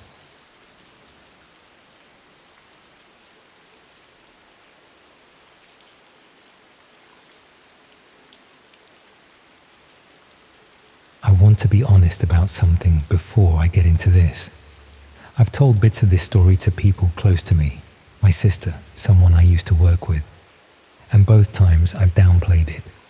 I made it sound like a weird thing that happened once, something I stumbled into and walked away from unscathed. I've been doing that for almost 2 years now, and I think the reason I keep softening it is because telling the full version means admitting things about myself I'm not comfortable with, not illegal things. I want to be clear about that. Just the ordinary, embarrassing things. Boredom, curiosity, the small, stupid decisions that compound into something you can't undo. The other reason I've been softening it is that the full version frightened me in a way I still haven't completely recovered from. And I'm aware that saying that, framing this as a story about being frightened, already sounds like I'm centering myself in something I had no business being near. Maybe I am. I've thought about it enough that I'm no longer sure where self-awareness ends and self-indulgence begins. I was 28 when it started, living alone in Leeds in a one-bedroom second-floor flat. It's the kind of place you rent when you can just about afford not to have a housemate. I'd been there about 18 months, give or take. My days had settled into a comfortable, if slightly dull, routine. Work, home, dinner, television, sleep. I wasn't unhappy exactly. I was just a bit numb. And when you're a bit numb, you start looking for things to prod at. I'd read about the dark web the way most people had. News articles about takedowns, documentary clips, the occasional Reddit thread where someone claimed to have been down a rabbit hole they couldn't fully articulate. I'd always assumed it was something for people with a specific intent, people who wanted something they couldn't get through normal channels. I didn't think of myself as that kind of person. I told myself I was just curious, and I knew how that sounded even then, which is probably why I never mentioned it to anyone. Within an evening of looking into it, I was in. I won't go into exactly how. It wasn't complicated. The first thing that struck me was how mundane most of it was. I'd expected something that looked dangerous in the way a horror film set looks dangerous. All red and black and clearly wrong. Instead, it mostly looked like the internet did in about 2005. Crude layouts, text-heavy pages, forums that reminded me of the message boards I'd used as a teenager. There were illegal things, obviously, that's not a secret. But much of what I encountered in those first couple of weeks was just grey market. Strange, often bleak, but not the horror show the documentaries had implied. I started treating it a bit like sightseeing. An hour here, an hour there, mostly just clicking and reading, and occasionally feeling unsettled in a way I'd quietly enjoy, and then feel vaguely ashamed of at work the next morning. I wasn't buying anything. I wasn't engaging with anyone. I was just looking. That was my first mistake, I think. Convincing myself that looking was somehow neutral. I found the listings site about 3 weeks in. I can't remember exactly how I got to it. Some link from somewhere else. The way everything on the dark web connects to everything else in ways that aren't always obvious. It looked, at first glance, like a classified ads page. Think Gumtree, but stripped back to almost nothing. Categories down the left side, a search bar, listings with brief titles and small photographs.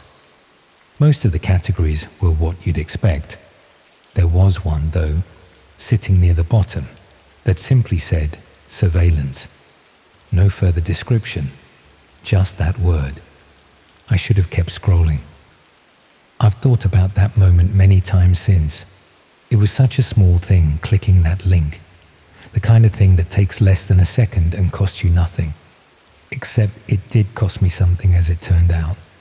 It cost me quite a lot. The listings under that category were varied and, I'll be honest, initially disappointing in a way that was almost a relief. Some were people selling old CCTV equipment. A few were offering security consultancy services through vague, poorly written descriptions. One or two had that unsettling ambiguity where you couldn't quite tell what was being sold and didn't want to read closely enough to find out. I scrolled through without clicking much. Then I found the one that stopped me. The title was short: Property in West Yorkshire, full documentation. The thumbnail was dark and slightly out of focus, but you could make out what looked like a residential street at night. Just ordinary terraced houses, orange lit by a street lamp. Completely unremarkable. And yet, something about it made me pause. I clicked through. There was a gallery of photographs, maybe 12 or 15 in total, and a block of text below them. The photographs were all of the same street, taken from different angles and at very different times. Early morning shots with the light low and grey. Daytime photographs taken midweek, judging by the empty pavements. Several taken after dark from what looked like a parked car. The angle slightly upward, through glass, the way you'd see the street if you'd been sitting in the driver's seat for a while. Someone had been to this street many times, over days probably, maybe longer. The text was what stopped me breathing for a moment. It was spare and factual in the way that made it worse. It listed the street name. It listed the house number. It described the occupant as a woman, somewhere in her 30s, with a specific physical description: height, build, hair color. Even a note about the coat she was regularly seen wearing. It stated that she appeared to live alone and gave the approximate hour she left and returned each day. It listed what vehicle was parked outside most mornings. One of the photographs, when I went back to look at it with this information in mind, showed a woman at some distance, maybe 40 or 50 yards down the street, caught mid-step, apparently completely unaware. She was wearing the coat.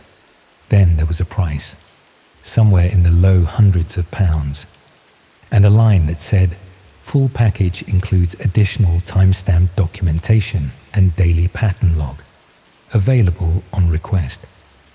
I sat looking at it for a long time. I kept waiting for my brain to offer me a rational explanation.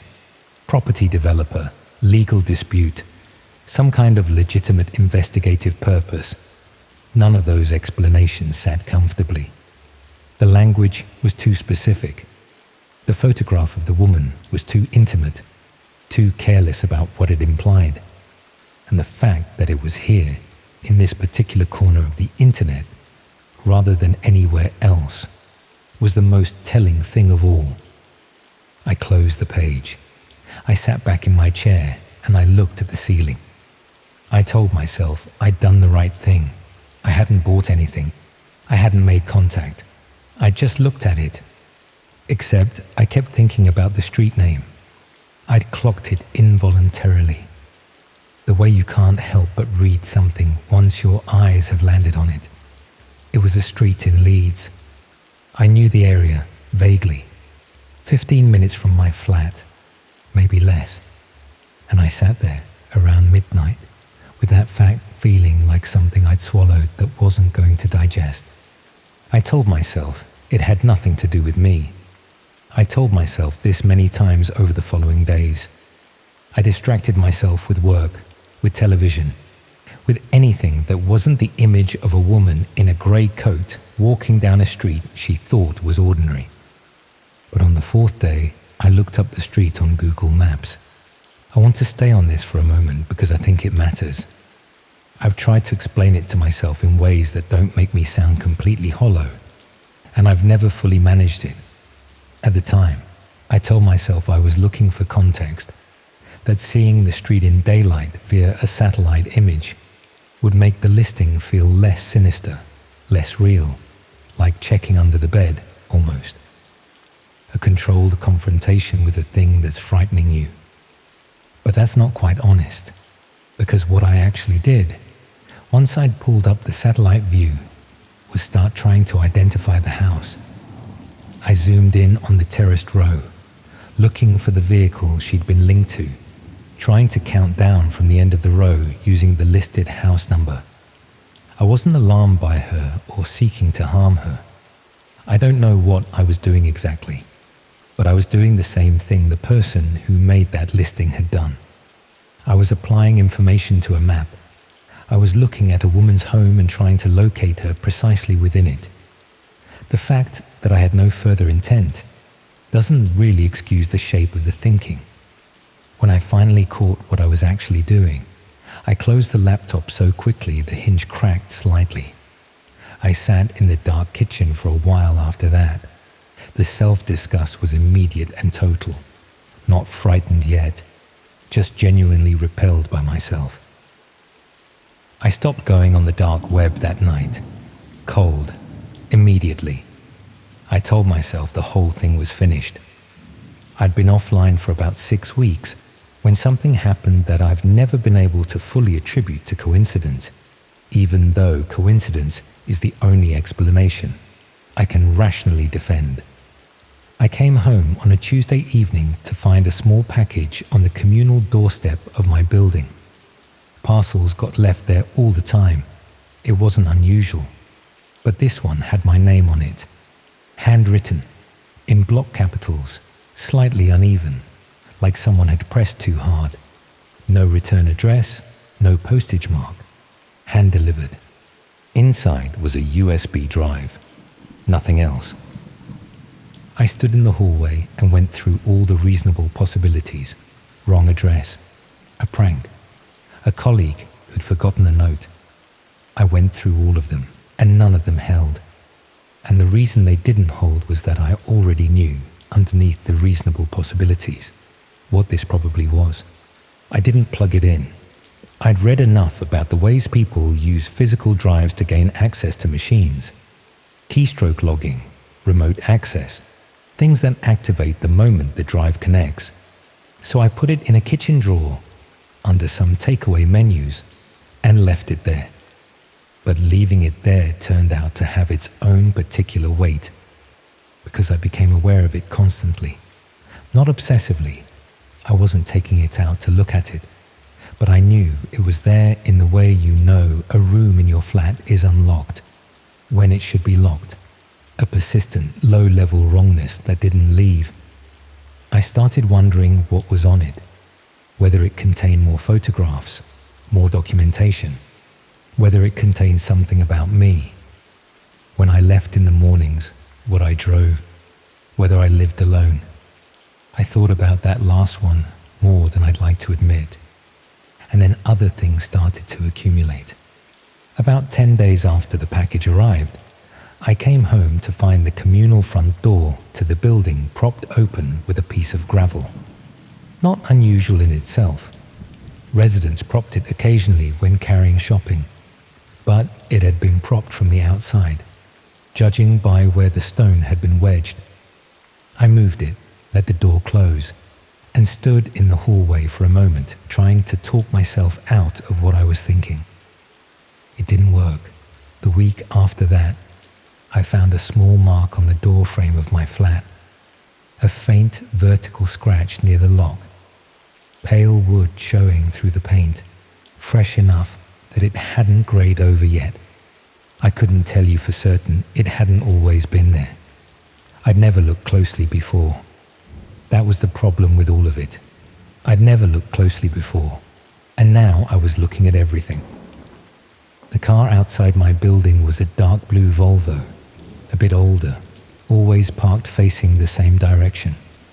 I noticed it properly about 3 weeks after the package arrived. Once I'd noticed it, I couldn't stop. Over the following week, I found myself checking for it every time I arrived home. Every time I left, it wasn't always there, but it was there often enough that its presence started to feel deliberate, and its absence started to feel like part of a pattern too, which is when I recognized I was frightening myself into something unmanageable. But then, one evening, I crossed the road to look at it properly, and there was something on the dashboard that stopped me. A small spiral-bound notebook, left open, face down, in that specific way people leave notebooks when they want to keep their place. Ordinary enough, except that when I looked up at my building from where I was standing beside the car, I was looking directly at my flat window. Second floor, front facing. Blinds open, because I hadn't yet started closing them. I went back inside and closed them.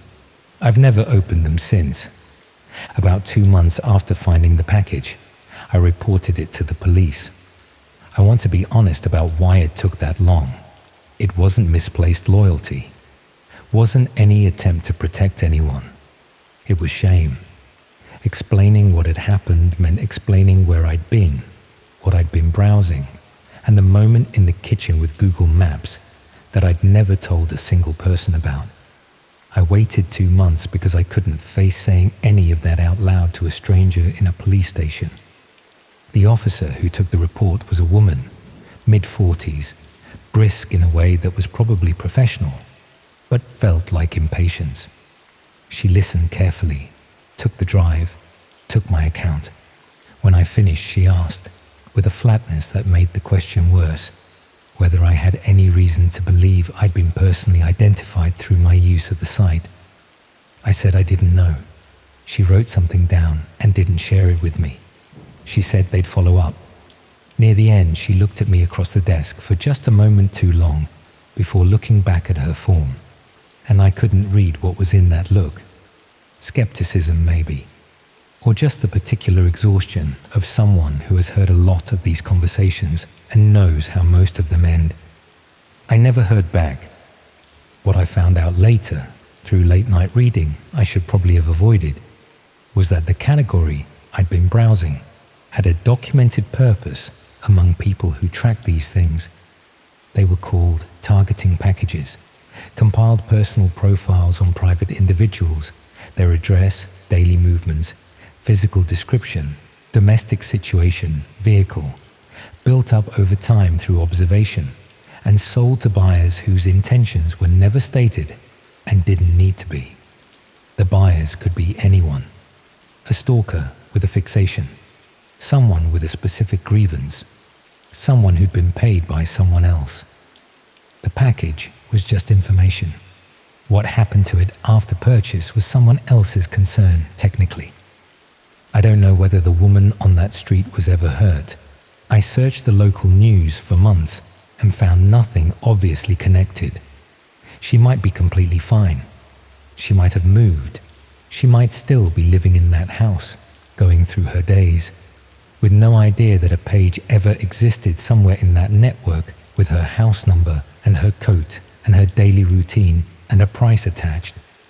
Or something might have happened that I never connected to what I'd seen. It might have happened quietly, in a way the news didn't carry, or carried in a form I didn't recognize. That not knowing has a texture to it. It's not like ordinary uncertainty, the kind that fades when you stop thinking about it. It sits differently. It has weight and surface, and it's still there when I reach for it, even now. I moved out of Leeds about 8 months after all of this. There were proper reasons: work, money, the usual. And I won't pretend those weren't real. But I'd be lying if I said the move didn't also feel, at some animal level, like finally being able to exhale. I took the kitchen drawer with me when I moved. Not intentionally. It was built in. I'd forgotten. When I was packing, I found the takeaway menus, but the USB drive was gone. I went through the drawer twice. I went through the boxes I'd packed. I went through the flat. I don't know when it went. I don't know if I'd moved it at some point and forgotten, the way you do with small objects. I don't know if someone else had been through the drawer. I don't know if the police had taken it when they said they'd taken it, or whether they'd given it back at some point in a conversation I'd half remembered wrong. I stood in the empty flat with the drawer in my hands for a long time, trying to reconstruct a timeline that didn't leave a gap. The gap is still there. I've not gone back to any of it since. The dark web, the listings, any of it. Not because I'm worried about what I'd find, because I'm worried about who I'd be while I was looking. The Google Maps moment taught me that. The way curiosity, if you let it, will route itself through the same channels as something much worse and arrive somewhere you didn't mean to go. The mechanism is identical. The outcome is the only difference. And the outcome is downstream of intent. And I'm not entirely sure I trust myself to examine my intent in real time. I'm not sure most people could.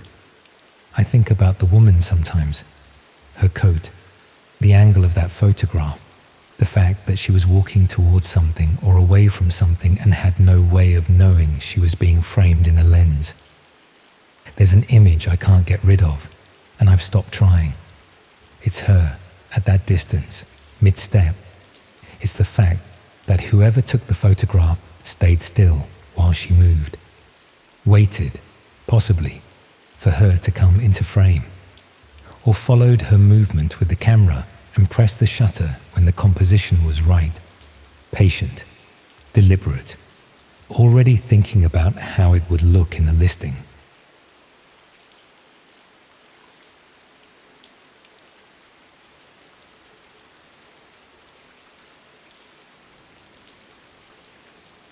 I think the moment things truly went wrong was far earlier than I've ever been willing to admit.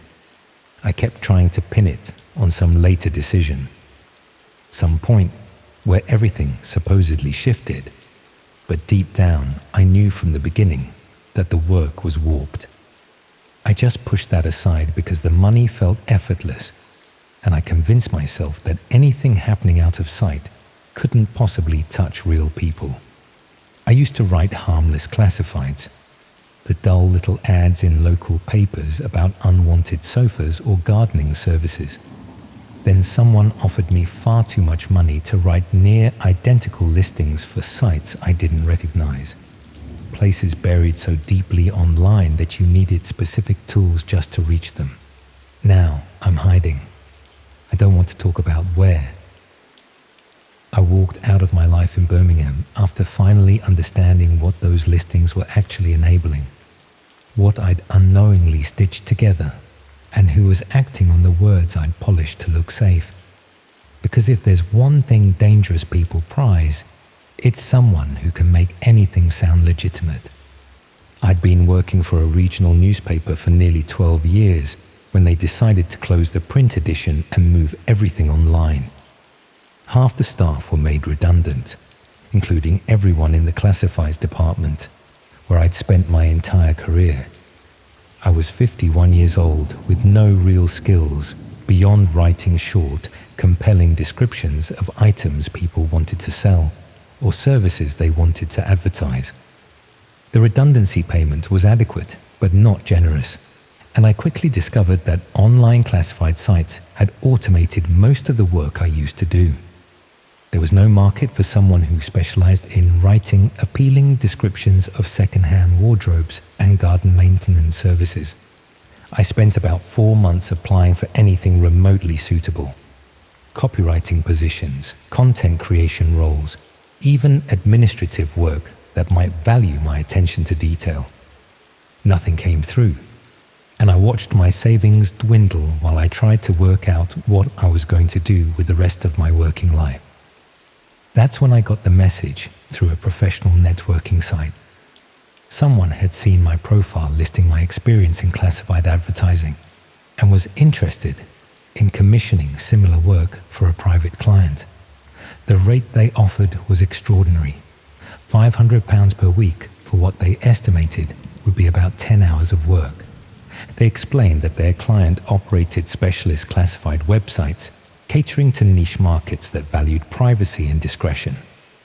They needed someone who could write clear, professional adverts that would appeal to discerning users while maintaining appropriate discretion about sensitive subject matter. I should have asked what kind of niche markets required such discretion. Should have questioned why anyone would pay such exceptional rates for basic advertising copy. But I was desperate enough to accept the work without asking the uncomfortable questions that might have cost me the opportunity. The client sent me login credentials for their classified website, along with detailed guidelines about the types of adverts I'd be writing. The site was unlike anything I'd encountered before. Basic design, minimal graphics, categories for services and items that seemed deliberately vague. My first assignment was to write adverts for what the client described as domestic services. I was given basic details: cleaning services, gardening work, home maintenance, and asked to create professional listings that would inspire confidence and trust. The guidelines emphasized that the adverts should make the services sound reliable, experienced, and discreet. I wrote about a dozen adverts following the brief, each one presenting various domestic services in the most appealing light possible. The client was pleased with my work and paid immediately, then sent me a larger batch of similar assignments for the following week. Over the next few weeks, the assignments followed the same pattern. I'd receive basic details about various services or items for sale, then craft compelling adverts that made them sound trustworthy and professional. The work was straightforward, and the money was keeping me financially stable for the first time since my redundancy. But I started noticing that many of the adverts I was writing contained oddly specific details that didn't quite make sense for normal classified listings. A gardening service that emphasized their familiarity with security systems and property layouts. A cleaning service that mentioned their ability to work with minimal supervision and their discretion about what they might observe in clients' homes. When I asked the client about these unusual emphases, they explained that their users valued comprehensive information about service providers and wanted to know exactly what they were paying for. The explanation seemed reasonable enough, though I was becoming uncomfortable with some of the implications. The assignments became more explicit about what was really being advertised. Instead of general domestic services, I was asked to write adverts for people offering very specific capabilities. Someone who could assess home security vulnerabilities. Another who specialized in gaining access to properties without leaving obvious evidence. A third who offered detailed surveillance services including property observation and routine documentation. I realized I wasn't writing adverts for legitimate domestic services at all. I was helping criminals advertise their capabilities to other criminals who needed assistance with burglary, stalking, or worse activities. My skill at making services sound professional and trustworthy was being used to help dangerous people find accomplices for whatever they were planning. But I couldn't simply stop accepting work without serious financial consequences. The income had become essential, and the client had made it clear they valued reliability and discretion above all else. People who caused problems or asked too many questions might find themselves facing difficulties of their own. I convinced myself I was just writing words, that I wasn't responsible for what people did with the services they found through my adverts. It was just classified advertising, the same work I'd been doing for years at the newspaper. The fact that it facilitated criminal activity didn't make me personally culpable for those crimes. The rationalization became harder to maintain when the client sent me a new category of adverts to write. These weren't for services at all, but for specific opportunities. Someone looking for assistance with a particular project in Manchester, another seeking collaborators for work in Leeds, a third requesting help with an assignment in Bristol. The details were deliberately vague, but the context made it clear these were adverts from people planning crimes who needed additional participants.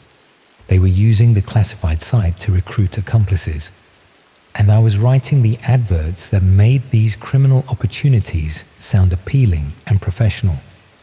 I tried to refuse this type of work, explaining to the client that I was only comfortable writing adverts for services rather than specific opportunities, but they made it clear that refusing assignments wasn't an option. I'd been working for them for months, accepting substantial payments for work I knew was ethically questionable at minimum. Walking away now would mean explaining where that money had come from.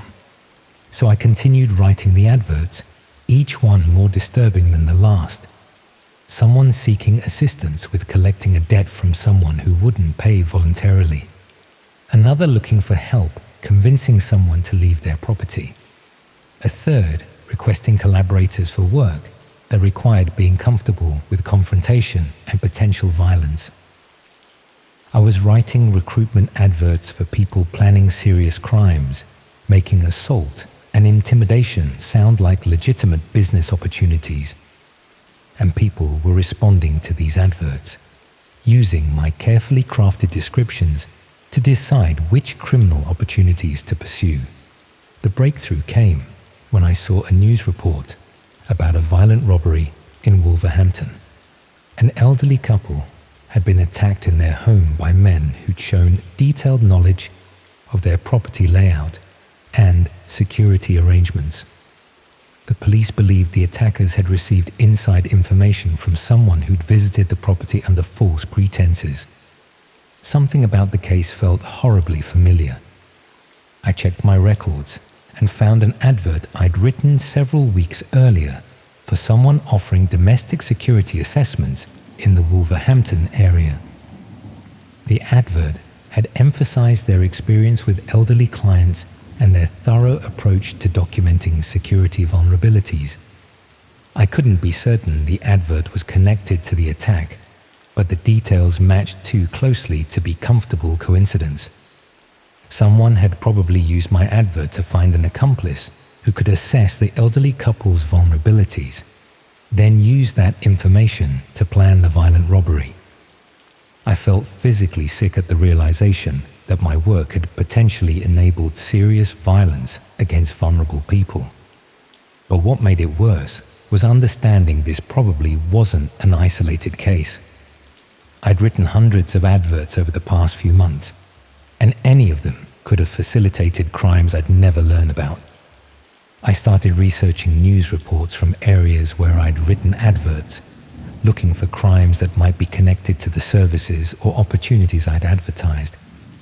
What I found was a depressing pattern of burglaries, assaults, and harassment campaigns that seemed to correlate with the classified listings I'd created. A home invasion in Manchester that matched an opportunity advert I'd written seeking collaborators for work requiring speed and aggression. A stalking case in Leeds involving someone who'd been under professional surveillance before their harassment escalated. A burglary in Bristol where the thieves had demonstrated intimate knowledge of the property's security arrangements. I was looking at evidence that my adverts were facilitating serious crimes across the country. Every professionally written description I'd created, every trustworthy tone I'd crafted, had helped criminals find accomplices and coordinate activities that destroyed people's lives and safety. But it was discovering the full scope of the classified site that made me understand how systematically evil the whole operation was. Using the login credentials I'd been given for posting adverts, I explored other sections of the site beyond the categories I'd been writing for. There were sections dedicated to specific types of criminal activity, categories for people seeking assistance with harassment campaigns, others for those planning burglaries or assaults, even sections focused on more disturbing crimes I don't want to detail here. The site operated as a comprehensive marketplace for criminal services and opportunities. people could advertise their capabilities, seek collaborators for specific projects, even arrange payment and coordination for complex multi-person operations. And all of it was presented in the professional, trustworthy language I'd been crafting. My adverts were scattered throughout the site, making violence and exploitation sound like legitimate business opportunities that reasonable people might consider. I found discussion sections where users reviewed the services they'd hired through the classified adverts. They rated providers on professionalism, reliability, and effectiveness. They shared techniques and recommendations just like people might review plumbers or electricians on normal classified sites. Except they were reviewing people who'd helped them stalk vulnerable individuals, burgle occupied homes, even commit assaults against people who'd apparently done nothing except exist in a way that offended someone enough to pay for violence against them. One review discussed a service provider who'd been particularly effective at documenting a target's daily routine without being detected. The reviewer praised their thoroughness and professional presentation of intelligence, noting that the surveillance had enabled a successful harassment campaign that had driven the target from their home. I recognized the language from an advert I'd written for a surveillance service, remembered crafting descriptions that emphasized discretion and comprehensive documentation. Someone had used my professionally written advert to find a stalker who terrorized someone into relocating. The realization that I'd facilitated systematic harassment was devastating, but what made it unbearable was understanding the scale of it. There were hundreds of reviews discussing services found through adverts I'd written. Each one represented crimes against real people who'd been targeted by individuals using my carefully crafted descriptions to identify suitable accomplices. I tried to contact the police to report what I'd discovered, but explaining my role without implicating myself proved impossible. I'd been knowingly writing adverts for a criminal marketplace for months. Accepting substantial payment for work I understood was facilitating serious crimes. The officer I spoke to was professional but frank about the legal position I was in. Cooperation might reduce potential charges, but I'd been an active participant in a criminal enterprise and couldn't expect immunity from prosecution simply because I decided to come forward. I was advised to consult with a solicitor before providing detailed information, but I couldn't afford legal representation on my limited savings. I was trapped between guilt about what I'd enabled and fear of facing criminal charges for my role in the operation. That's when I decided to stop writing adverts entirely and distance myself from the whole enterprise.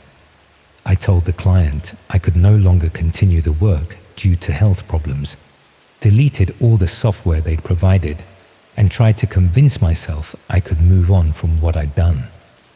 But the client wasn't prepared to let me simply walk away. I started receiving messages asking when I'd be available to resume work, reminding me that I'd signed agreements about ongoing availability and discretion. The tone was polite, but contained implicit threats about what might happen if I refused to continue. When I didn't respond to these messages, the harassment became more explicit. I received packages containing printouts of adverts I'd written, with annotations showing which crimes they'd facilitated. The implication was clear. They had detailed documentation of my complicity in serious criminal activity, and they'd use it against me if I caused problems. I realized I was being blackmailed with evidence of my own criminal participation. Even though I'd been an unwitting participant initially, the documentation showed months of knowing cooperation with a criminal marketplace. They could destroy my life simply by providing authorities with evidence of my role in facilitating hundreds of serious crimes. The threats escalated when I still refused to resume writing adverts. I found evidence that someone had been through my flat while I was out. looking through my belongings and leaving subtle signs of their intrusion. They were demonstrating they could access my home whenever they chose, that my security meant nothing against people with professional expertise in circumventing such protections. The final threat came in the form of an advert posted on their own classified site. It was written in my characteristic style, advertising my personal details along with a description of my role in the operation. The advert was presented as an opportunity for anyone who wanted to ensure I remained silent about what I'd discovered. I understood immediately what they were doing. They turned me into a target on their own marketplace, advertising my vulnerability to anyone who might want to intimidate or harm someone who knew too much about criminal operations. I was now listed alongside the victims I'd helped criminals target through my professionally written adverts. That's when I realized I had to leave Birmingham immediately. I withdrew what money I could access, packed essential belongings, and drove to Wales hoping I could disappear long enough to work out what to do next. I've been moving between small coastal towns, staying in places that don't require extensive identification or keep detailed guest records. But I know running away doesn't protect the people who continue to be targeted through adverts on that classified site. Other writers have probably been recruited to replace me, creating the same professional, trustworthy descriptions that make criminal services sound like legitimate business opportunities. The marketplace is probably still active, still facilitating crimes across the country, still enabling violence and exploitation through carefully worded adverts that make destruction of lives sound like reasonable commercial transactions. I keep thinking about that elderly couple in Wolverhampton, about all the other victims whose suffering was enabled by adverts I wrote for a few £100s per week. They trusted that their homes were safe, that strangers wouldn't have access to detailed intelligence about their vulnerabilities. But I helped destroy that trust by making criminal intelligence gathering sound like a professional domestic service. Every carefully chosen word, every reassuring phrase I crafted to inspire confidence. It was all weaponized against innocent people who had no idea they were being targeted by criminals using professionally written advertisements. The classified site taught me that language itself can be a weapon, that the ability to make things sound trustworthy and professional can be exploited to facilitate terrible harm. My skills as an advertising copywriter, developed over decades of legitimate work, were perfectly suited to helping criminals find accomplices and coordinate attacks against vulnerable people. And the worst part is knowing I can't undo any of it. Can't warn the people who are still being targeted through adverts I wrote months ago. Can't protect future victims from writers who've replaced me in crafting professional descriptions of criminal services. All I can do is hide in anonymous bed and breakfasts and hope the people I've angered will eventually decide I'm not worth the trouble of tracking down. I suppose I'm telling you this because I need someone to understand how these criminal marketplaces operate, how they recruit ordinary people by exploiting financial desperation and professional skills, and how they ensure complicity through blackmail and threats. If anyone approaches you with writing work that seems overly generous or requires accessing unusual websites, please question what you're really being asked to do.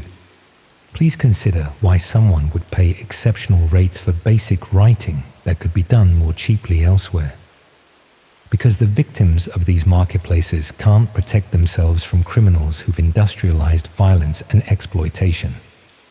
They rely on people like me making ethical choices, recognizing warning signs, and refusing to participate in operations that facilitate harm. And I failed them completely, choosing financial security over moral responsibility until it was too late to prevent the consequences of my choices.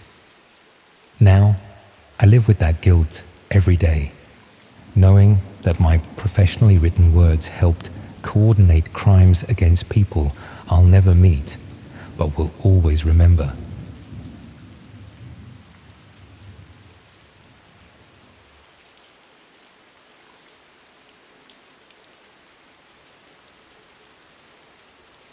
first thing you should know is that my family has always been careful. Our father worked in data security for 30 years, so internet safety wasn't just casual advice in our household. It was doctrine. We used VPNs before most people knew what they were. We covered webcams with tape. We treated public Wi-Fi like contaminated water.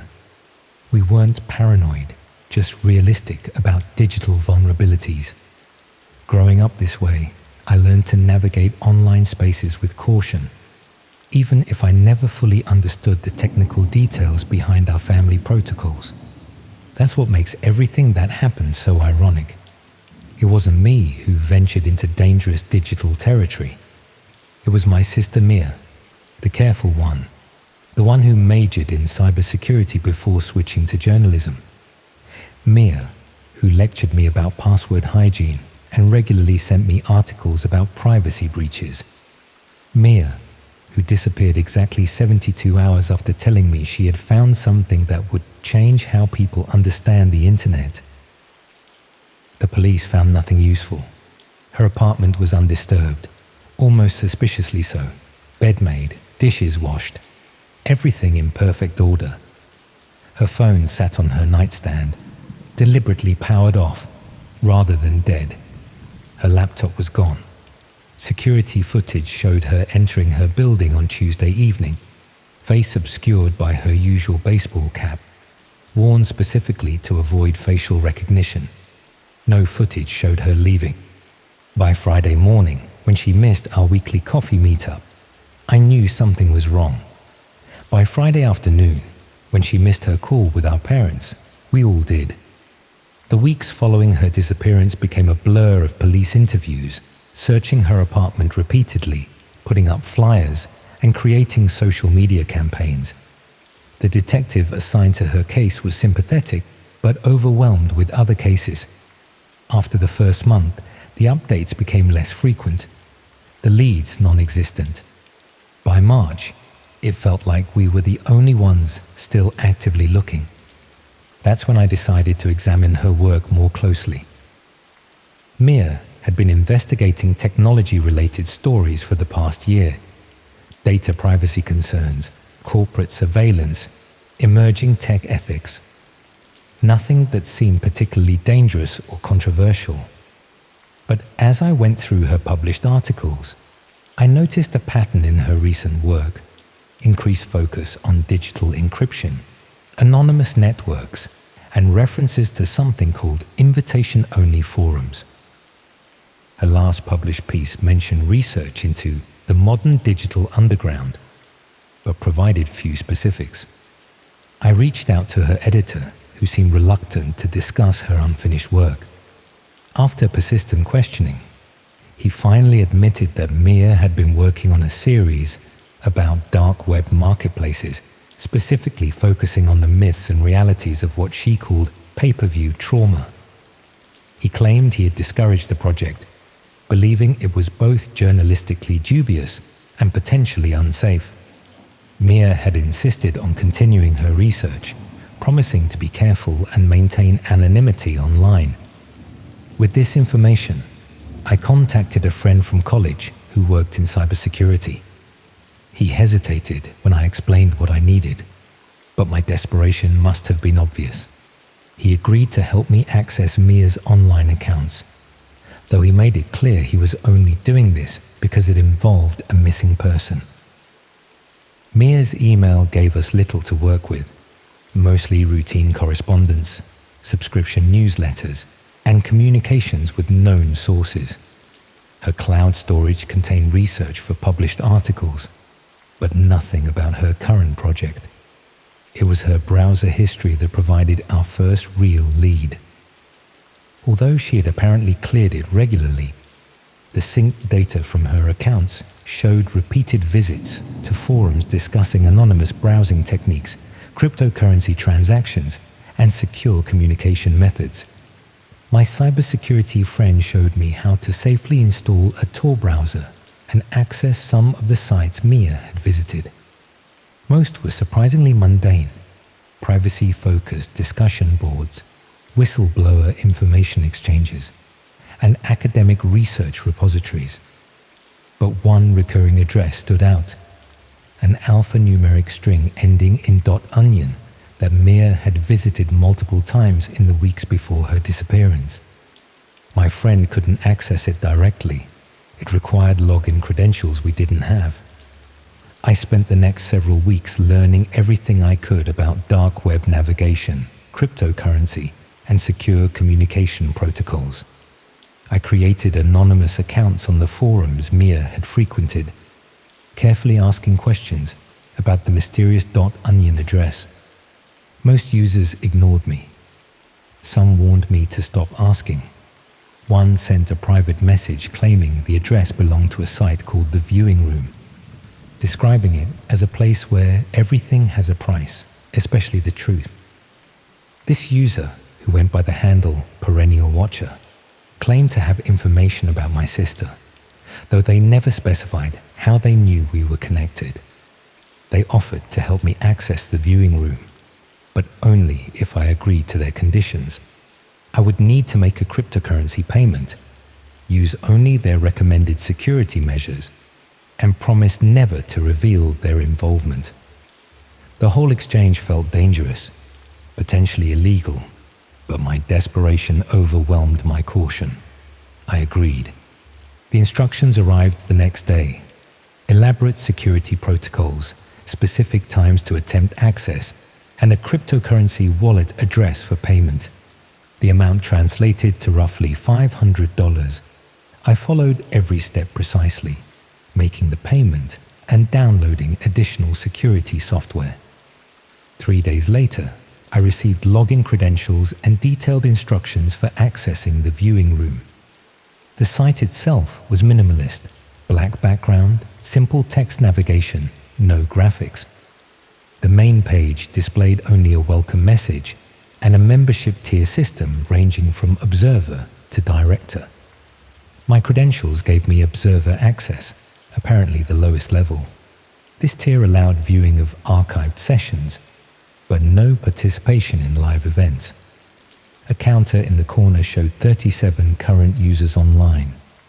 The archive section contained dozens of video files organized by date. Each had a clinical title format, a number followed by a letter designation and timestamp. No descriptions, no previews. With trembling fingers, I clicked on the most recent file. The video showed a simple room with white walls. A person sat in a chair facing the camera, their face obscured by digital blurring. They held a card with a date and time from 2 weeks earlier, presumably proving the video's authenticity. For several minutes, nothing happened. Then text appeared on screen, apparently messages from viewers asking for specific actions. The blurred figure would comply with simple requests, raising a hand, displaying a newspaper, turning to show different angles of the room. The video ended after approximately 20 minutes. I watched several more videos, all following the same pattern. Different rooms, different blurred figures, but the same basic concept. Viewers making requests, subjects complying. Nothing overtly violent or disturbing, just strangely clinical and detached. I couldn't understand why this would interest Mia journalistically, nor why accessing such content would put her in danger. Then I noticed a search function. With growing unease, I entered Mia's name. No results. I tried various keywords related to her: journalist, reporter, investigation. Nothing. Finally, in desperation, I searched for the date of her disappearance. 3 results appeared. I selected the first file, dated the night Mia went missing. The video began like the others. A white room, a chair, a blurred figure holding the date card. But something about the person's posture, the way they held themselves, triggered a visceral recognition. Despite the digital obscuring, I knew I was looking at my sister. The realization hit me physically, a wave of nausea and dizziness that nearly caused me to black out. When I steadied myself and focused again on the screen, the video had progressed. Mia remained seated, responding to viewer instructions. Text messages scrolled alongside the video. Usernames I didn't recognize, making requests that grew increasingly personal. They asked about her work, her investigation, what she knew about the viewing room. Mia's responses were not audible. All videos on the site played without sound, but I could see her speaking, her body language becoming more tense as the session continued. Approximately 15 minutes into the video, a new username appeared in the chat, Director Prime. Their message was simple: interview concluded. Proceeding to assessment phase. The tenor of the chat changed immediately, messages coming rapidly with single-word responses: breach, compromise, liability, confirmed. A final message from Director Prime appeared: consensus reached, signal termination approved. The video ended abruptly. I immediately clicked on the second search result, dated 1 day later. This video showed the same room but empty. The third video, dated 1 week after her disappearance, displayed only a black screen with text: asset containment complete. Archive restricted to Tier 3 and above. I sat in stunned silence, trying to process what I had seen.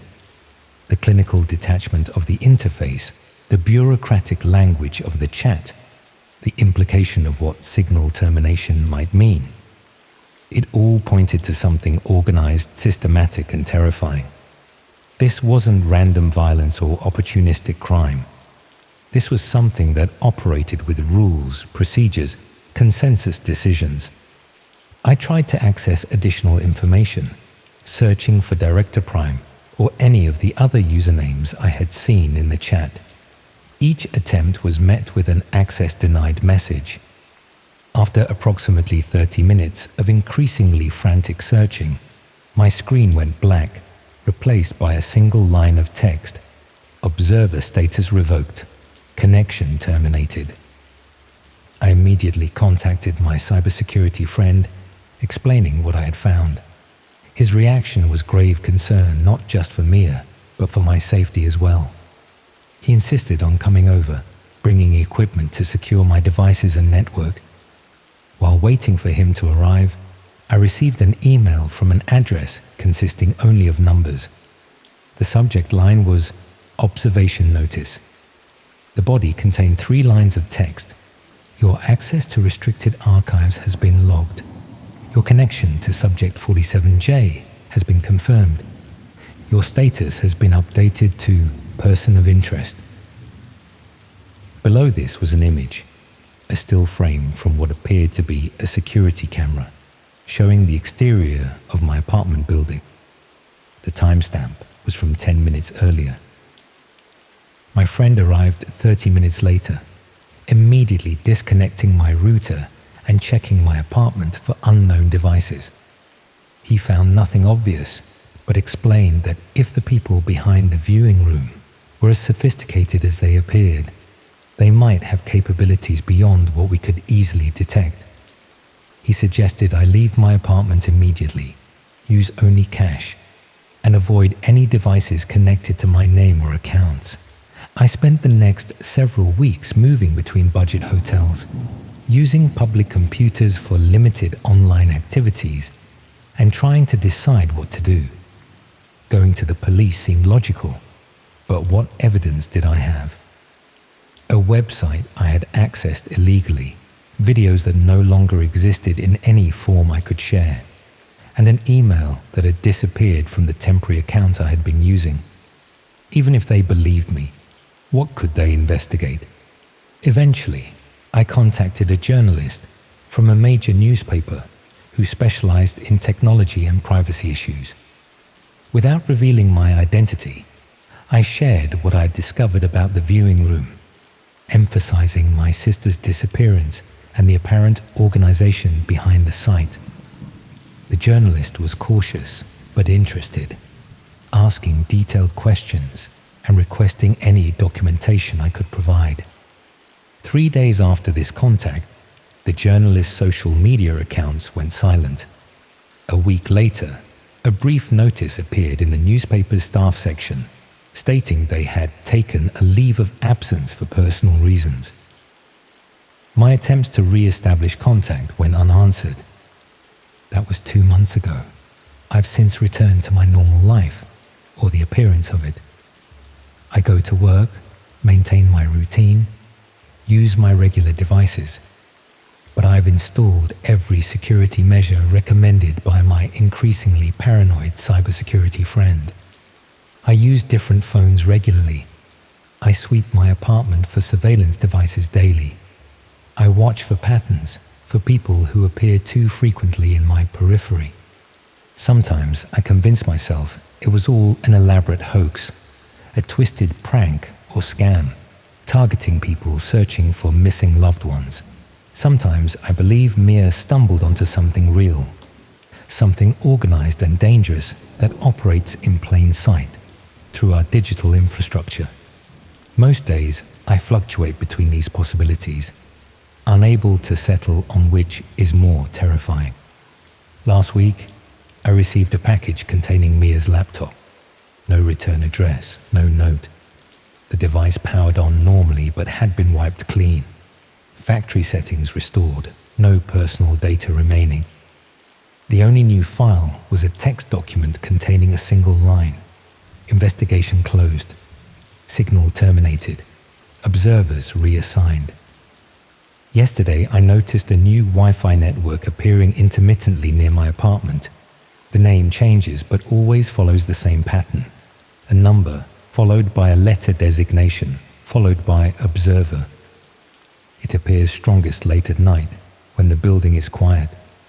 Sometimes, when I can't sleep, I watch my device list and see unknown connections attempting to join my network.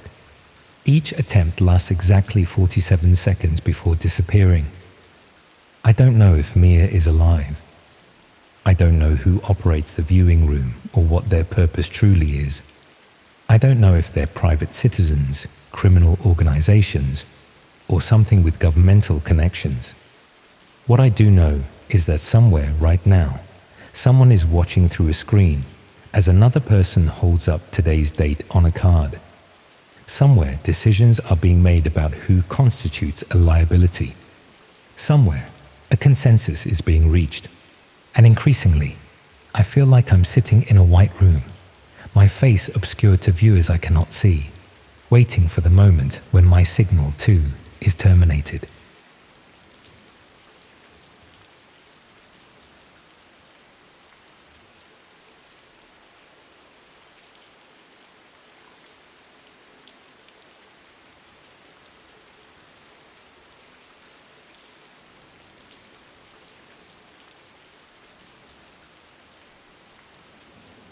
I need to tell someone about this, even if it makes me look like an idiot. Maybe especially because it makes me look like an idiot.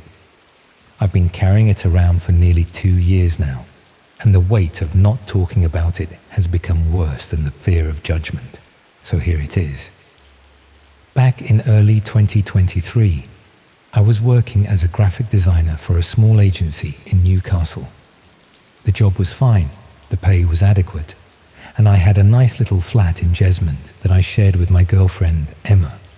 We'd been together about 3 years at that point. Everything was stable, comfortable. I had no reason to go looking for anything else. But there's this thing about comfort, isn't there? It makes you complacent, makes you think you're untouchable. That bad things happen to other people, people who make stupid decisions or take unnecessary risks. I thought I was smarter than that. The whole thing started because I was bored one evening. Emma was visiting her parents in Durham, and I had the flat to myself. I'd finished the work I'd brought home, had eaten dinner, and found myself with nothing to do.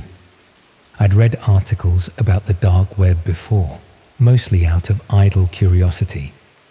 The usual sensationalist stuff about illegal marketplaces and hidden services. But I'd also read more measured pieces explaining that a lot of it was actually mundane. Whistleblowers, journalists, privacy advocates, people with legitimate reasons for wanting anonymity. I spent maybe 20 minutes getting access. It wasn't complicated. I'd expected it to be this elaborate process, but it wasn't. Just a few simple steps, and suddenly I was looking at a completely different internet. Sites with strange addresses, pages that loaded slowly, everything looking dated and slightly broken. For the first hour, I found exactly what I'd expected. Abandoned pages, broken links, marketplaces I had no intention of using.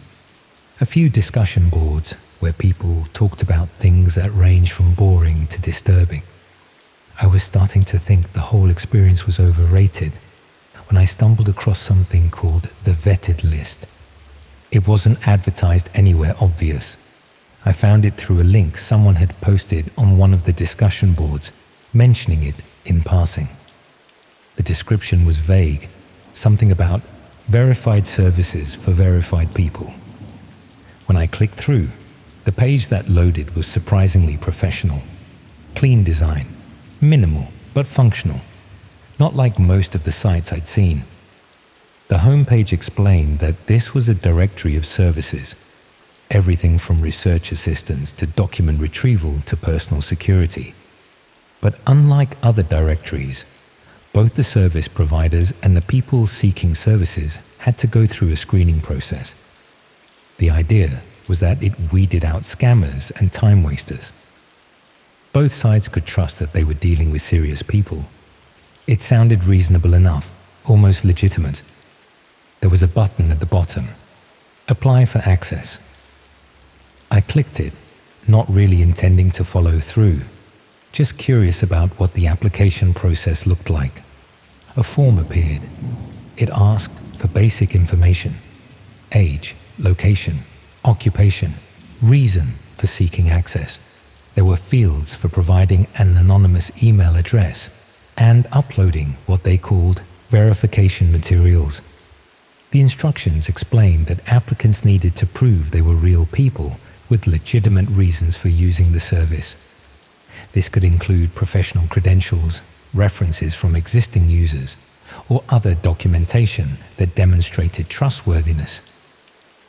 The whole thing had this odd air of professionalism about it, like a job application or a membership form for an exclusive club. I suppose that's what made me fill it out. It felt harmless enough. I put down my real age and occupation, said I was from Newcastle, and wrote something vague about needing research assistance for design projects. Then I created a temporary email address and submitted the form without attaching any verification materials. I closed the browser and forgot about it. 3 days later, I remembered to check the temporary email account. There was one message waiting from an address that was just a string of random numbers and letters. The subject line said, "Application status. Additional information required." The message was brief and formal. It thanked me for my application and explained that they needed additional verification before they could grant access. Specifically, they wanted proof of identity, not a real name or official documents, but something that proved I was who I claimed to be.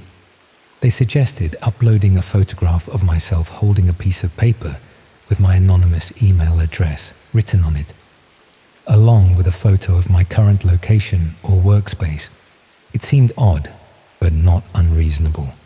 They wanted to confirm I was a real person, not a bot or a scammer. I could understand that, and it wasn't asking for anything particularly sensitive. Just a photo. I took a quick picture on my phone. Me sitting at my desk in the flat, holding up a piece of paper with the email address scrawled on it. You could see part of my living room in the background, the sofa, the window, some of my design work pinned to the wall. Nothing that identified me or my exact location, but enough to prove I was real. I uploaded the photo and sent it back. 2 days later, another email arrived. This one said, "Verification successful. Access granted. Welcome to the vetted list." There was a link at the bottom. When I clicked it, I was taken back to the site, but now I could see more. The directory was extensive, dozens of categories, each containing listings for various services. Some were innocuous: document translation, data recovery, genealogy research. Others were more questionable: background checks, surveillance assistance, location tracking. Each listing included a brief description of the service, a rating based on previous users' feedback, and a contact method. Most used anonymous email or encrypted messaging. I clicked through a few out of curiosity, not intending to actually contact anyone. Then I noticed something at the top of the page, a notification. It said, "You have one pending request." I clicked on it. A message appeared, sent from another user on the platform. It was addressed to me, or rather, to my account. The message was short. "Saw your profile. Interested in working with you. Let me know if you're available." I hadn't created a profile. I'd only submitted an application. But apparently, the process of getting verified had also created some kind of user profile that others could see. I looked for a way to view my own profile and found it under account settings. What I saw made my stomach drop. My profile included the photo I'd sent. Me at my desk, holding the paper with the email address. But it also included information I definitely hadn't provided. My full name. My actual name, not some anonymous username. My address in Jesmond, complete with postcode. My phone number. My workplace, including the name of the agency and the address of our office. Underneath all that was a brief description. Graphic designer, Newcastle. Verified user. Available for consultation. I stared at the screen, trying to work out how they'd gotten this information. I hadn't given them my name. I hadn't given them my address or phone number. I'd been careful, anonymous. But somehow, they'd connected me to my real identity anyway. I looked at the photo again, the background, my living room. There were details visible if you looked closely. A piece of mail on the coffee table, too blurry to read but clearly there. A frame print on the wall, something I designed myself for a client. My laptop, partially visible on the desk. Small things, individually meaningless, but together, they'd reverse searched me. Or maybe facial recognition. Or maybe they'd traced the temporary email somehow, linked it back to my actual accounts. I didn't know how they'd done it, but they had. They'd taken the information I'd voluntarily provided and used it to uncover everything else. I immediately tried to delete my account. There was an option in the settings, but when I clicked it, an error message appeared. Account deletion requires admin approval. Request submitted. I closed the browser and sat there feeling sick. I'd been so careful, or so I'd thought. Anonymous email, no real information, just a harmless photo. And they'd used it to identify me completely. The next day, I received another email. Different address, but the subject line made it clear it was from the vetted list. Account deletion request denied. The message explained that accounts could only be deleted under specific circumstances. Users who had completed transactions could request deletion after a waiting period. Users who had never engaged with the platform had to wait 30 days before deletion was permitted. This was to prevent abuse of the system. I hadn't engaged with anyone. I hadn't used any services. I just looked around. But apparently, that wasn't enough. I had to wait. I tried to ignore it. I didn't go back to the site. I didn't check the messages. I just tried to pretend it hadn't happened. Then, about a week later, something strange occurred. I was walking home from work one evening, the usual route through Jesmond, when I noticed someone walking behind me. A man, maybe in his 40s, wearing a dark coat. Nothing unusual about him. But he stayed behind me for several streets, matching my pace. When I turned onto my road, he turned too. When I reached my building, he stopped across the street and took out his phone. I went inside quickly, glancing back through the door before it closed. He was still there, standing on the pavement, looking at his phone, or looking at my building. I couldn't tell. I went up to my flat and looked out the window. He was gone. I told myself I was being paranoid. Newcastle wasn't a small city. People walked the same routes, stood on the same streets. It didn't mean anything. But then it happened again. A few days later, different person. A woman this time, younger, standing outside the building when I came home from the shops. She wasn't doing anything suspicious, just standing there looking at her phone. But when I went inside, I watched from the window, and she stayed there for another 10 minutes before walking away. Then someone came into the agency, a man I'd never seen before, asking to speak to me specifically. The receptionist told him I was in a meeting and asked if she could take a message. He said no, he'd come back. He never did. Emma noticed I was anxious. I told her I was stressed about work, about a difficult client. She believed me. Why wouldn't she? I went back to the vetted list. I had to know what was happening. I logged into my account and checked the messages. There were dozens now, all from different users, all saying variations of the same thing. Available for work. Can help with your project. Let me know what you need. I hadn't posted anything. I hadn't requested anything. But apparently, my profile was visible to other users, and they thought I was offering services, or looking for them. I couldn't tell which. Then I saw something else. My profile had been updated. The description now included additional information. Specializes in visual verification and documentation. Can provide detailed observations and reporting. I hadn't written that. Someone else had edited my profile. The site administrators, presumably. They decided what kind of services I was offering, based on God knows what. I sent a message to the site support, demanding they delete my account immediately. The response came within an hour. Your profile has generated interest from verified users.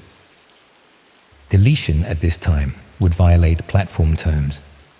Please wait until engagement period expires. Engagement period, like I was a product they were marketing. I stopped going to work, called in sick. Emma was worried, kept asking what was wrong, but I couldn't tell her. How do you explain that you accidentally signed up for something on the dark web, and now people might be watching you? It sounded insane. Then someone knocked on my door. Middle of the afternoon, Emma was at work. I looked through the peephole and saw a man I didn't recognize. Average height, average build, wearing ordinary clothes. He knocked again, then checked his phone, then knocked a third time. I didn't answer. I stood there, completely still, barely breathing, until he finally left. I checked the vetted list again that evening. There was a new message, sent from the same account that had first contacted me weeks earlier. Confirmed your location. Ready to proceed when you are. Proceed with what? I hadn't agreed to anything. I hadn't engaged with anyone. I just submitted a stupid application and uploaded a stupid photo. I replied to the message. Wrong person. Delete my account. Leave me alone. The response came quickly. You created the profile. You submitted verification. You're on the platform now. That's how it works. I asked what they wanted from me, what they thought I'd agreed to. The response, observation services. That's what your profile says. People need eyes in Newcastle. You're local. You're verified. You're available. I wrote back that I'd never agreed to provide any services, that I'd only been curious, that this was all a mistake. The response: doesn't matter. You're verified now. Other users have paid for access to your services. You need to fulfill the request or face penalties. Penalties? What did that even mean? I asked what kind of requests, what they expected me to do.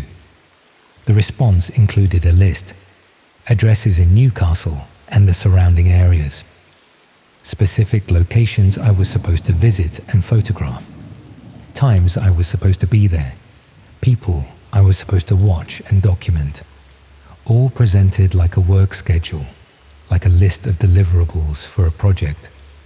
I didn't respond. I closed the laptop and sat in my flat with all the lights off, curtains drawn, trying to work out what to do.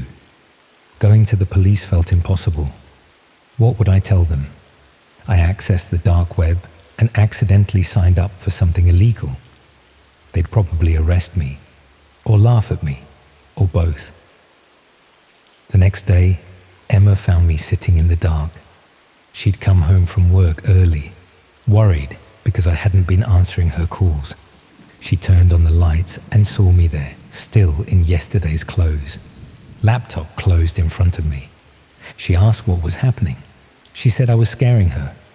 She said if I didn't tell her what was wrong, she was going to call my parents, or a doctor, or someone who could help.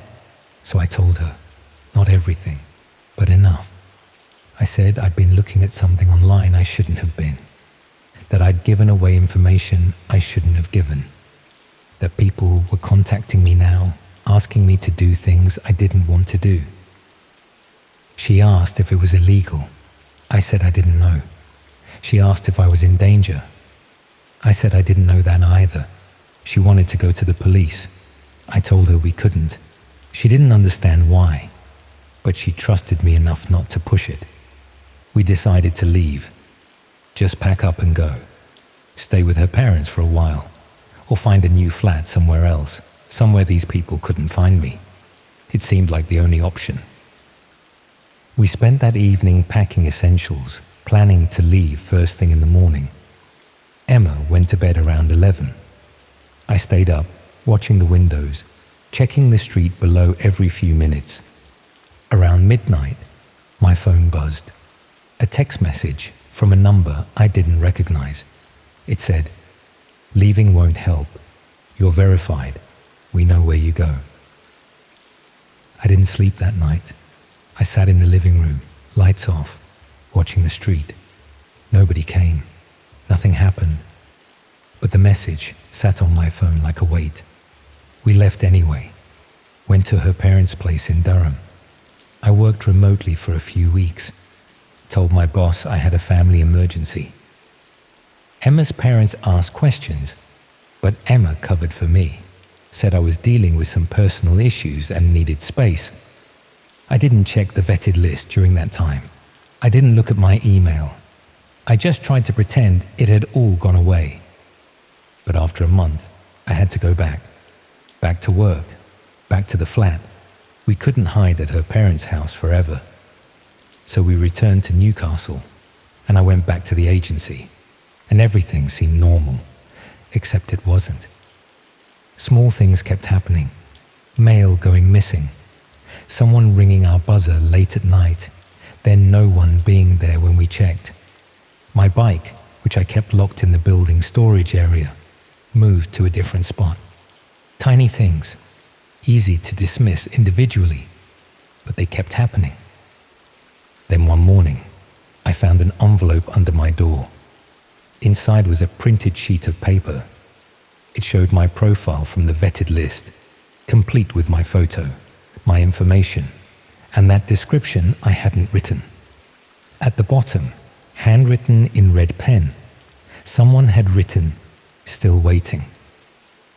Emma saw it before I could hide it. She demanded to know what it meant, who had left it, what I'd gotten us involved in. I told her everything then, the whole story, the application, the photo, the verification process, the requests, all of it. She was furious. Not just scared, but genuinely angry that I'd been so stupid, so careless.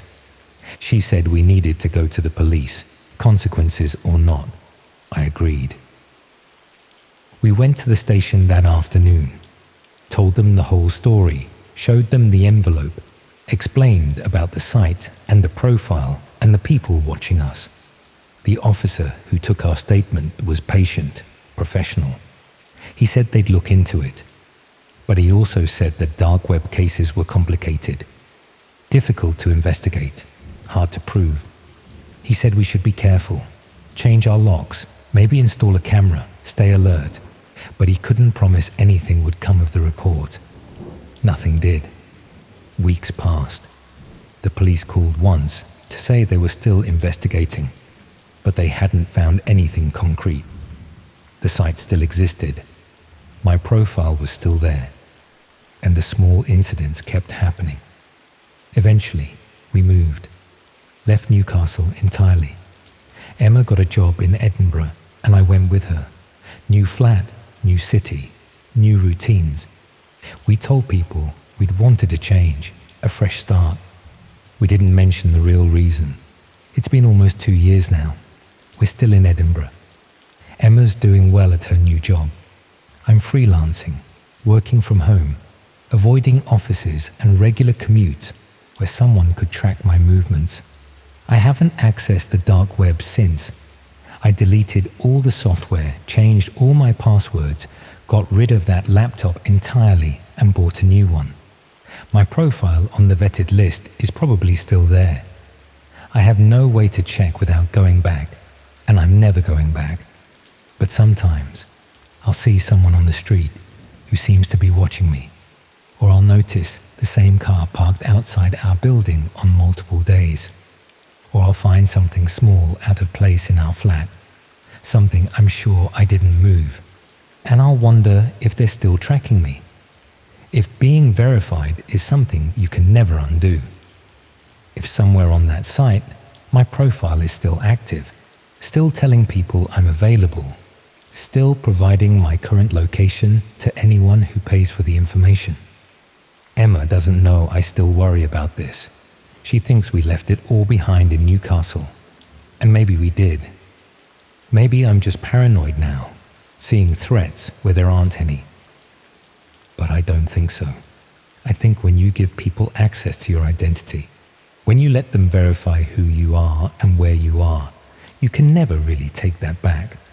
It's out there, permanent, waiting for someone to use it. I was right about one thing at least. Bad things do happen to people who make stupid decisions.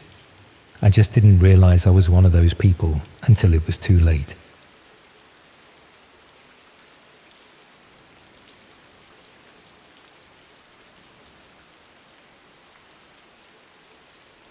I shouldn't have gone. That's the thing I keep coming back to, lying awake at 3 a.m. with my heart doing that uneven flutter it's had ever since. I shouldn't have gone, but I'm getting a little ahead of myself. It started with accessing the dark web, not for anything extreme or twisted. I wasn't looking for any trouble. I just wanted some cannabis.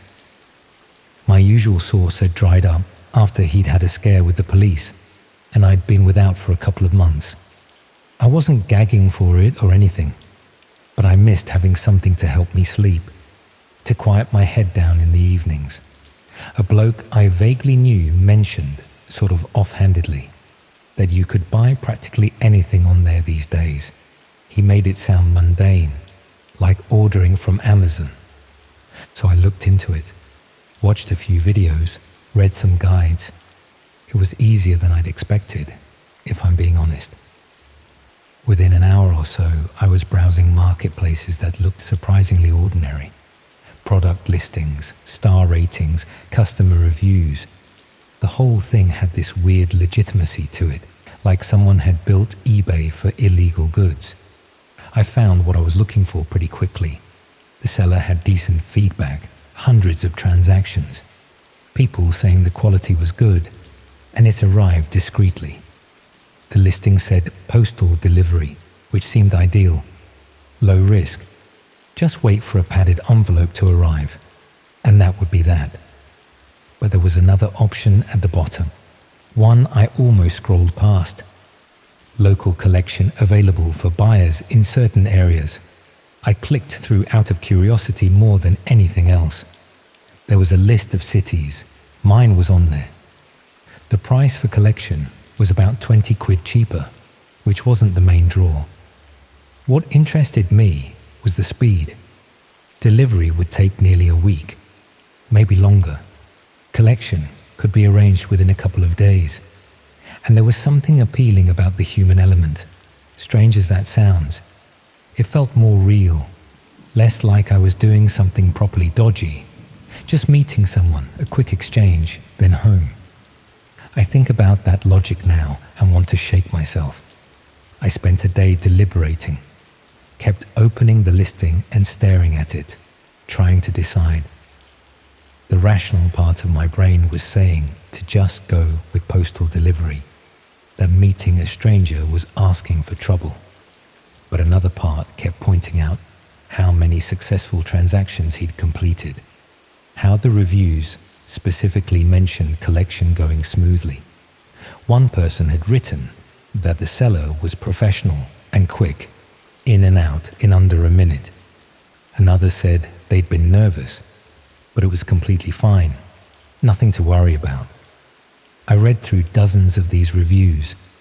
Looking back, I was probably trying to convince myself, seeking validation for a decision I'd already made. The cheaper price and faster turnaround were factors, sure, but mostly, I think I just wanted to prove to myself that I could do it, that I wasn't as risk-averse and boring as I sometimes felt. Stupid reasoning.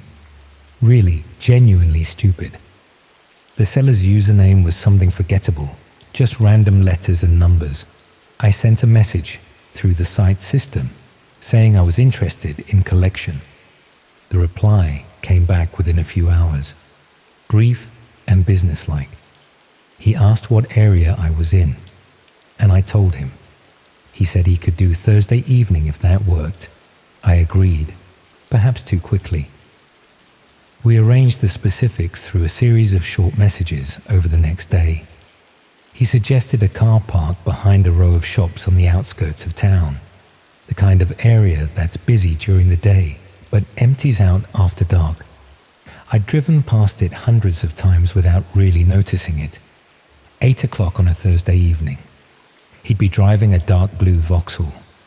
I should approach the passenger side and he'd hand it over through the window. Simple enough. I'd been overthinking it, clearly. The days leading up to Thursday had this strange quality to them.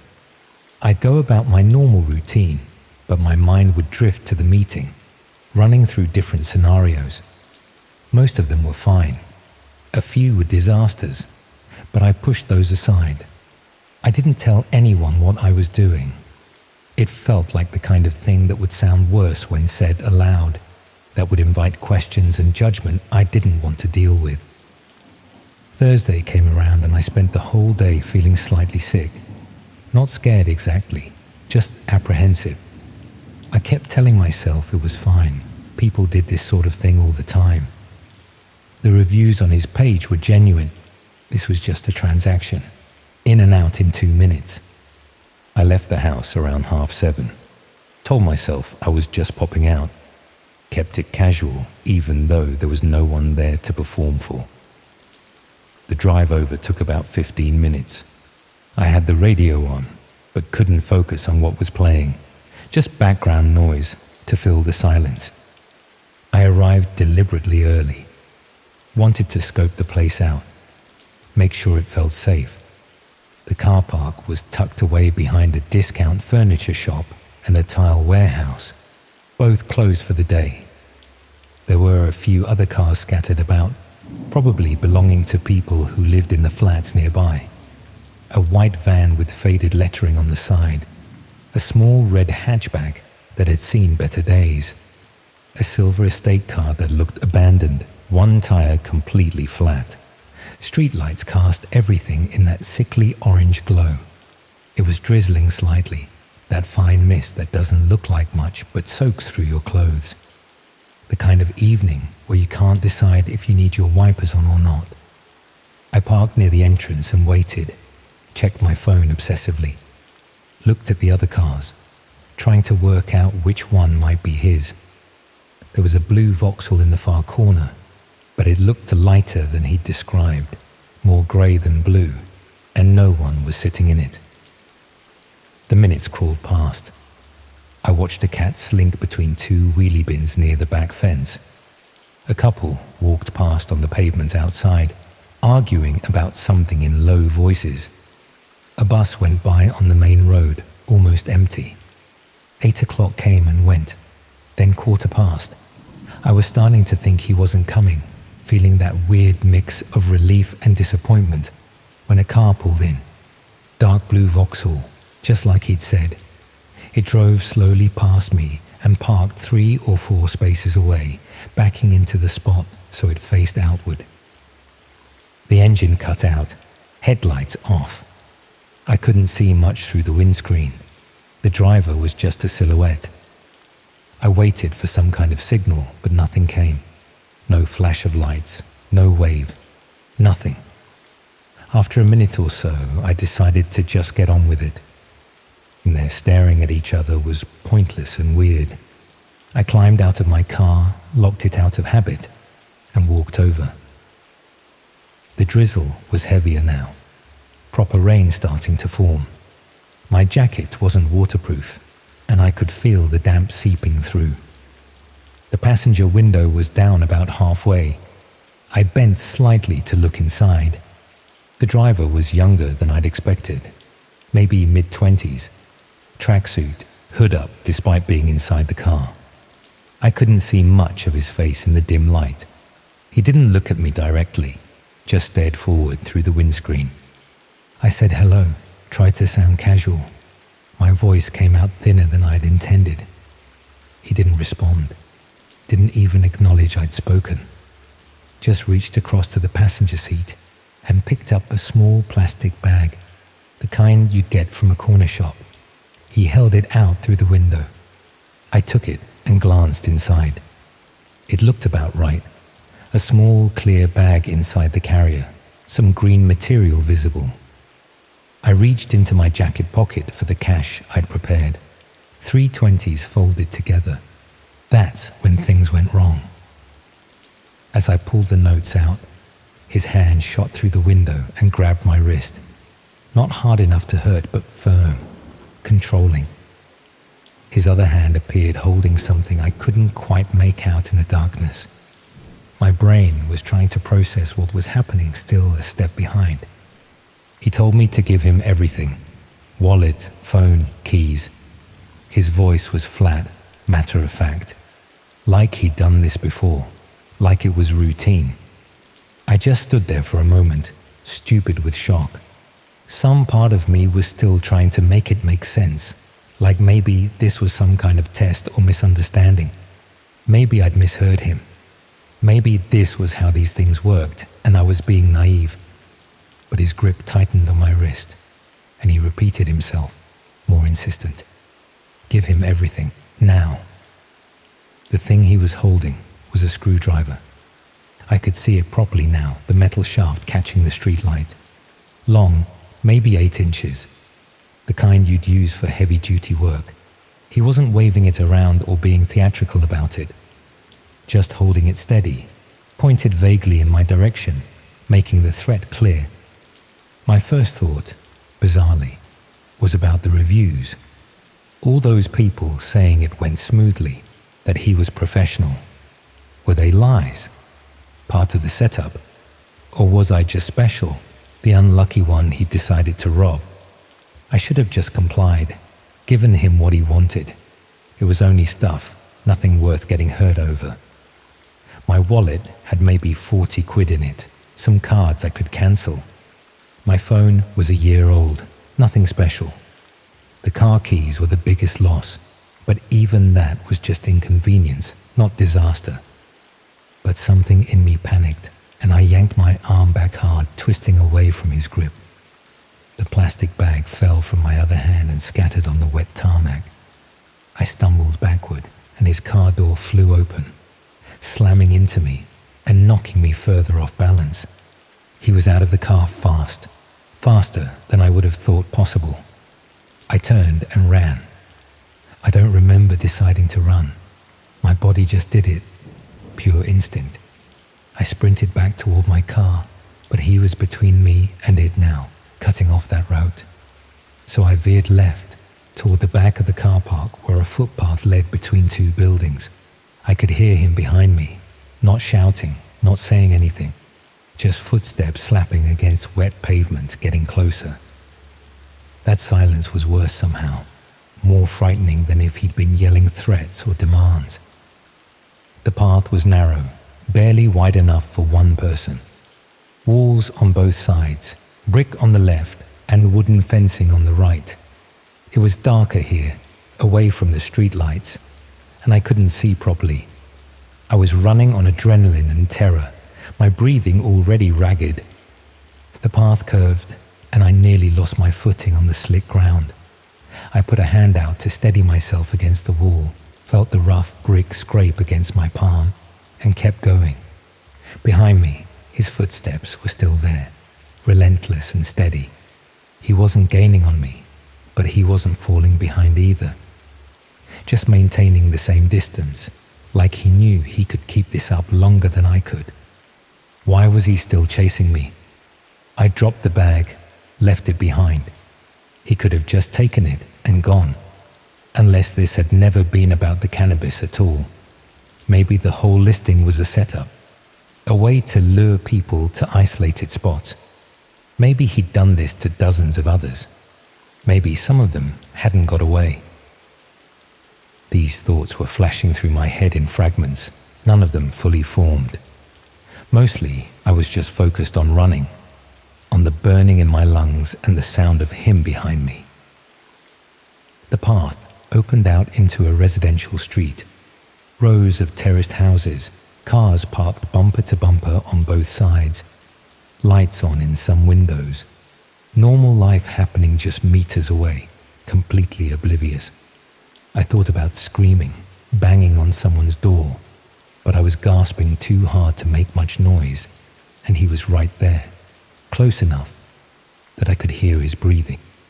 I ran down the middle of the street, my shoes slapping against the road, looked back over my shoulder and immediately regretted it. He was maybe 10 meters behind, hood still up, face in shadow. Something about seeing him in the open like that, in this normal suburban street, made it worse somehow, more real. This wasn't happening in some dark alley or abandoned building. This was happening in the middle of ordinary life, and nobody was noticing. I turned at the end of the road, took a random left, then another right, trying to lose him in the maze of identical streets. My chest was screaming and there was a stitch developing in my side, but I didn't dare slow down. I could hear my heartbeat pounding in my ears, could taste copper in my mouth. After another turn, I risked another glance back. The street behind me was empty. I kept running anyway, not trusting it. Took 2 more turns and then ducked into a front garden, crouching behind a car. Tried to control my breathing, listening for footsteps. Nothing. Just the sound of a television through someone's window and distant traffic. Someone laughing inside one of the houses. A dog barking a few streets over.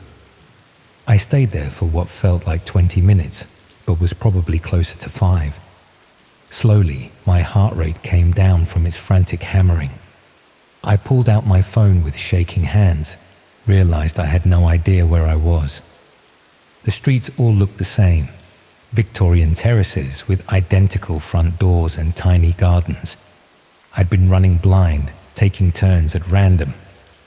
I opened the map and tried to work out a route back to the car park. My hands were trembling so badly I kept mistyping. Eventually, I got it sorted and started plotting a path. The walk back took me nearly 40 minutes.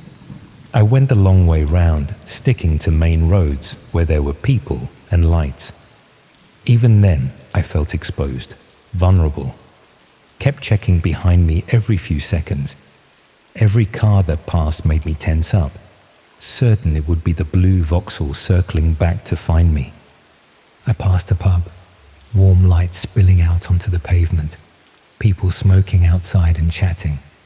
I thought about going in, hiding there for an hour or so, but the idea of being around people felt impossible. I couldn't imagine making small talk or pretending to be normal. So I walked past and kept going. My clothes were soaked through by now. The rain had picked up properly and I was shivering, though I couldn't tell if it was from cold or shock or both. My legs felt weak and unstable, like they might give out at any moment. When I finally made it back to the car park, his car was gone. So was mine. I stood there staring at the empty space where I'd parked, my brain struggling to process this final kick. Of course he'd taken it. I'd left the keys in my jacket pocket, and he'd had plenty of time while I was running in circles through the estate. Probably drove straight back here after I'd lost him, let himself in, and helped himself. The plastic bag was still there on the ground, dark and soggy with rain. I left it where it lay. I walked to the main road and called a taxi. Stood under the awning of the furniture shop while I waited, dripping and shaking. The driver who picked me up gave me a look, but didn't ask questions. I was grateful for that. I reported it to the police as stolen, left out the bit about the dark web, obviously. Said I'd parked up and someone must have taken it while I was walking around. They were polite but clearly not that bothered. Gave me a crime reference number and said they'd be in touch if it turned up. Asked if I'd seen anyone suspicious. I said no. It did turn up, about a week later. Burned out in a field just outside town. Completely gutted. The police said it was probably joyriders. I didn't correct them. The insurance process was tedious and humiliating. They asked all sorts of questions about where I'd been, why I'd left the keys in the car, whether I'd locked it properly. I stuck to my story. Eventually they paid out, minus the excess, and I bought a replacement. Nothing special, just something to get me from A to B. I think about that night constantly, not in a dramatic, traumatized way, just little flashes throughout the day. Seeing his hand shoot through that window, the sound of footsteps behind me in the dark, the empty space where my car had been, the screwdriver catching the light. Mostly I think about the reviews, all those positive comments on his listing, people saying the transaction went smoothly, that he was reliable. Were any of them real? Or were they all part of the setup? Fake accounts building credibility? Maybe some were genuine and I was just unlucky, the one he decided to target. Or maybe everyone who left a bad review simply never got the chance. I went back to the dark web a few days later, once I'd calmed down enough to think straight. Wanted to see if his listing was still there. It was gone. The whole account had vanished. I tried searching variations of the username but found nothing. Like he'd never existed. I don't know. I'll never know. I don't go near that stuff anymore. Hardly even drink these days. The whole thing taught me that the normal rules don't apply once you step outside normal channels. There's no customer service, no protection, no recourse. You're just vulnerable, and some people will exploit that without a second thought. The worst part is how ordinary it all was. No masks, no weapons really, just a screwdriver. No abandoned warehouses or dramatic showdowns. Just a rundown car park and a residential street and a bloke in a tracksuit. That's what real danger looks like, I suppose. Not cinematic or exciting, just squalid and frightening and pointless. I still live in the same town. Sometimes I see dark blue Vauxhalls and my stomach drops before I can remind myself it's irrational. Sometimes I'm walking somewhere at night and I hear footsteps behind me and I have to fight the urge to run. Sometimes I drive past that car park and feel my chest tighten, my breathing goes shallow. I never saw him again, never heard anything. It was like it never happened, except for the insurance claim and the nightmares I had for a couple of months afterward, and this jumpy, paranoid feeling that never quite goes away. I was lucky, I know that. It could have been so much worse. He could have caught me. He could have used that screwdriver. I could have hit my head when I fell, or run into traffic, or any number of things. Sometimes I think about what would have happened if I'd tripped during that chase, if I'd gone down on that narrow path with him right behind me. I don't let myself think about it for long. But knowing you were lucky doesn't make it feel any better somehow. It just makes you realize how close you came to something terrible, and how easily it could happen again. How thin the line is between normal life and absolute disaster. How quickly things can spiral out of control. I've never told anyone this, not properly. Partly because I'm ashamed of how naive I was, but mostly because I don't want to hear what they'd say. That it was my own fault, that I should have known better, that anyone with half a brain would have seen it coming. They'd be right, of course. I should never have gone.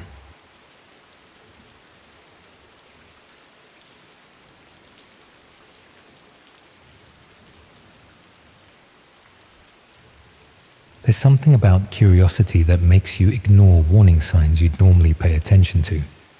Looking back, I can see exactly where I should have stopped, where any reasonable person would have closed their laptop and walked away. But I didn't, and now I'm living with the consequences. Last summer, I was working as a dental receptionist in Southampton. Not the most exciting job in the world, but it paid the bills and gave me enough free time to pursue my actual interest, which was photography. I'd been doing it semi-professionally for a few years, mostly portraits and the occasional wedding. Nothing that would make me rich, but enough to supplement my income. The practice where I worked was in the city centre, and my flat was about 20 minutes away on foot. I lived alone, which suited me fine. I'd always been fairly independent, preferred my own company most of the time.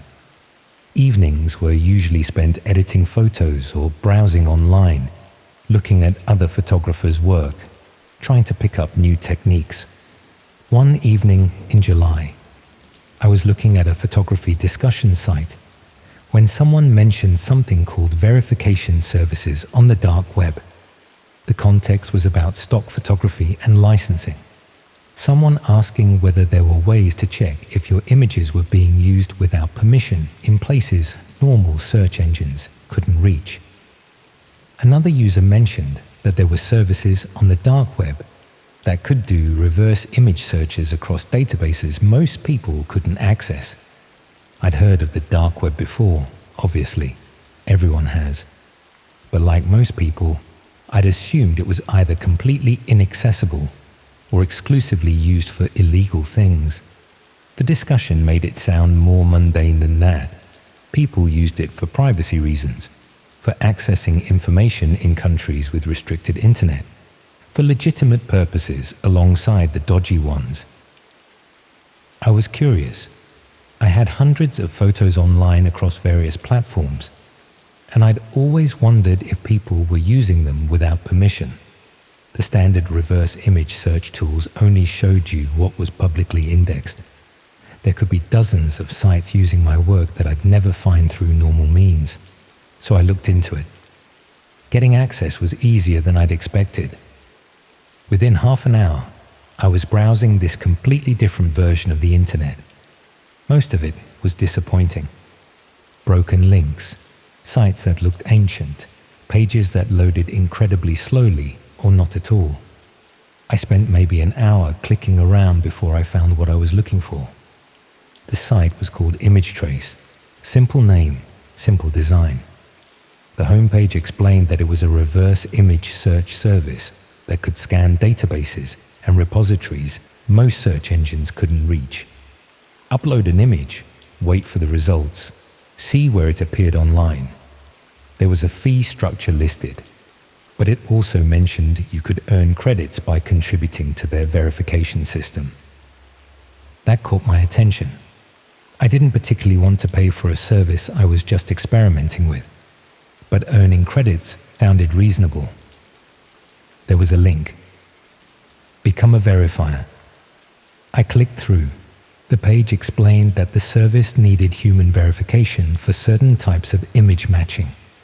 Their automated system could find potential matches, but humans were better at confirming whether two images were actually the same or just similar. Verifiers would be shown pairs of images and asked to rate how closely they matched. Each verification earned a small number of credits. Accumulate enough credits, and you could use the service to search for your own images. It seemed straightforward enough. Look at some images, say whether they match, earn credits. Use those credits to search for my photographs. A fair exchange. I signed up using a temporary email address. The registration process asked for some basic information: general location, languages spoken, areas of expertise. I put down Southampton, English, and photography. Then I confirmed my registration and was taken to a dashboard. The interface was clean and functional. At the top was my credit balance, 0. Below that was a button, Begin Verification Tasks. I clicked it. The first task appeared immediately. 2 photographs side by side. On the left was a picture of a street scene, clearly taken in some European city. On the right was a similar but not identical image of what looked like the same street from a slightly different angle. Below each image was a question. Are these images of the same location? There were 5 options.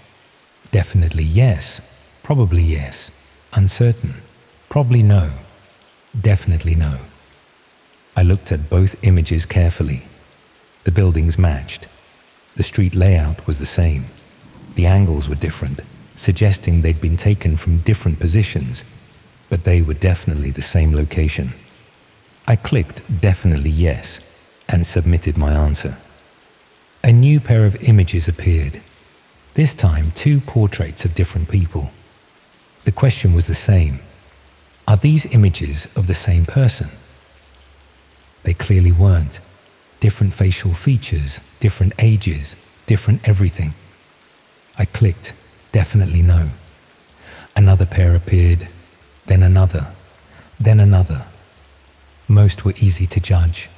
Landscapes that were obviously the same place or obviously different. Portraits of the same person taken years apart versus portraits of completely different people. Buildings, cars, objects. Some required more thought, particularly when the images were poor quality or taken from strange angles, but generally it was straightforward work. After about 30 minutes, I'd completed maybe 50 verifications. My credit balance had increased accordingly. Each verification earned a fractional credit, and I needed roughly 100 credits to run a basic image search.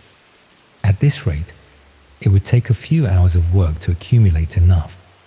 Tedious, but not difficult. I stopped for the evening and came back to it the next day. Completed another 50 verifications. Then another batch the day after that. Within a week, I had enough credits to run my first search. I uploaded one of my more popular photographs, a sunset shot over Southampton docks that I'd taken a couple of years earlier. The search ran for maybe 30 seconds, then returned results. It found the image on my own website, obviously, on my social media accounts, on a few photography sharing sites where I'd posted it, all expected. But it also found 3 other locations. A blog based in Germany that had used the image without credit, a tourism website for the South Coast that had taken it from somewhere and used it in a promotional article, and a stock photography site I'd never heard of. selling prints of my photograph. I felt a mixture of vindication and annoyance. I'd been right to be suspicious. People were using my work without permission. The verifications had been worth it. I ran a few more searches over the following days, checking other images from my portfolio. Found similar results. A few unauthorized uses, mostly small-scale stuff that probably wasn't worth pursuing legally, but good to know about nonetheless. Then the verification tasks started changing. I'd been working through them one evening, mindlessly clicking through pairs of images, when something made me pause. The images weren't photographs anymore. They were screenshots. On the left was a screenshot of what looked like a text conversation. On the right was another screenshot, similar but with slightly different text. The question had changed too. Do these conversations involve the same participants? I stared at the screen for a moment. This wasn't what I'd signed up for. I'd agreed to verify image matches, not analyze private conversations. But the task was already loaded, and there was no obvious way to skip it without losing my progress. I looked at the screenshots more carefully. The text was in English. The conversation on the left appeared to be between two people discussing meeting up somewhere. The conversation on the right showed different text, but similar phrasing, similar topics. Without names or profile pictures visible, it was impossible to tell if they involved the same people. I clicked uncertain and submitted. A new task appeared. This time it was 2 photographs of documents. Official-looking forms with most of the text blurred out, but enough visible to see they were some kind of application or registration documents. The question: are these documents from the same source? Again, impossible to tell with most of the information obscured. I clicked uncertain again. More tasks appeared, and they were increasingly strange. Screenshots of emails with identifying information blurred. Photographs of buildings with the question, "Is this a residential property?" Aerial images of locations with questions about whether they showed the same area. None of it was related to photography anymore. None of it matched what the service had claimed to be about. I should have stopped then. But I'd already accumulated credits. I'd already invested time. And the tasks kept coming, each one earning me more credits, each one seemingly harmless on its own. Then I got a task that made me feel physically sick. 2 photographs appeared. Both showed the interior of what looked like someone's home. A living room with a sofa, a television, some personal belongings visible. The images were taken from slightly different angles, but clearly showed the same room. The question: are these images from the same location? But there was something else in one of the photos. In the corner, partially visible, was a person. Just their arm and part of their torso sitting on the sofa. They clearly didn't know they were being photographed. The angle suggested the photo had been taken from outside, through a window. I closed the laptop immediately, sat there feeling cold and nauseous, trying to process what I'd just seen. The service wasn't about copyright verification. It was about surveillance. All those tasks I'd been completing, all those verifications, I'd been helping someone identify locations, match images of properties, confirm whether different photographs showed the same places or people. I'd been contributing to some kind of organized information gathering operation. I didn't log back in for several days.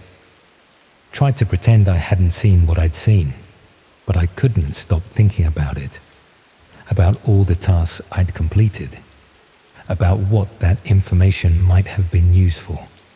Eventually, curiosity got the better of me. I logged back into the dashboard. My credit balance was still there. The verification tasks were still available. I clicked to begin a new task, morbidly curious about what would appear. The task that loaded made my stomach drop. 2 photographs side by side. On the left was a street scene, a residential street with terraced houses. On the right was a closer shot of one specific house on what looked like the same street. I recognized the street immediately. It was my street. The left image showed the full length of the road where I lived. The right image showed a house 3 doors down from mine. The question: are these images from the same location? I sat frozen, staring at the screen. Someone had photographed my street, had uploaded it to this service, was asking verifiers to confirm location details about the area where I lived. I clicked definitely yes without thinking, submitted the answer, immediately regretted it. A new task appeared. This time the left image showed the same street from a different angle. The right image showed another house 2 doors down from mine. Same question. I closed the laptop. This wasn't coincidence. Someone was systematically documenting my street, breaking it down into individual properties, having each one verified by people like me who had no idea what they were contributing to. I checked the dashboard again the next day. My task history was visible in a section I hadn't noticed before. It showed every verification I'd completed, going back to my first day. Hundreds of them now, and next to each one was a status indicator. Verified, pending, or confirmed. The tasks showing my street were marked as confirmed. Multiple verifiers had looked at those images and confirmed the locations matched. Not just me. Others had seen the same tasks and provided the same answers. I scrolled through my task history, looking at everything I'd verified over the past few weeks. Most of it seemed innocuous in isolation. 2 images of the same building, 2 portraits of the same person, 2 screenshots of similar conversations. But seeing them all listed together, I started noticing patterns. Certain locations appeared multiple times. The same street photographed from different angles. The same building shown in different lighting conditions. The same car park at different times of day. Someone was building comprehensive documentation of specific places, using verifiers to confirm accuracy and match details across multiple images. And my street was one of those places. Over the next few days, more tasks appeared involving my area. Not just my street now, but surrounding roads, nearby shops, the park at the end of my road. Each time, I was asked to verify location matches, confirm that different images showed the same places. I stopped completing those tasks, started declining them, clicking uncertain, even when I knew the answer. But it didn't matter. Other verifiers were still completing them. The tasks still showed as confirmed in my history. Then something happened that made everything worse. I was walking home from work one afternoon, the usual route through the city centre and then residential streets toward my flat. As I turned onto my road, I noticed someone standing on the corner. A man, maybe in his 30s, holding a phone up like he was taking photographs. I walked past him, trying to look casual. Glanced back once I'd passed. He was still there, phone raised, photographing the street. It could have been innocent. Could have been a tourist, or someone documenting the area for personal reasons. But the timing felt wrong, too coincidental. I went into my flat and immediately opened my laptop, logged into the dashboard, refreshed the verification tasks. New tasks had appeared, photographs of my street taken from the exact spot where I'd seen that man standing. Different houses shown in each image, including mine. The tasks were already being verified by other users, already marked as confirmed. I was watching it happen in real time. Someone photographing my street, uploading the images, having them verified and catalogued within minutes. I tried to delete my account. The option wasn't available.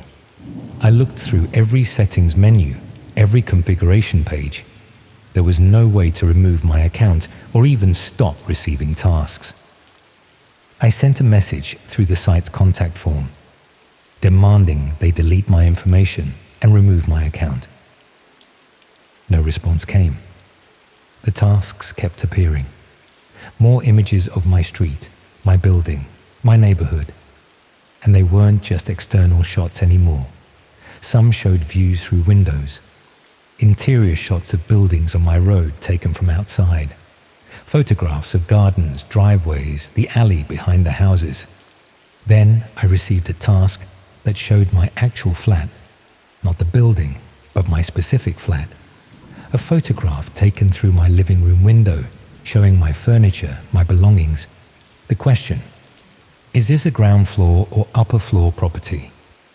The answer was obvious from the angle. Upper floor, second floor specifically. But I couldn't bring myself to answer. I just stared at the image, at my own living room displayed on this site, being catalogued and verified by strangers. I closed my curtains, all of them, stopped opening them even during the day, started avoiding the windows entirely. But the tasks kept coming. My building from different angles, the entrance where I came and went, the window of my flat, my car in the residence parking area, each one being verified, confirmed, added to whatever database this service was building. I tried to work out who was behind it, went back through the site, looking for any information about the company or organization running ImageTrace. There was nothing. No contact details beyond the form I'd already used. No company registration. No terms of service that mentioned who owned or operated the site. I looked up the service on normal search engines, found nothing. It didn't exist outside the dark web. No reviews, no discussions, no mentions anywhere.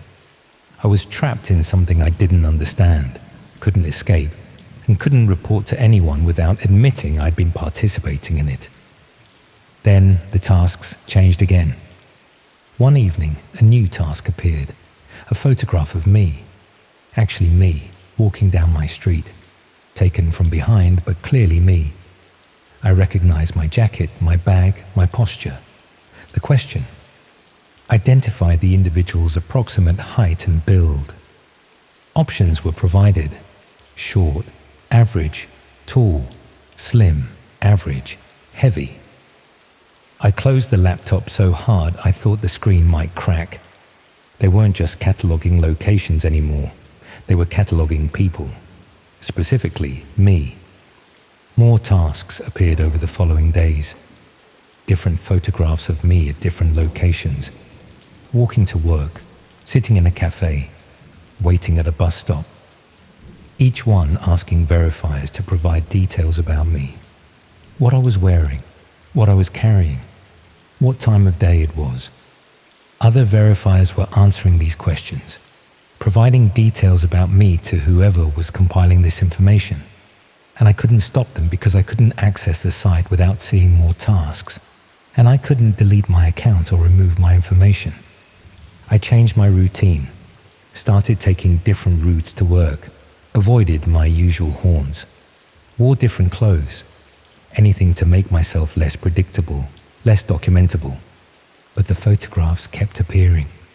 New locations, new times. They were following me, photographing me, uploading everything to the site for verification. I went to the police, told them someone was following me and taking photographs. They asked if I knew who or why. I said no. I couldn't tell them about ImageTrace without explaining how I knew about it, without admitting I'd been verifying similar images of other people and places for weeks. They said they'd keep a record of my report, but there wasn't much they could do without more information. They suggested I be vigilant, maybe install a camera, keep a log of incidents.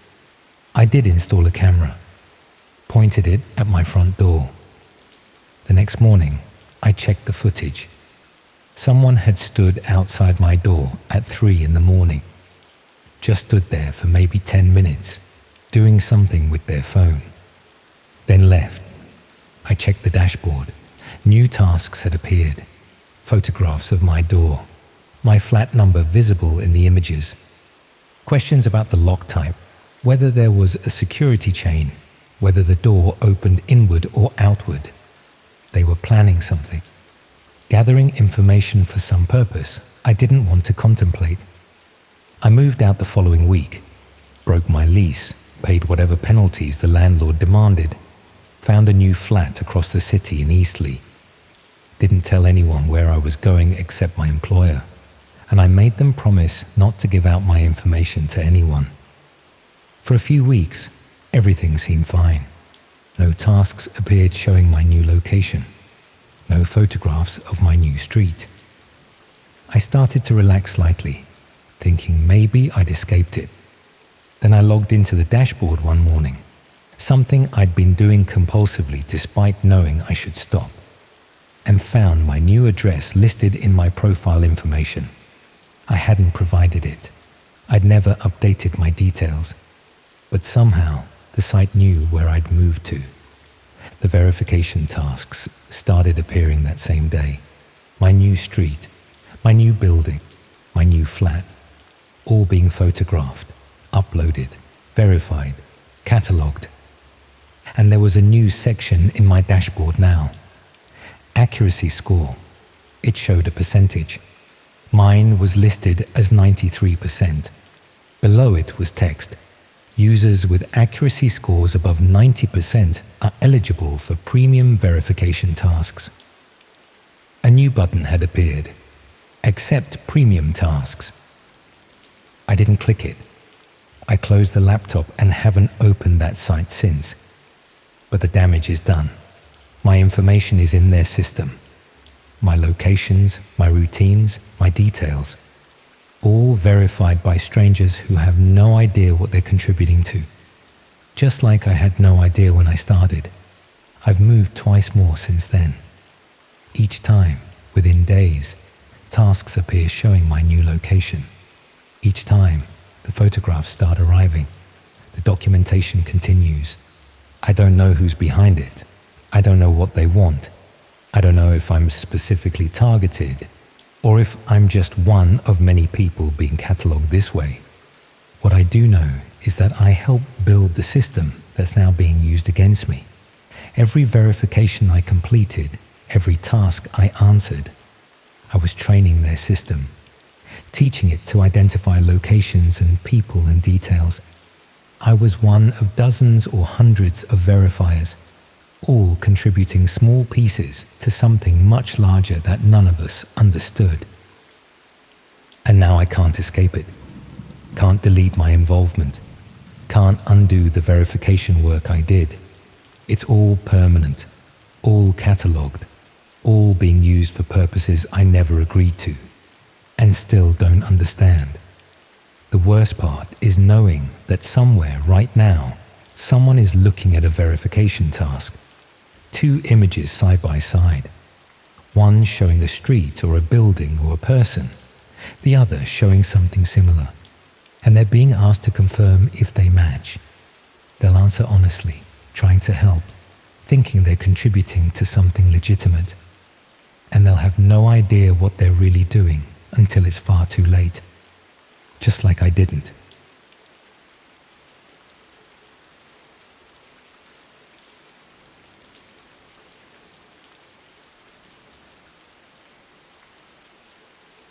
It felt like a game at first, but I quickly learned it wasn't, and what followed would change my life. My parents worked long hours, and I was an only child, which meant most evenings were spent alone in my room in our terrace house in Reading, supposedly doing GCSE coursework, but actually scrolling through whatever caught my attention online.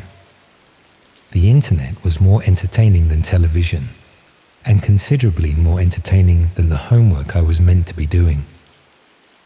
I'd started with the usual social media platforms, but they got repetitive quickly.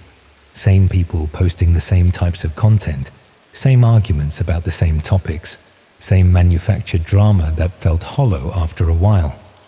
I wanted something more authentic, more immediate, more real than the polished nonsense everyone was sharing. That's when I discovered image boards. Not the mainstream ones that everyone knew about, but smaller, more obscure communities where people shared content that wouldn't survive long on regular platforms.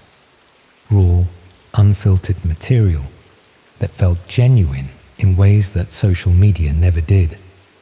The sort of places where people posted without worrying about maintaining personal brands or managing public images.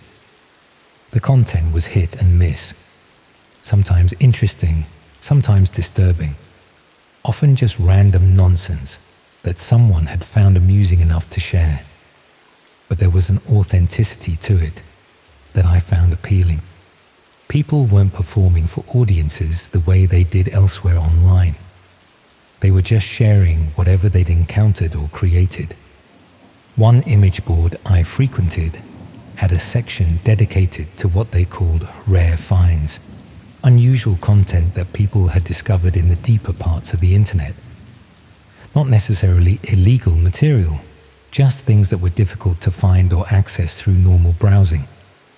The discussions were more sophisticated than you'd expect from random internet users. People analyzed the authenticity of footage, discussed technical aspects of content creation, shared methods for accessing hidden or restricted material. It felt like being part of an exclusive research community.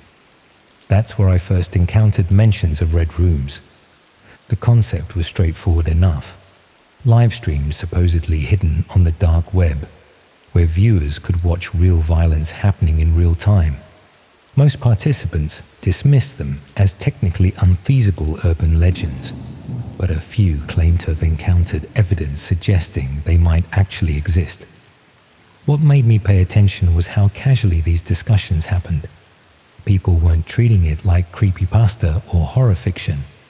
They discussed red rooms the same way they discussed any other type of online content, as something that probably existed somewhere, even if it was difficult to access. One regular poster, who went by Streamfinder, claimed to have archived material from what appeared to be genuine red room broadcasts. He was selective about who he shared content with, requiring people to contribute interesting finds before he'd provide access to his collection. I spent several weeks proving my interest by sharing unusual content I discovered on other platforms. Nothing extreme, just rare or hard to find material that demonstrated I was serious about documenting authentic internet phenomena rather than just seeking sensational content. Streamfinder eventually shared some files from his archive, video clips that showed dark rooms with industrial equipment, bound figures, interface elements suggesting live streaming capabilities. The quality was poor enough that it could have been elaborate fiction, but detailed enough to be potentially genuine. What struck me as possibly authentic was the mundane elements that would be easy to overlook if you were creating hoaxes. Background sounds that suggested specific geographic locations, equipment brands visible in some shots, timestamps that corresponded to real dates and times. Streamfinder explained that accessing live red room streams required more than just knowing where to look. The hidden services changed locations frequently and weren't easy to find through casual browsing. But if I was genuinely interested in documenting whether red rooms were real phenomena or elaborate fiction, he could potentially arrange for me to observe a live stream that was scheduled for later that week. I should have declined at that point. My interest in unusual internet content was supposed to be about finding authentic material, not witnessing actual crimes. But the way Streamfinder described it made it sound like an academic exercise rather than participation in something illegal.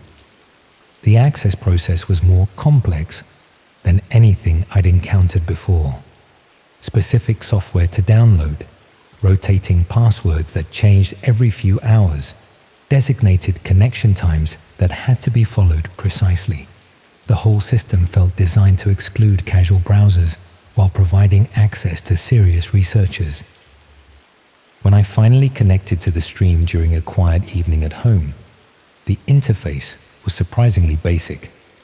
A video player embedded in a simple web page, chat window below, viewer counter showing about 150 people online. Nothing sophisticated about the presentation. The video showed what appeared to be a converted basement or garage space. Concrete walls, harsh fluorescent lighting, minimal furniture except for a metal table positioned in the center of the frame. The atmosphere felt industrial rather than domestic. Strapped to the table was a woman who appeared to be in her 20s, conscious but not moving much.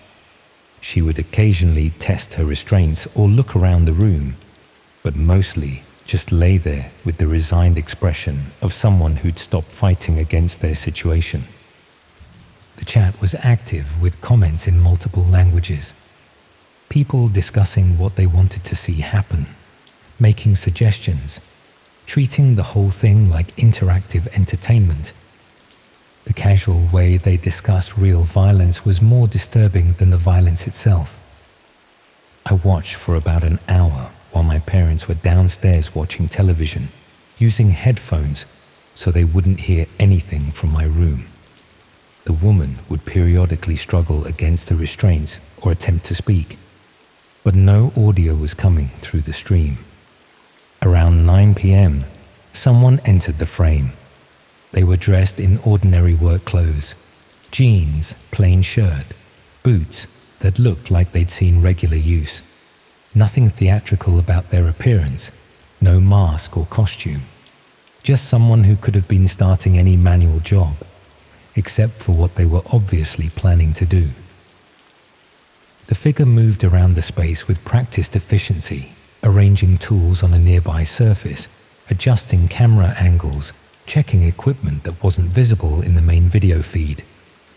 They worked methodically, following what appeared to be a familiar routine. The chat became more excited as preparations continued. People were making specific requests, sharing experiences from previous streams, discussing what they hoped to see happen. The viewer count had climbed to over 200. About 20 minutes into the preparations, I noticed something that made me look more carefully at the background details in the video feed. On the wall behind the table was a local business calendar, one of those promotional items that companies give out to customers at the beginning of each year.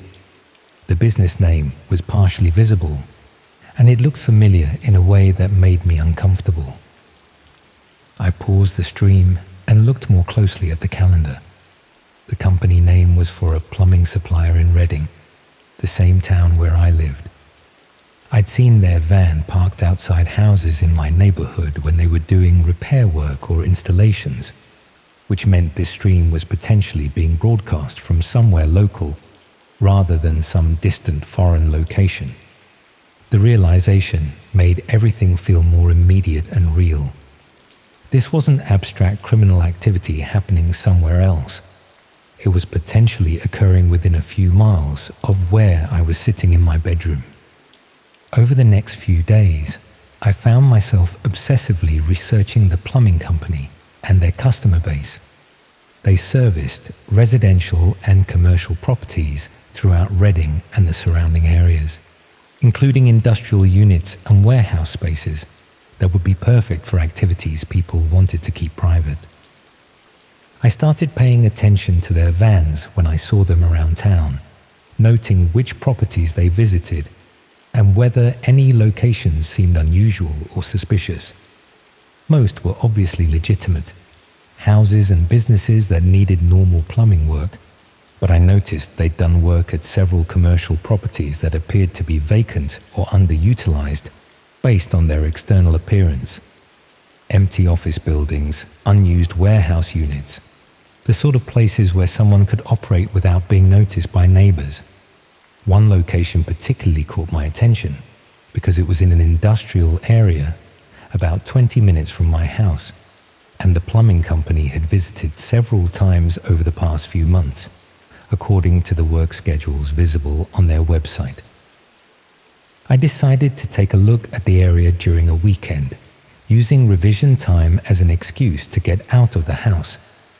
The industrial estate was mostly legitimate businesses, but several units were clearly vacant with to let signs and boarded windows. The unit that had received multiple plumbing visits was officially empty according to the estate agent's signage, but showed signs of recent activity. Fresh tire tracks in the car park, windows that had been covered from inside rather than just boarded up, utility connections that suggested power and water were still active. From the road, everything looked normal, just another vacant commercial property waiting for new tenants. But knowing what I potentially knew about local Red Room operations made it feel sinister in ways that were difficult to explain. I walked past several times over the next week, varying my route and timing to avoid appearing suspicious. Most of the time, there was no obvious activity, but occasionally I'd notice vehicles parked outside that weren't there regularly. One evening, I saw light coming from inside the unit despite it being officially vacant. Not normal commercial lighting, but the harsh, bright illumination that would be needed for filming or broadcasting. That's when I realized I might be looking at the actual location where the stream I'd watched was being produced. Streamfinder had mentioned that what I'd observed wasn't an isolated incident. He offered to provide access to additional streams if I was serious about documenting their activities. I should have declined and focused on my GCS-ES instead, but the discovery that this might be happening locally had made it feel more urgent and important than just another piece of unusual internet content. The next stream he arranged access to was scheduled for the following weekend. Different location, different setup, but the same basic format. Live violence broadcast to paying audiences who treated real suffering as entertainment. This time, the identifying details were clearer. Not just a local business calendar, but a window that showed part of what appeared to be a residential street. Houses with a particular architectural style, streetlights with distinctive designs, road markings that were obviously British. The architectural style looked familiar because it was similar to houses in my own neighborhood. Those Victorian terraces, the specific streetlight designs used by the local council, even the particular type of paving stones visible in the road. It all looked very much like areas of Reading I knew well. I spent hours comparing the glimpse of street visible through that window with online maps and street view images of my local area. The match wasn't exact, but it was close enough to suggest the stream was being broadcast from somewhere within the town where I lived. The realization that Red Rooms might be operating in my own community, rather than some distant location, made everything feel more dangerous and immediate. These weren't abstract criminals in foreign countries. They were people who might shop in the same places, use the same roads, possibly even live on streets I walked down regularly. I started researching local missing person reports, looking for cases that might correspond to victims I'd seen in streams. Without knowing exactly when people had been taken or having clear physical descriptions, it was impossible to make definitive connections. But I did find several reports of people who disappeared without obvious explanation over the past year. Not enough to establish any clear pattern, but more than you'd normally expect in a town the size of Reading. One case particularly bothered me because the missing person was someone around my own age. A 17-year-old who'd been reported missing about 3 months earlier after failing to return home from college. The physical description and age were similar to someone I thought I'd seen in one of the archive streams Streamfinder had shared. The circumstances of the disappearance were unusual because there had been no obvious reason for the person to leave voluntarily and no evidence of where they might have gone. They'd simply vanished between college and home on what should have been a routine journey. I researched the route they would have taken and found it passed through several areas with vacant commercial properties, including the industrial estate where I'd noticed the suspicious activity. It would have been easy for someone to intercept them in a relatively isolated area without witnesses. The possibility that someone my own age from my own town might have become a victim in the streams I'd been watching made everything feel personal in ways I hadn't expected. This wasn't just about documenting unusual internet phenomena. It was about real people from my community suffering for the entertainment of online audiences. I considered reporting what I'd discovered to the police, but I knew how that would sound. 16-year-old claims to have found evidence of live murder streams based on recognizing local business calendars and street architecture. Without more concrete evidence, they dismiss it as internet fantasy. More importantly, I was worried about what might happen if the people behind the red rooms discovered that someone had identified their activities. They demonstrated willingness to commit serious violence for entertainment. What would they do to protect themselves from exposure? Instead, I decided to gather more evidence before making any reports. Document activity at suspicious locations, record when lights were visible in supposedly vacant properties, note which vehicles visited and when. But as I was conducting this informal surveillance, I started noticing that I might not be the only person watching these locations. Other people seemed to be taking unusual interest in the same properties I was monitoring. Not obviously suspicious behavior, just individuals who appeared more often than random chance would suggest, positioned where they could observe the vacant units without being obvious about it. One person I noticed regularly was someone who looked like they might be around college age, watching the industrial estate from different positions over several days. Not someone I recognized from my own college, but possibly a student from elsewhere in Reading. The possibility that other people had discovered the same connections I had made me realize that my investigation might not be as secret as I'd assumed.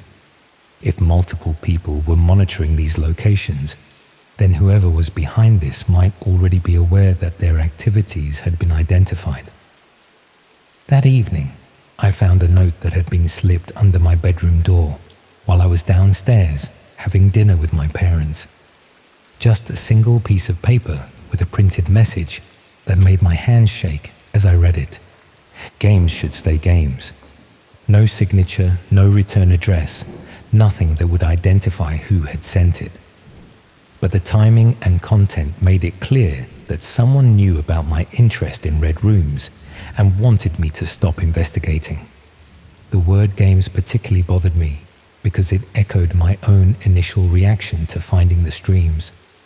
Someone had been watching me closely enough to know how I'd approach this situation, what my motivations were, possibly even what I'd been thinking. I threw the note away and tried to convince myself it was coincidence or someone playing a prank, but I couldn't explain how they'd obtained my home address and managed to deliver the message without my parents noticing anything unusual. Over the next few days, I became increasingly paranoid about being watched. Every stranger I saw near my house felt threatening. Every unexpected sound made me check the windows and doors. But nothing obvious happened. No more notes, no threatening phone calls, no signs that anyone was following me or monitoring my activities. Just the persistent feeling that someone was paying closer attention to my routine than felt comfortable. I stopped visiting the industrial estate and tried to focus on my GCSE revision instead. But I couldn't shake the knowledge of what I'd discovered, or the fear that I'd gotten too close to something dangerous. The lights stopped appearing in the vacant units around the same time I stopped conducting surveillance. Either the activities had moved elsewhere, or whoever was responsible had decided to suspend things until the attention died down. I never reported what I'd discovered to the authorities. The evidence was too circumstantial, and the risks too obvious. Instead, I tried to pretend the whole thing had never happened and focus on preparing for my exams. But I still think about that first dream, and how it had felt like a game until I realized the victims were real people from my own community. How the distance created by computer screens and internet anonymity had made it easy to treat serious violence as entertainment. And I think about how many other similar operations might be running in vacant commercial properties across the country, operated by people who look and act like ordinary members of their communities when they're not broadcasting real suffering to paying audiences.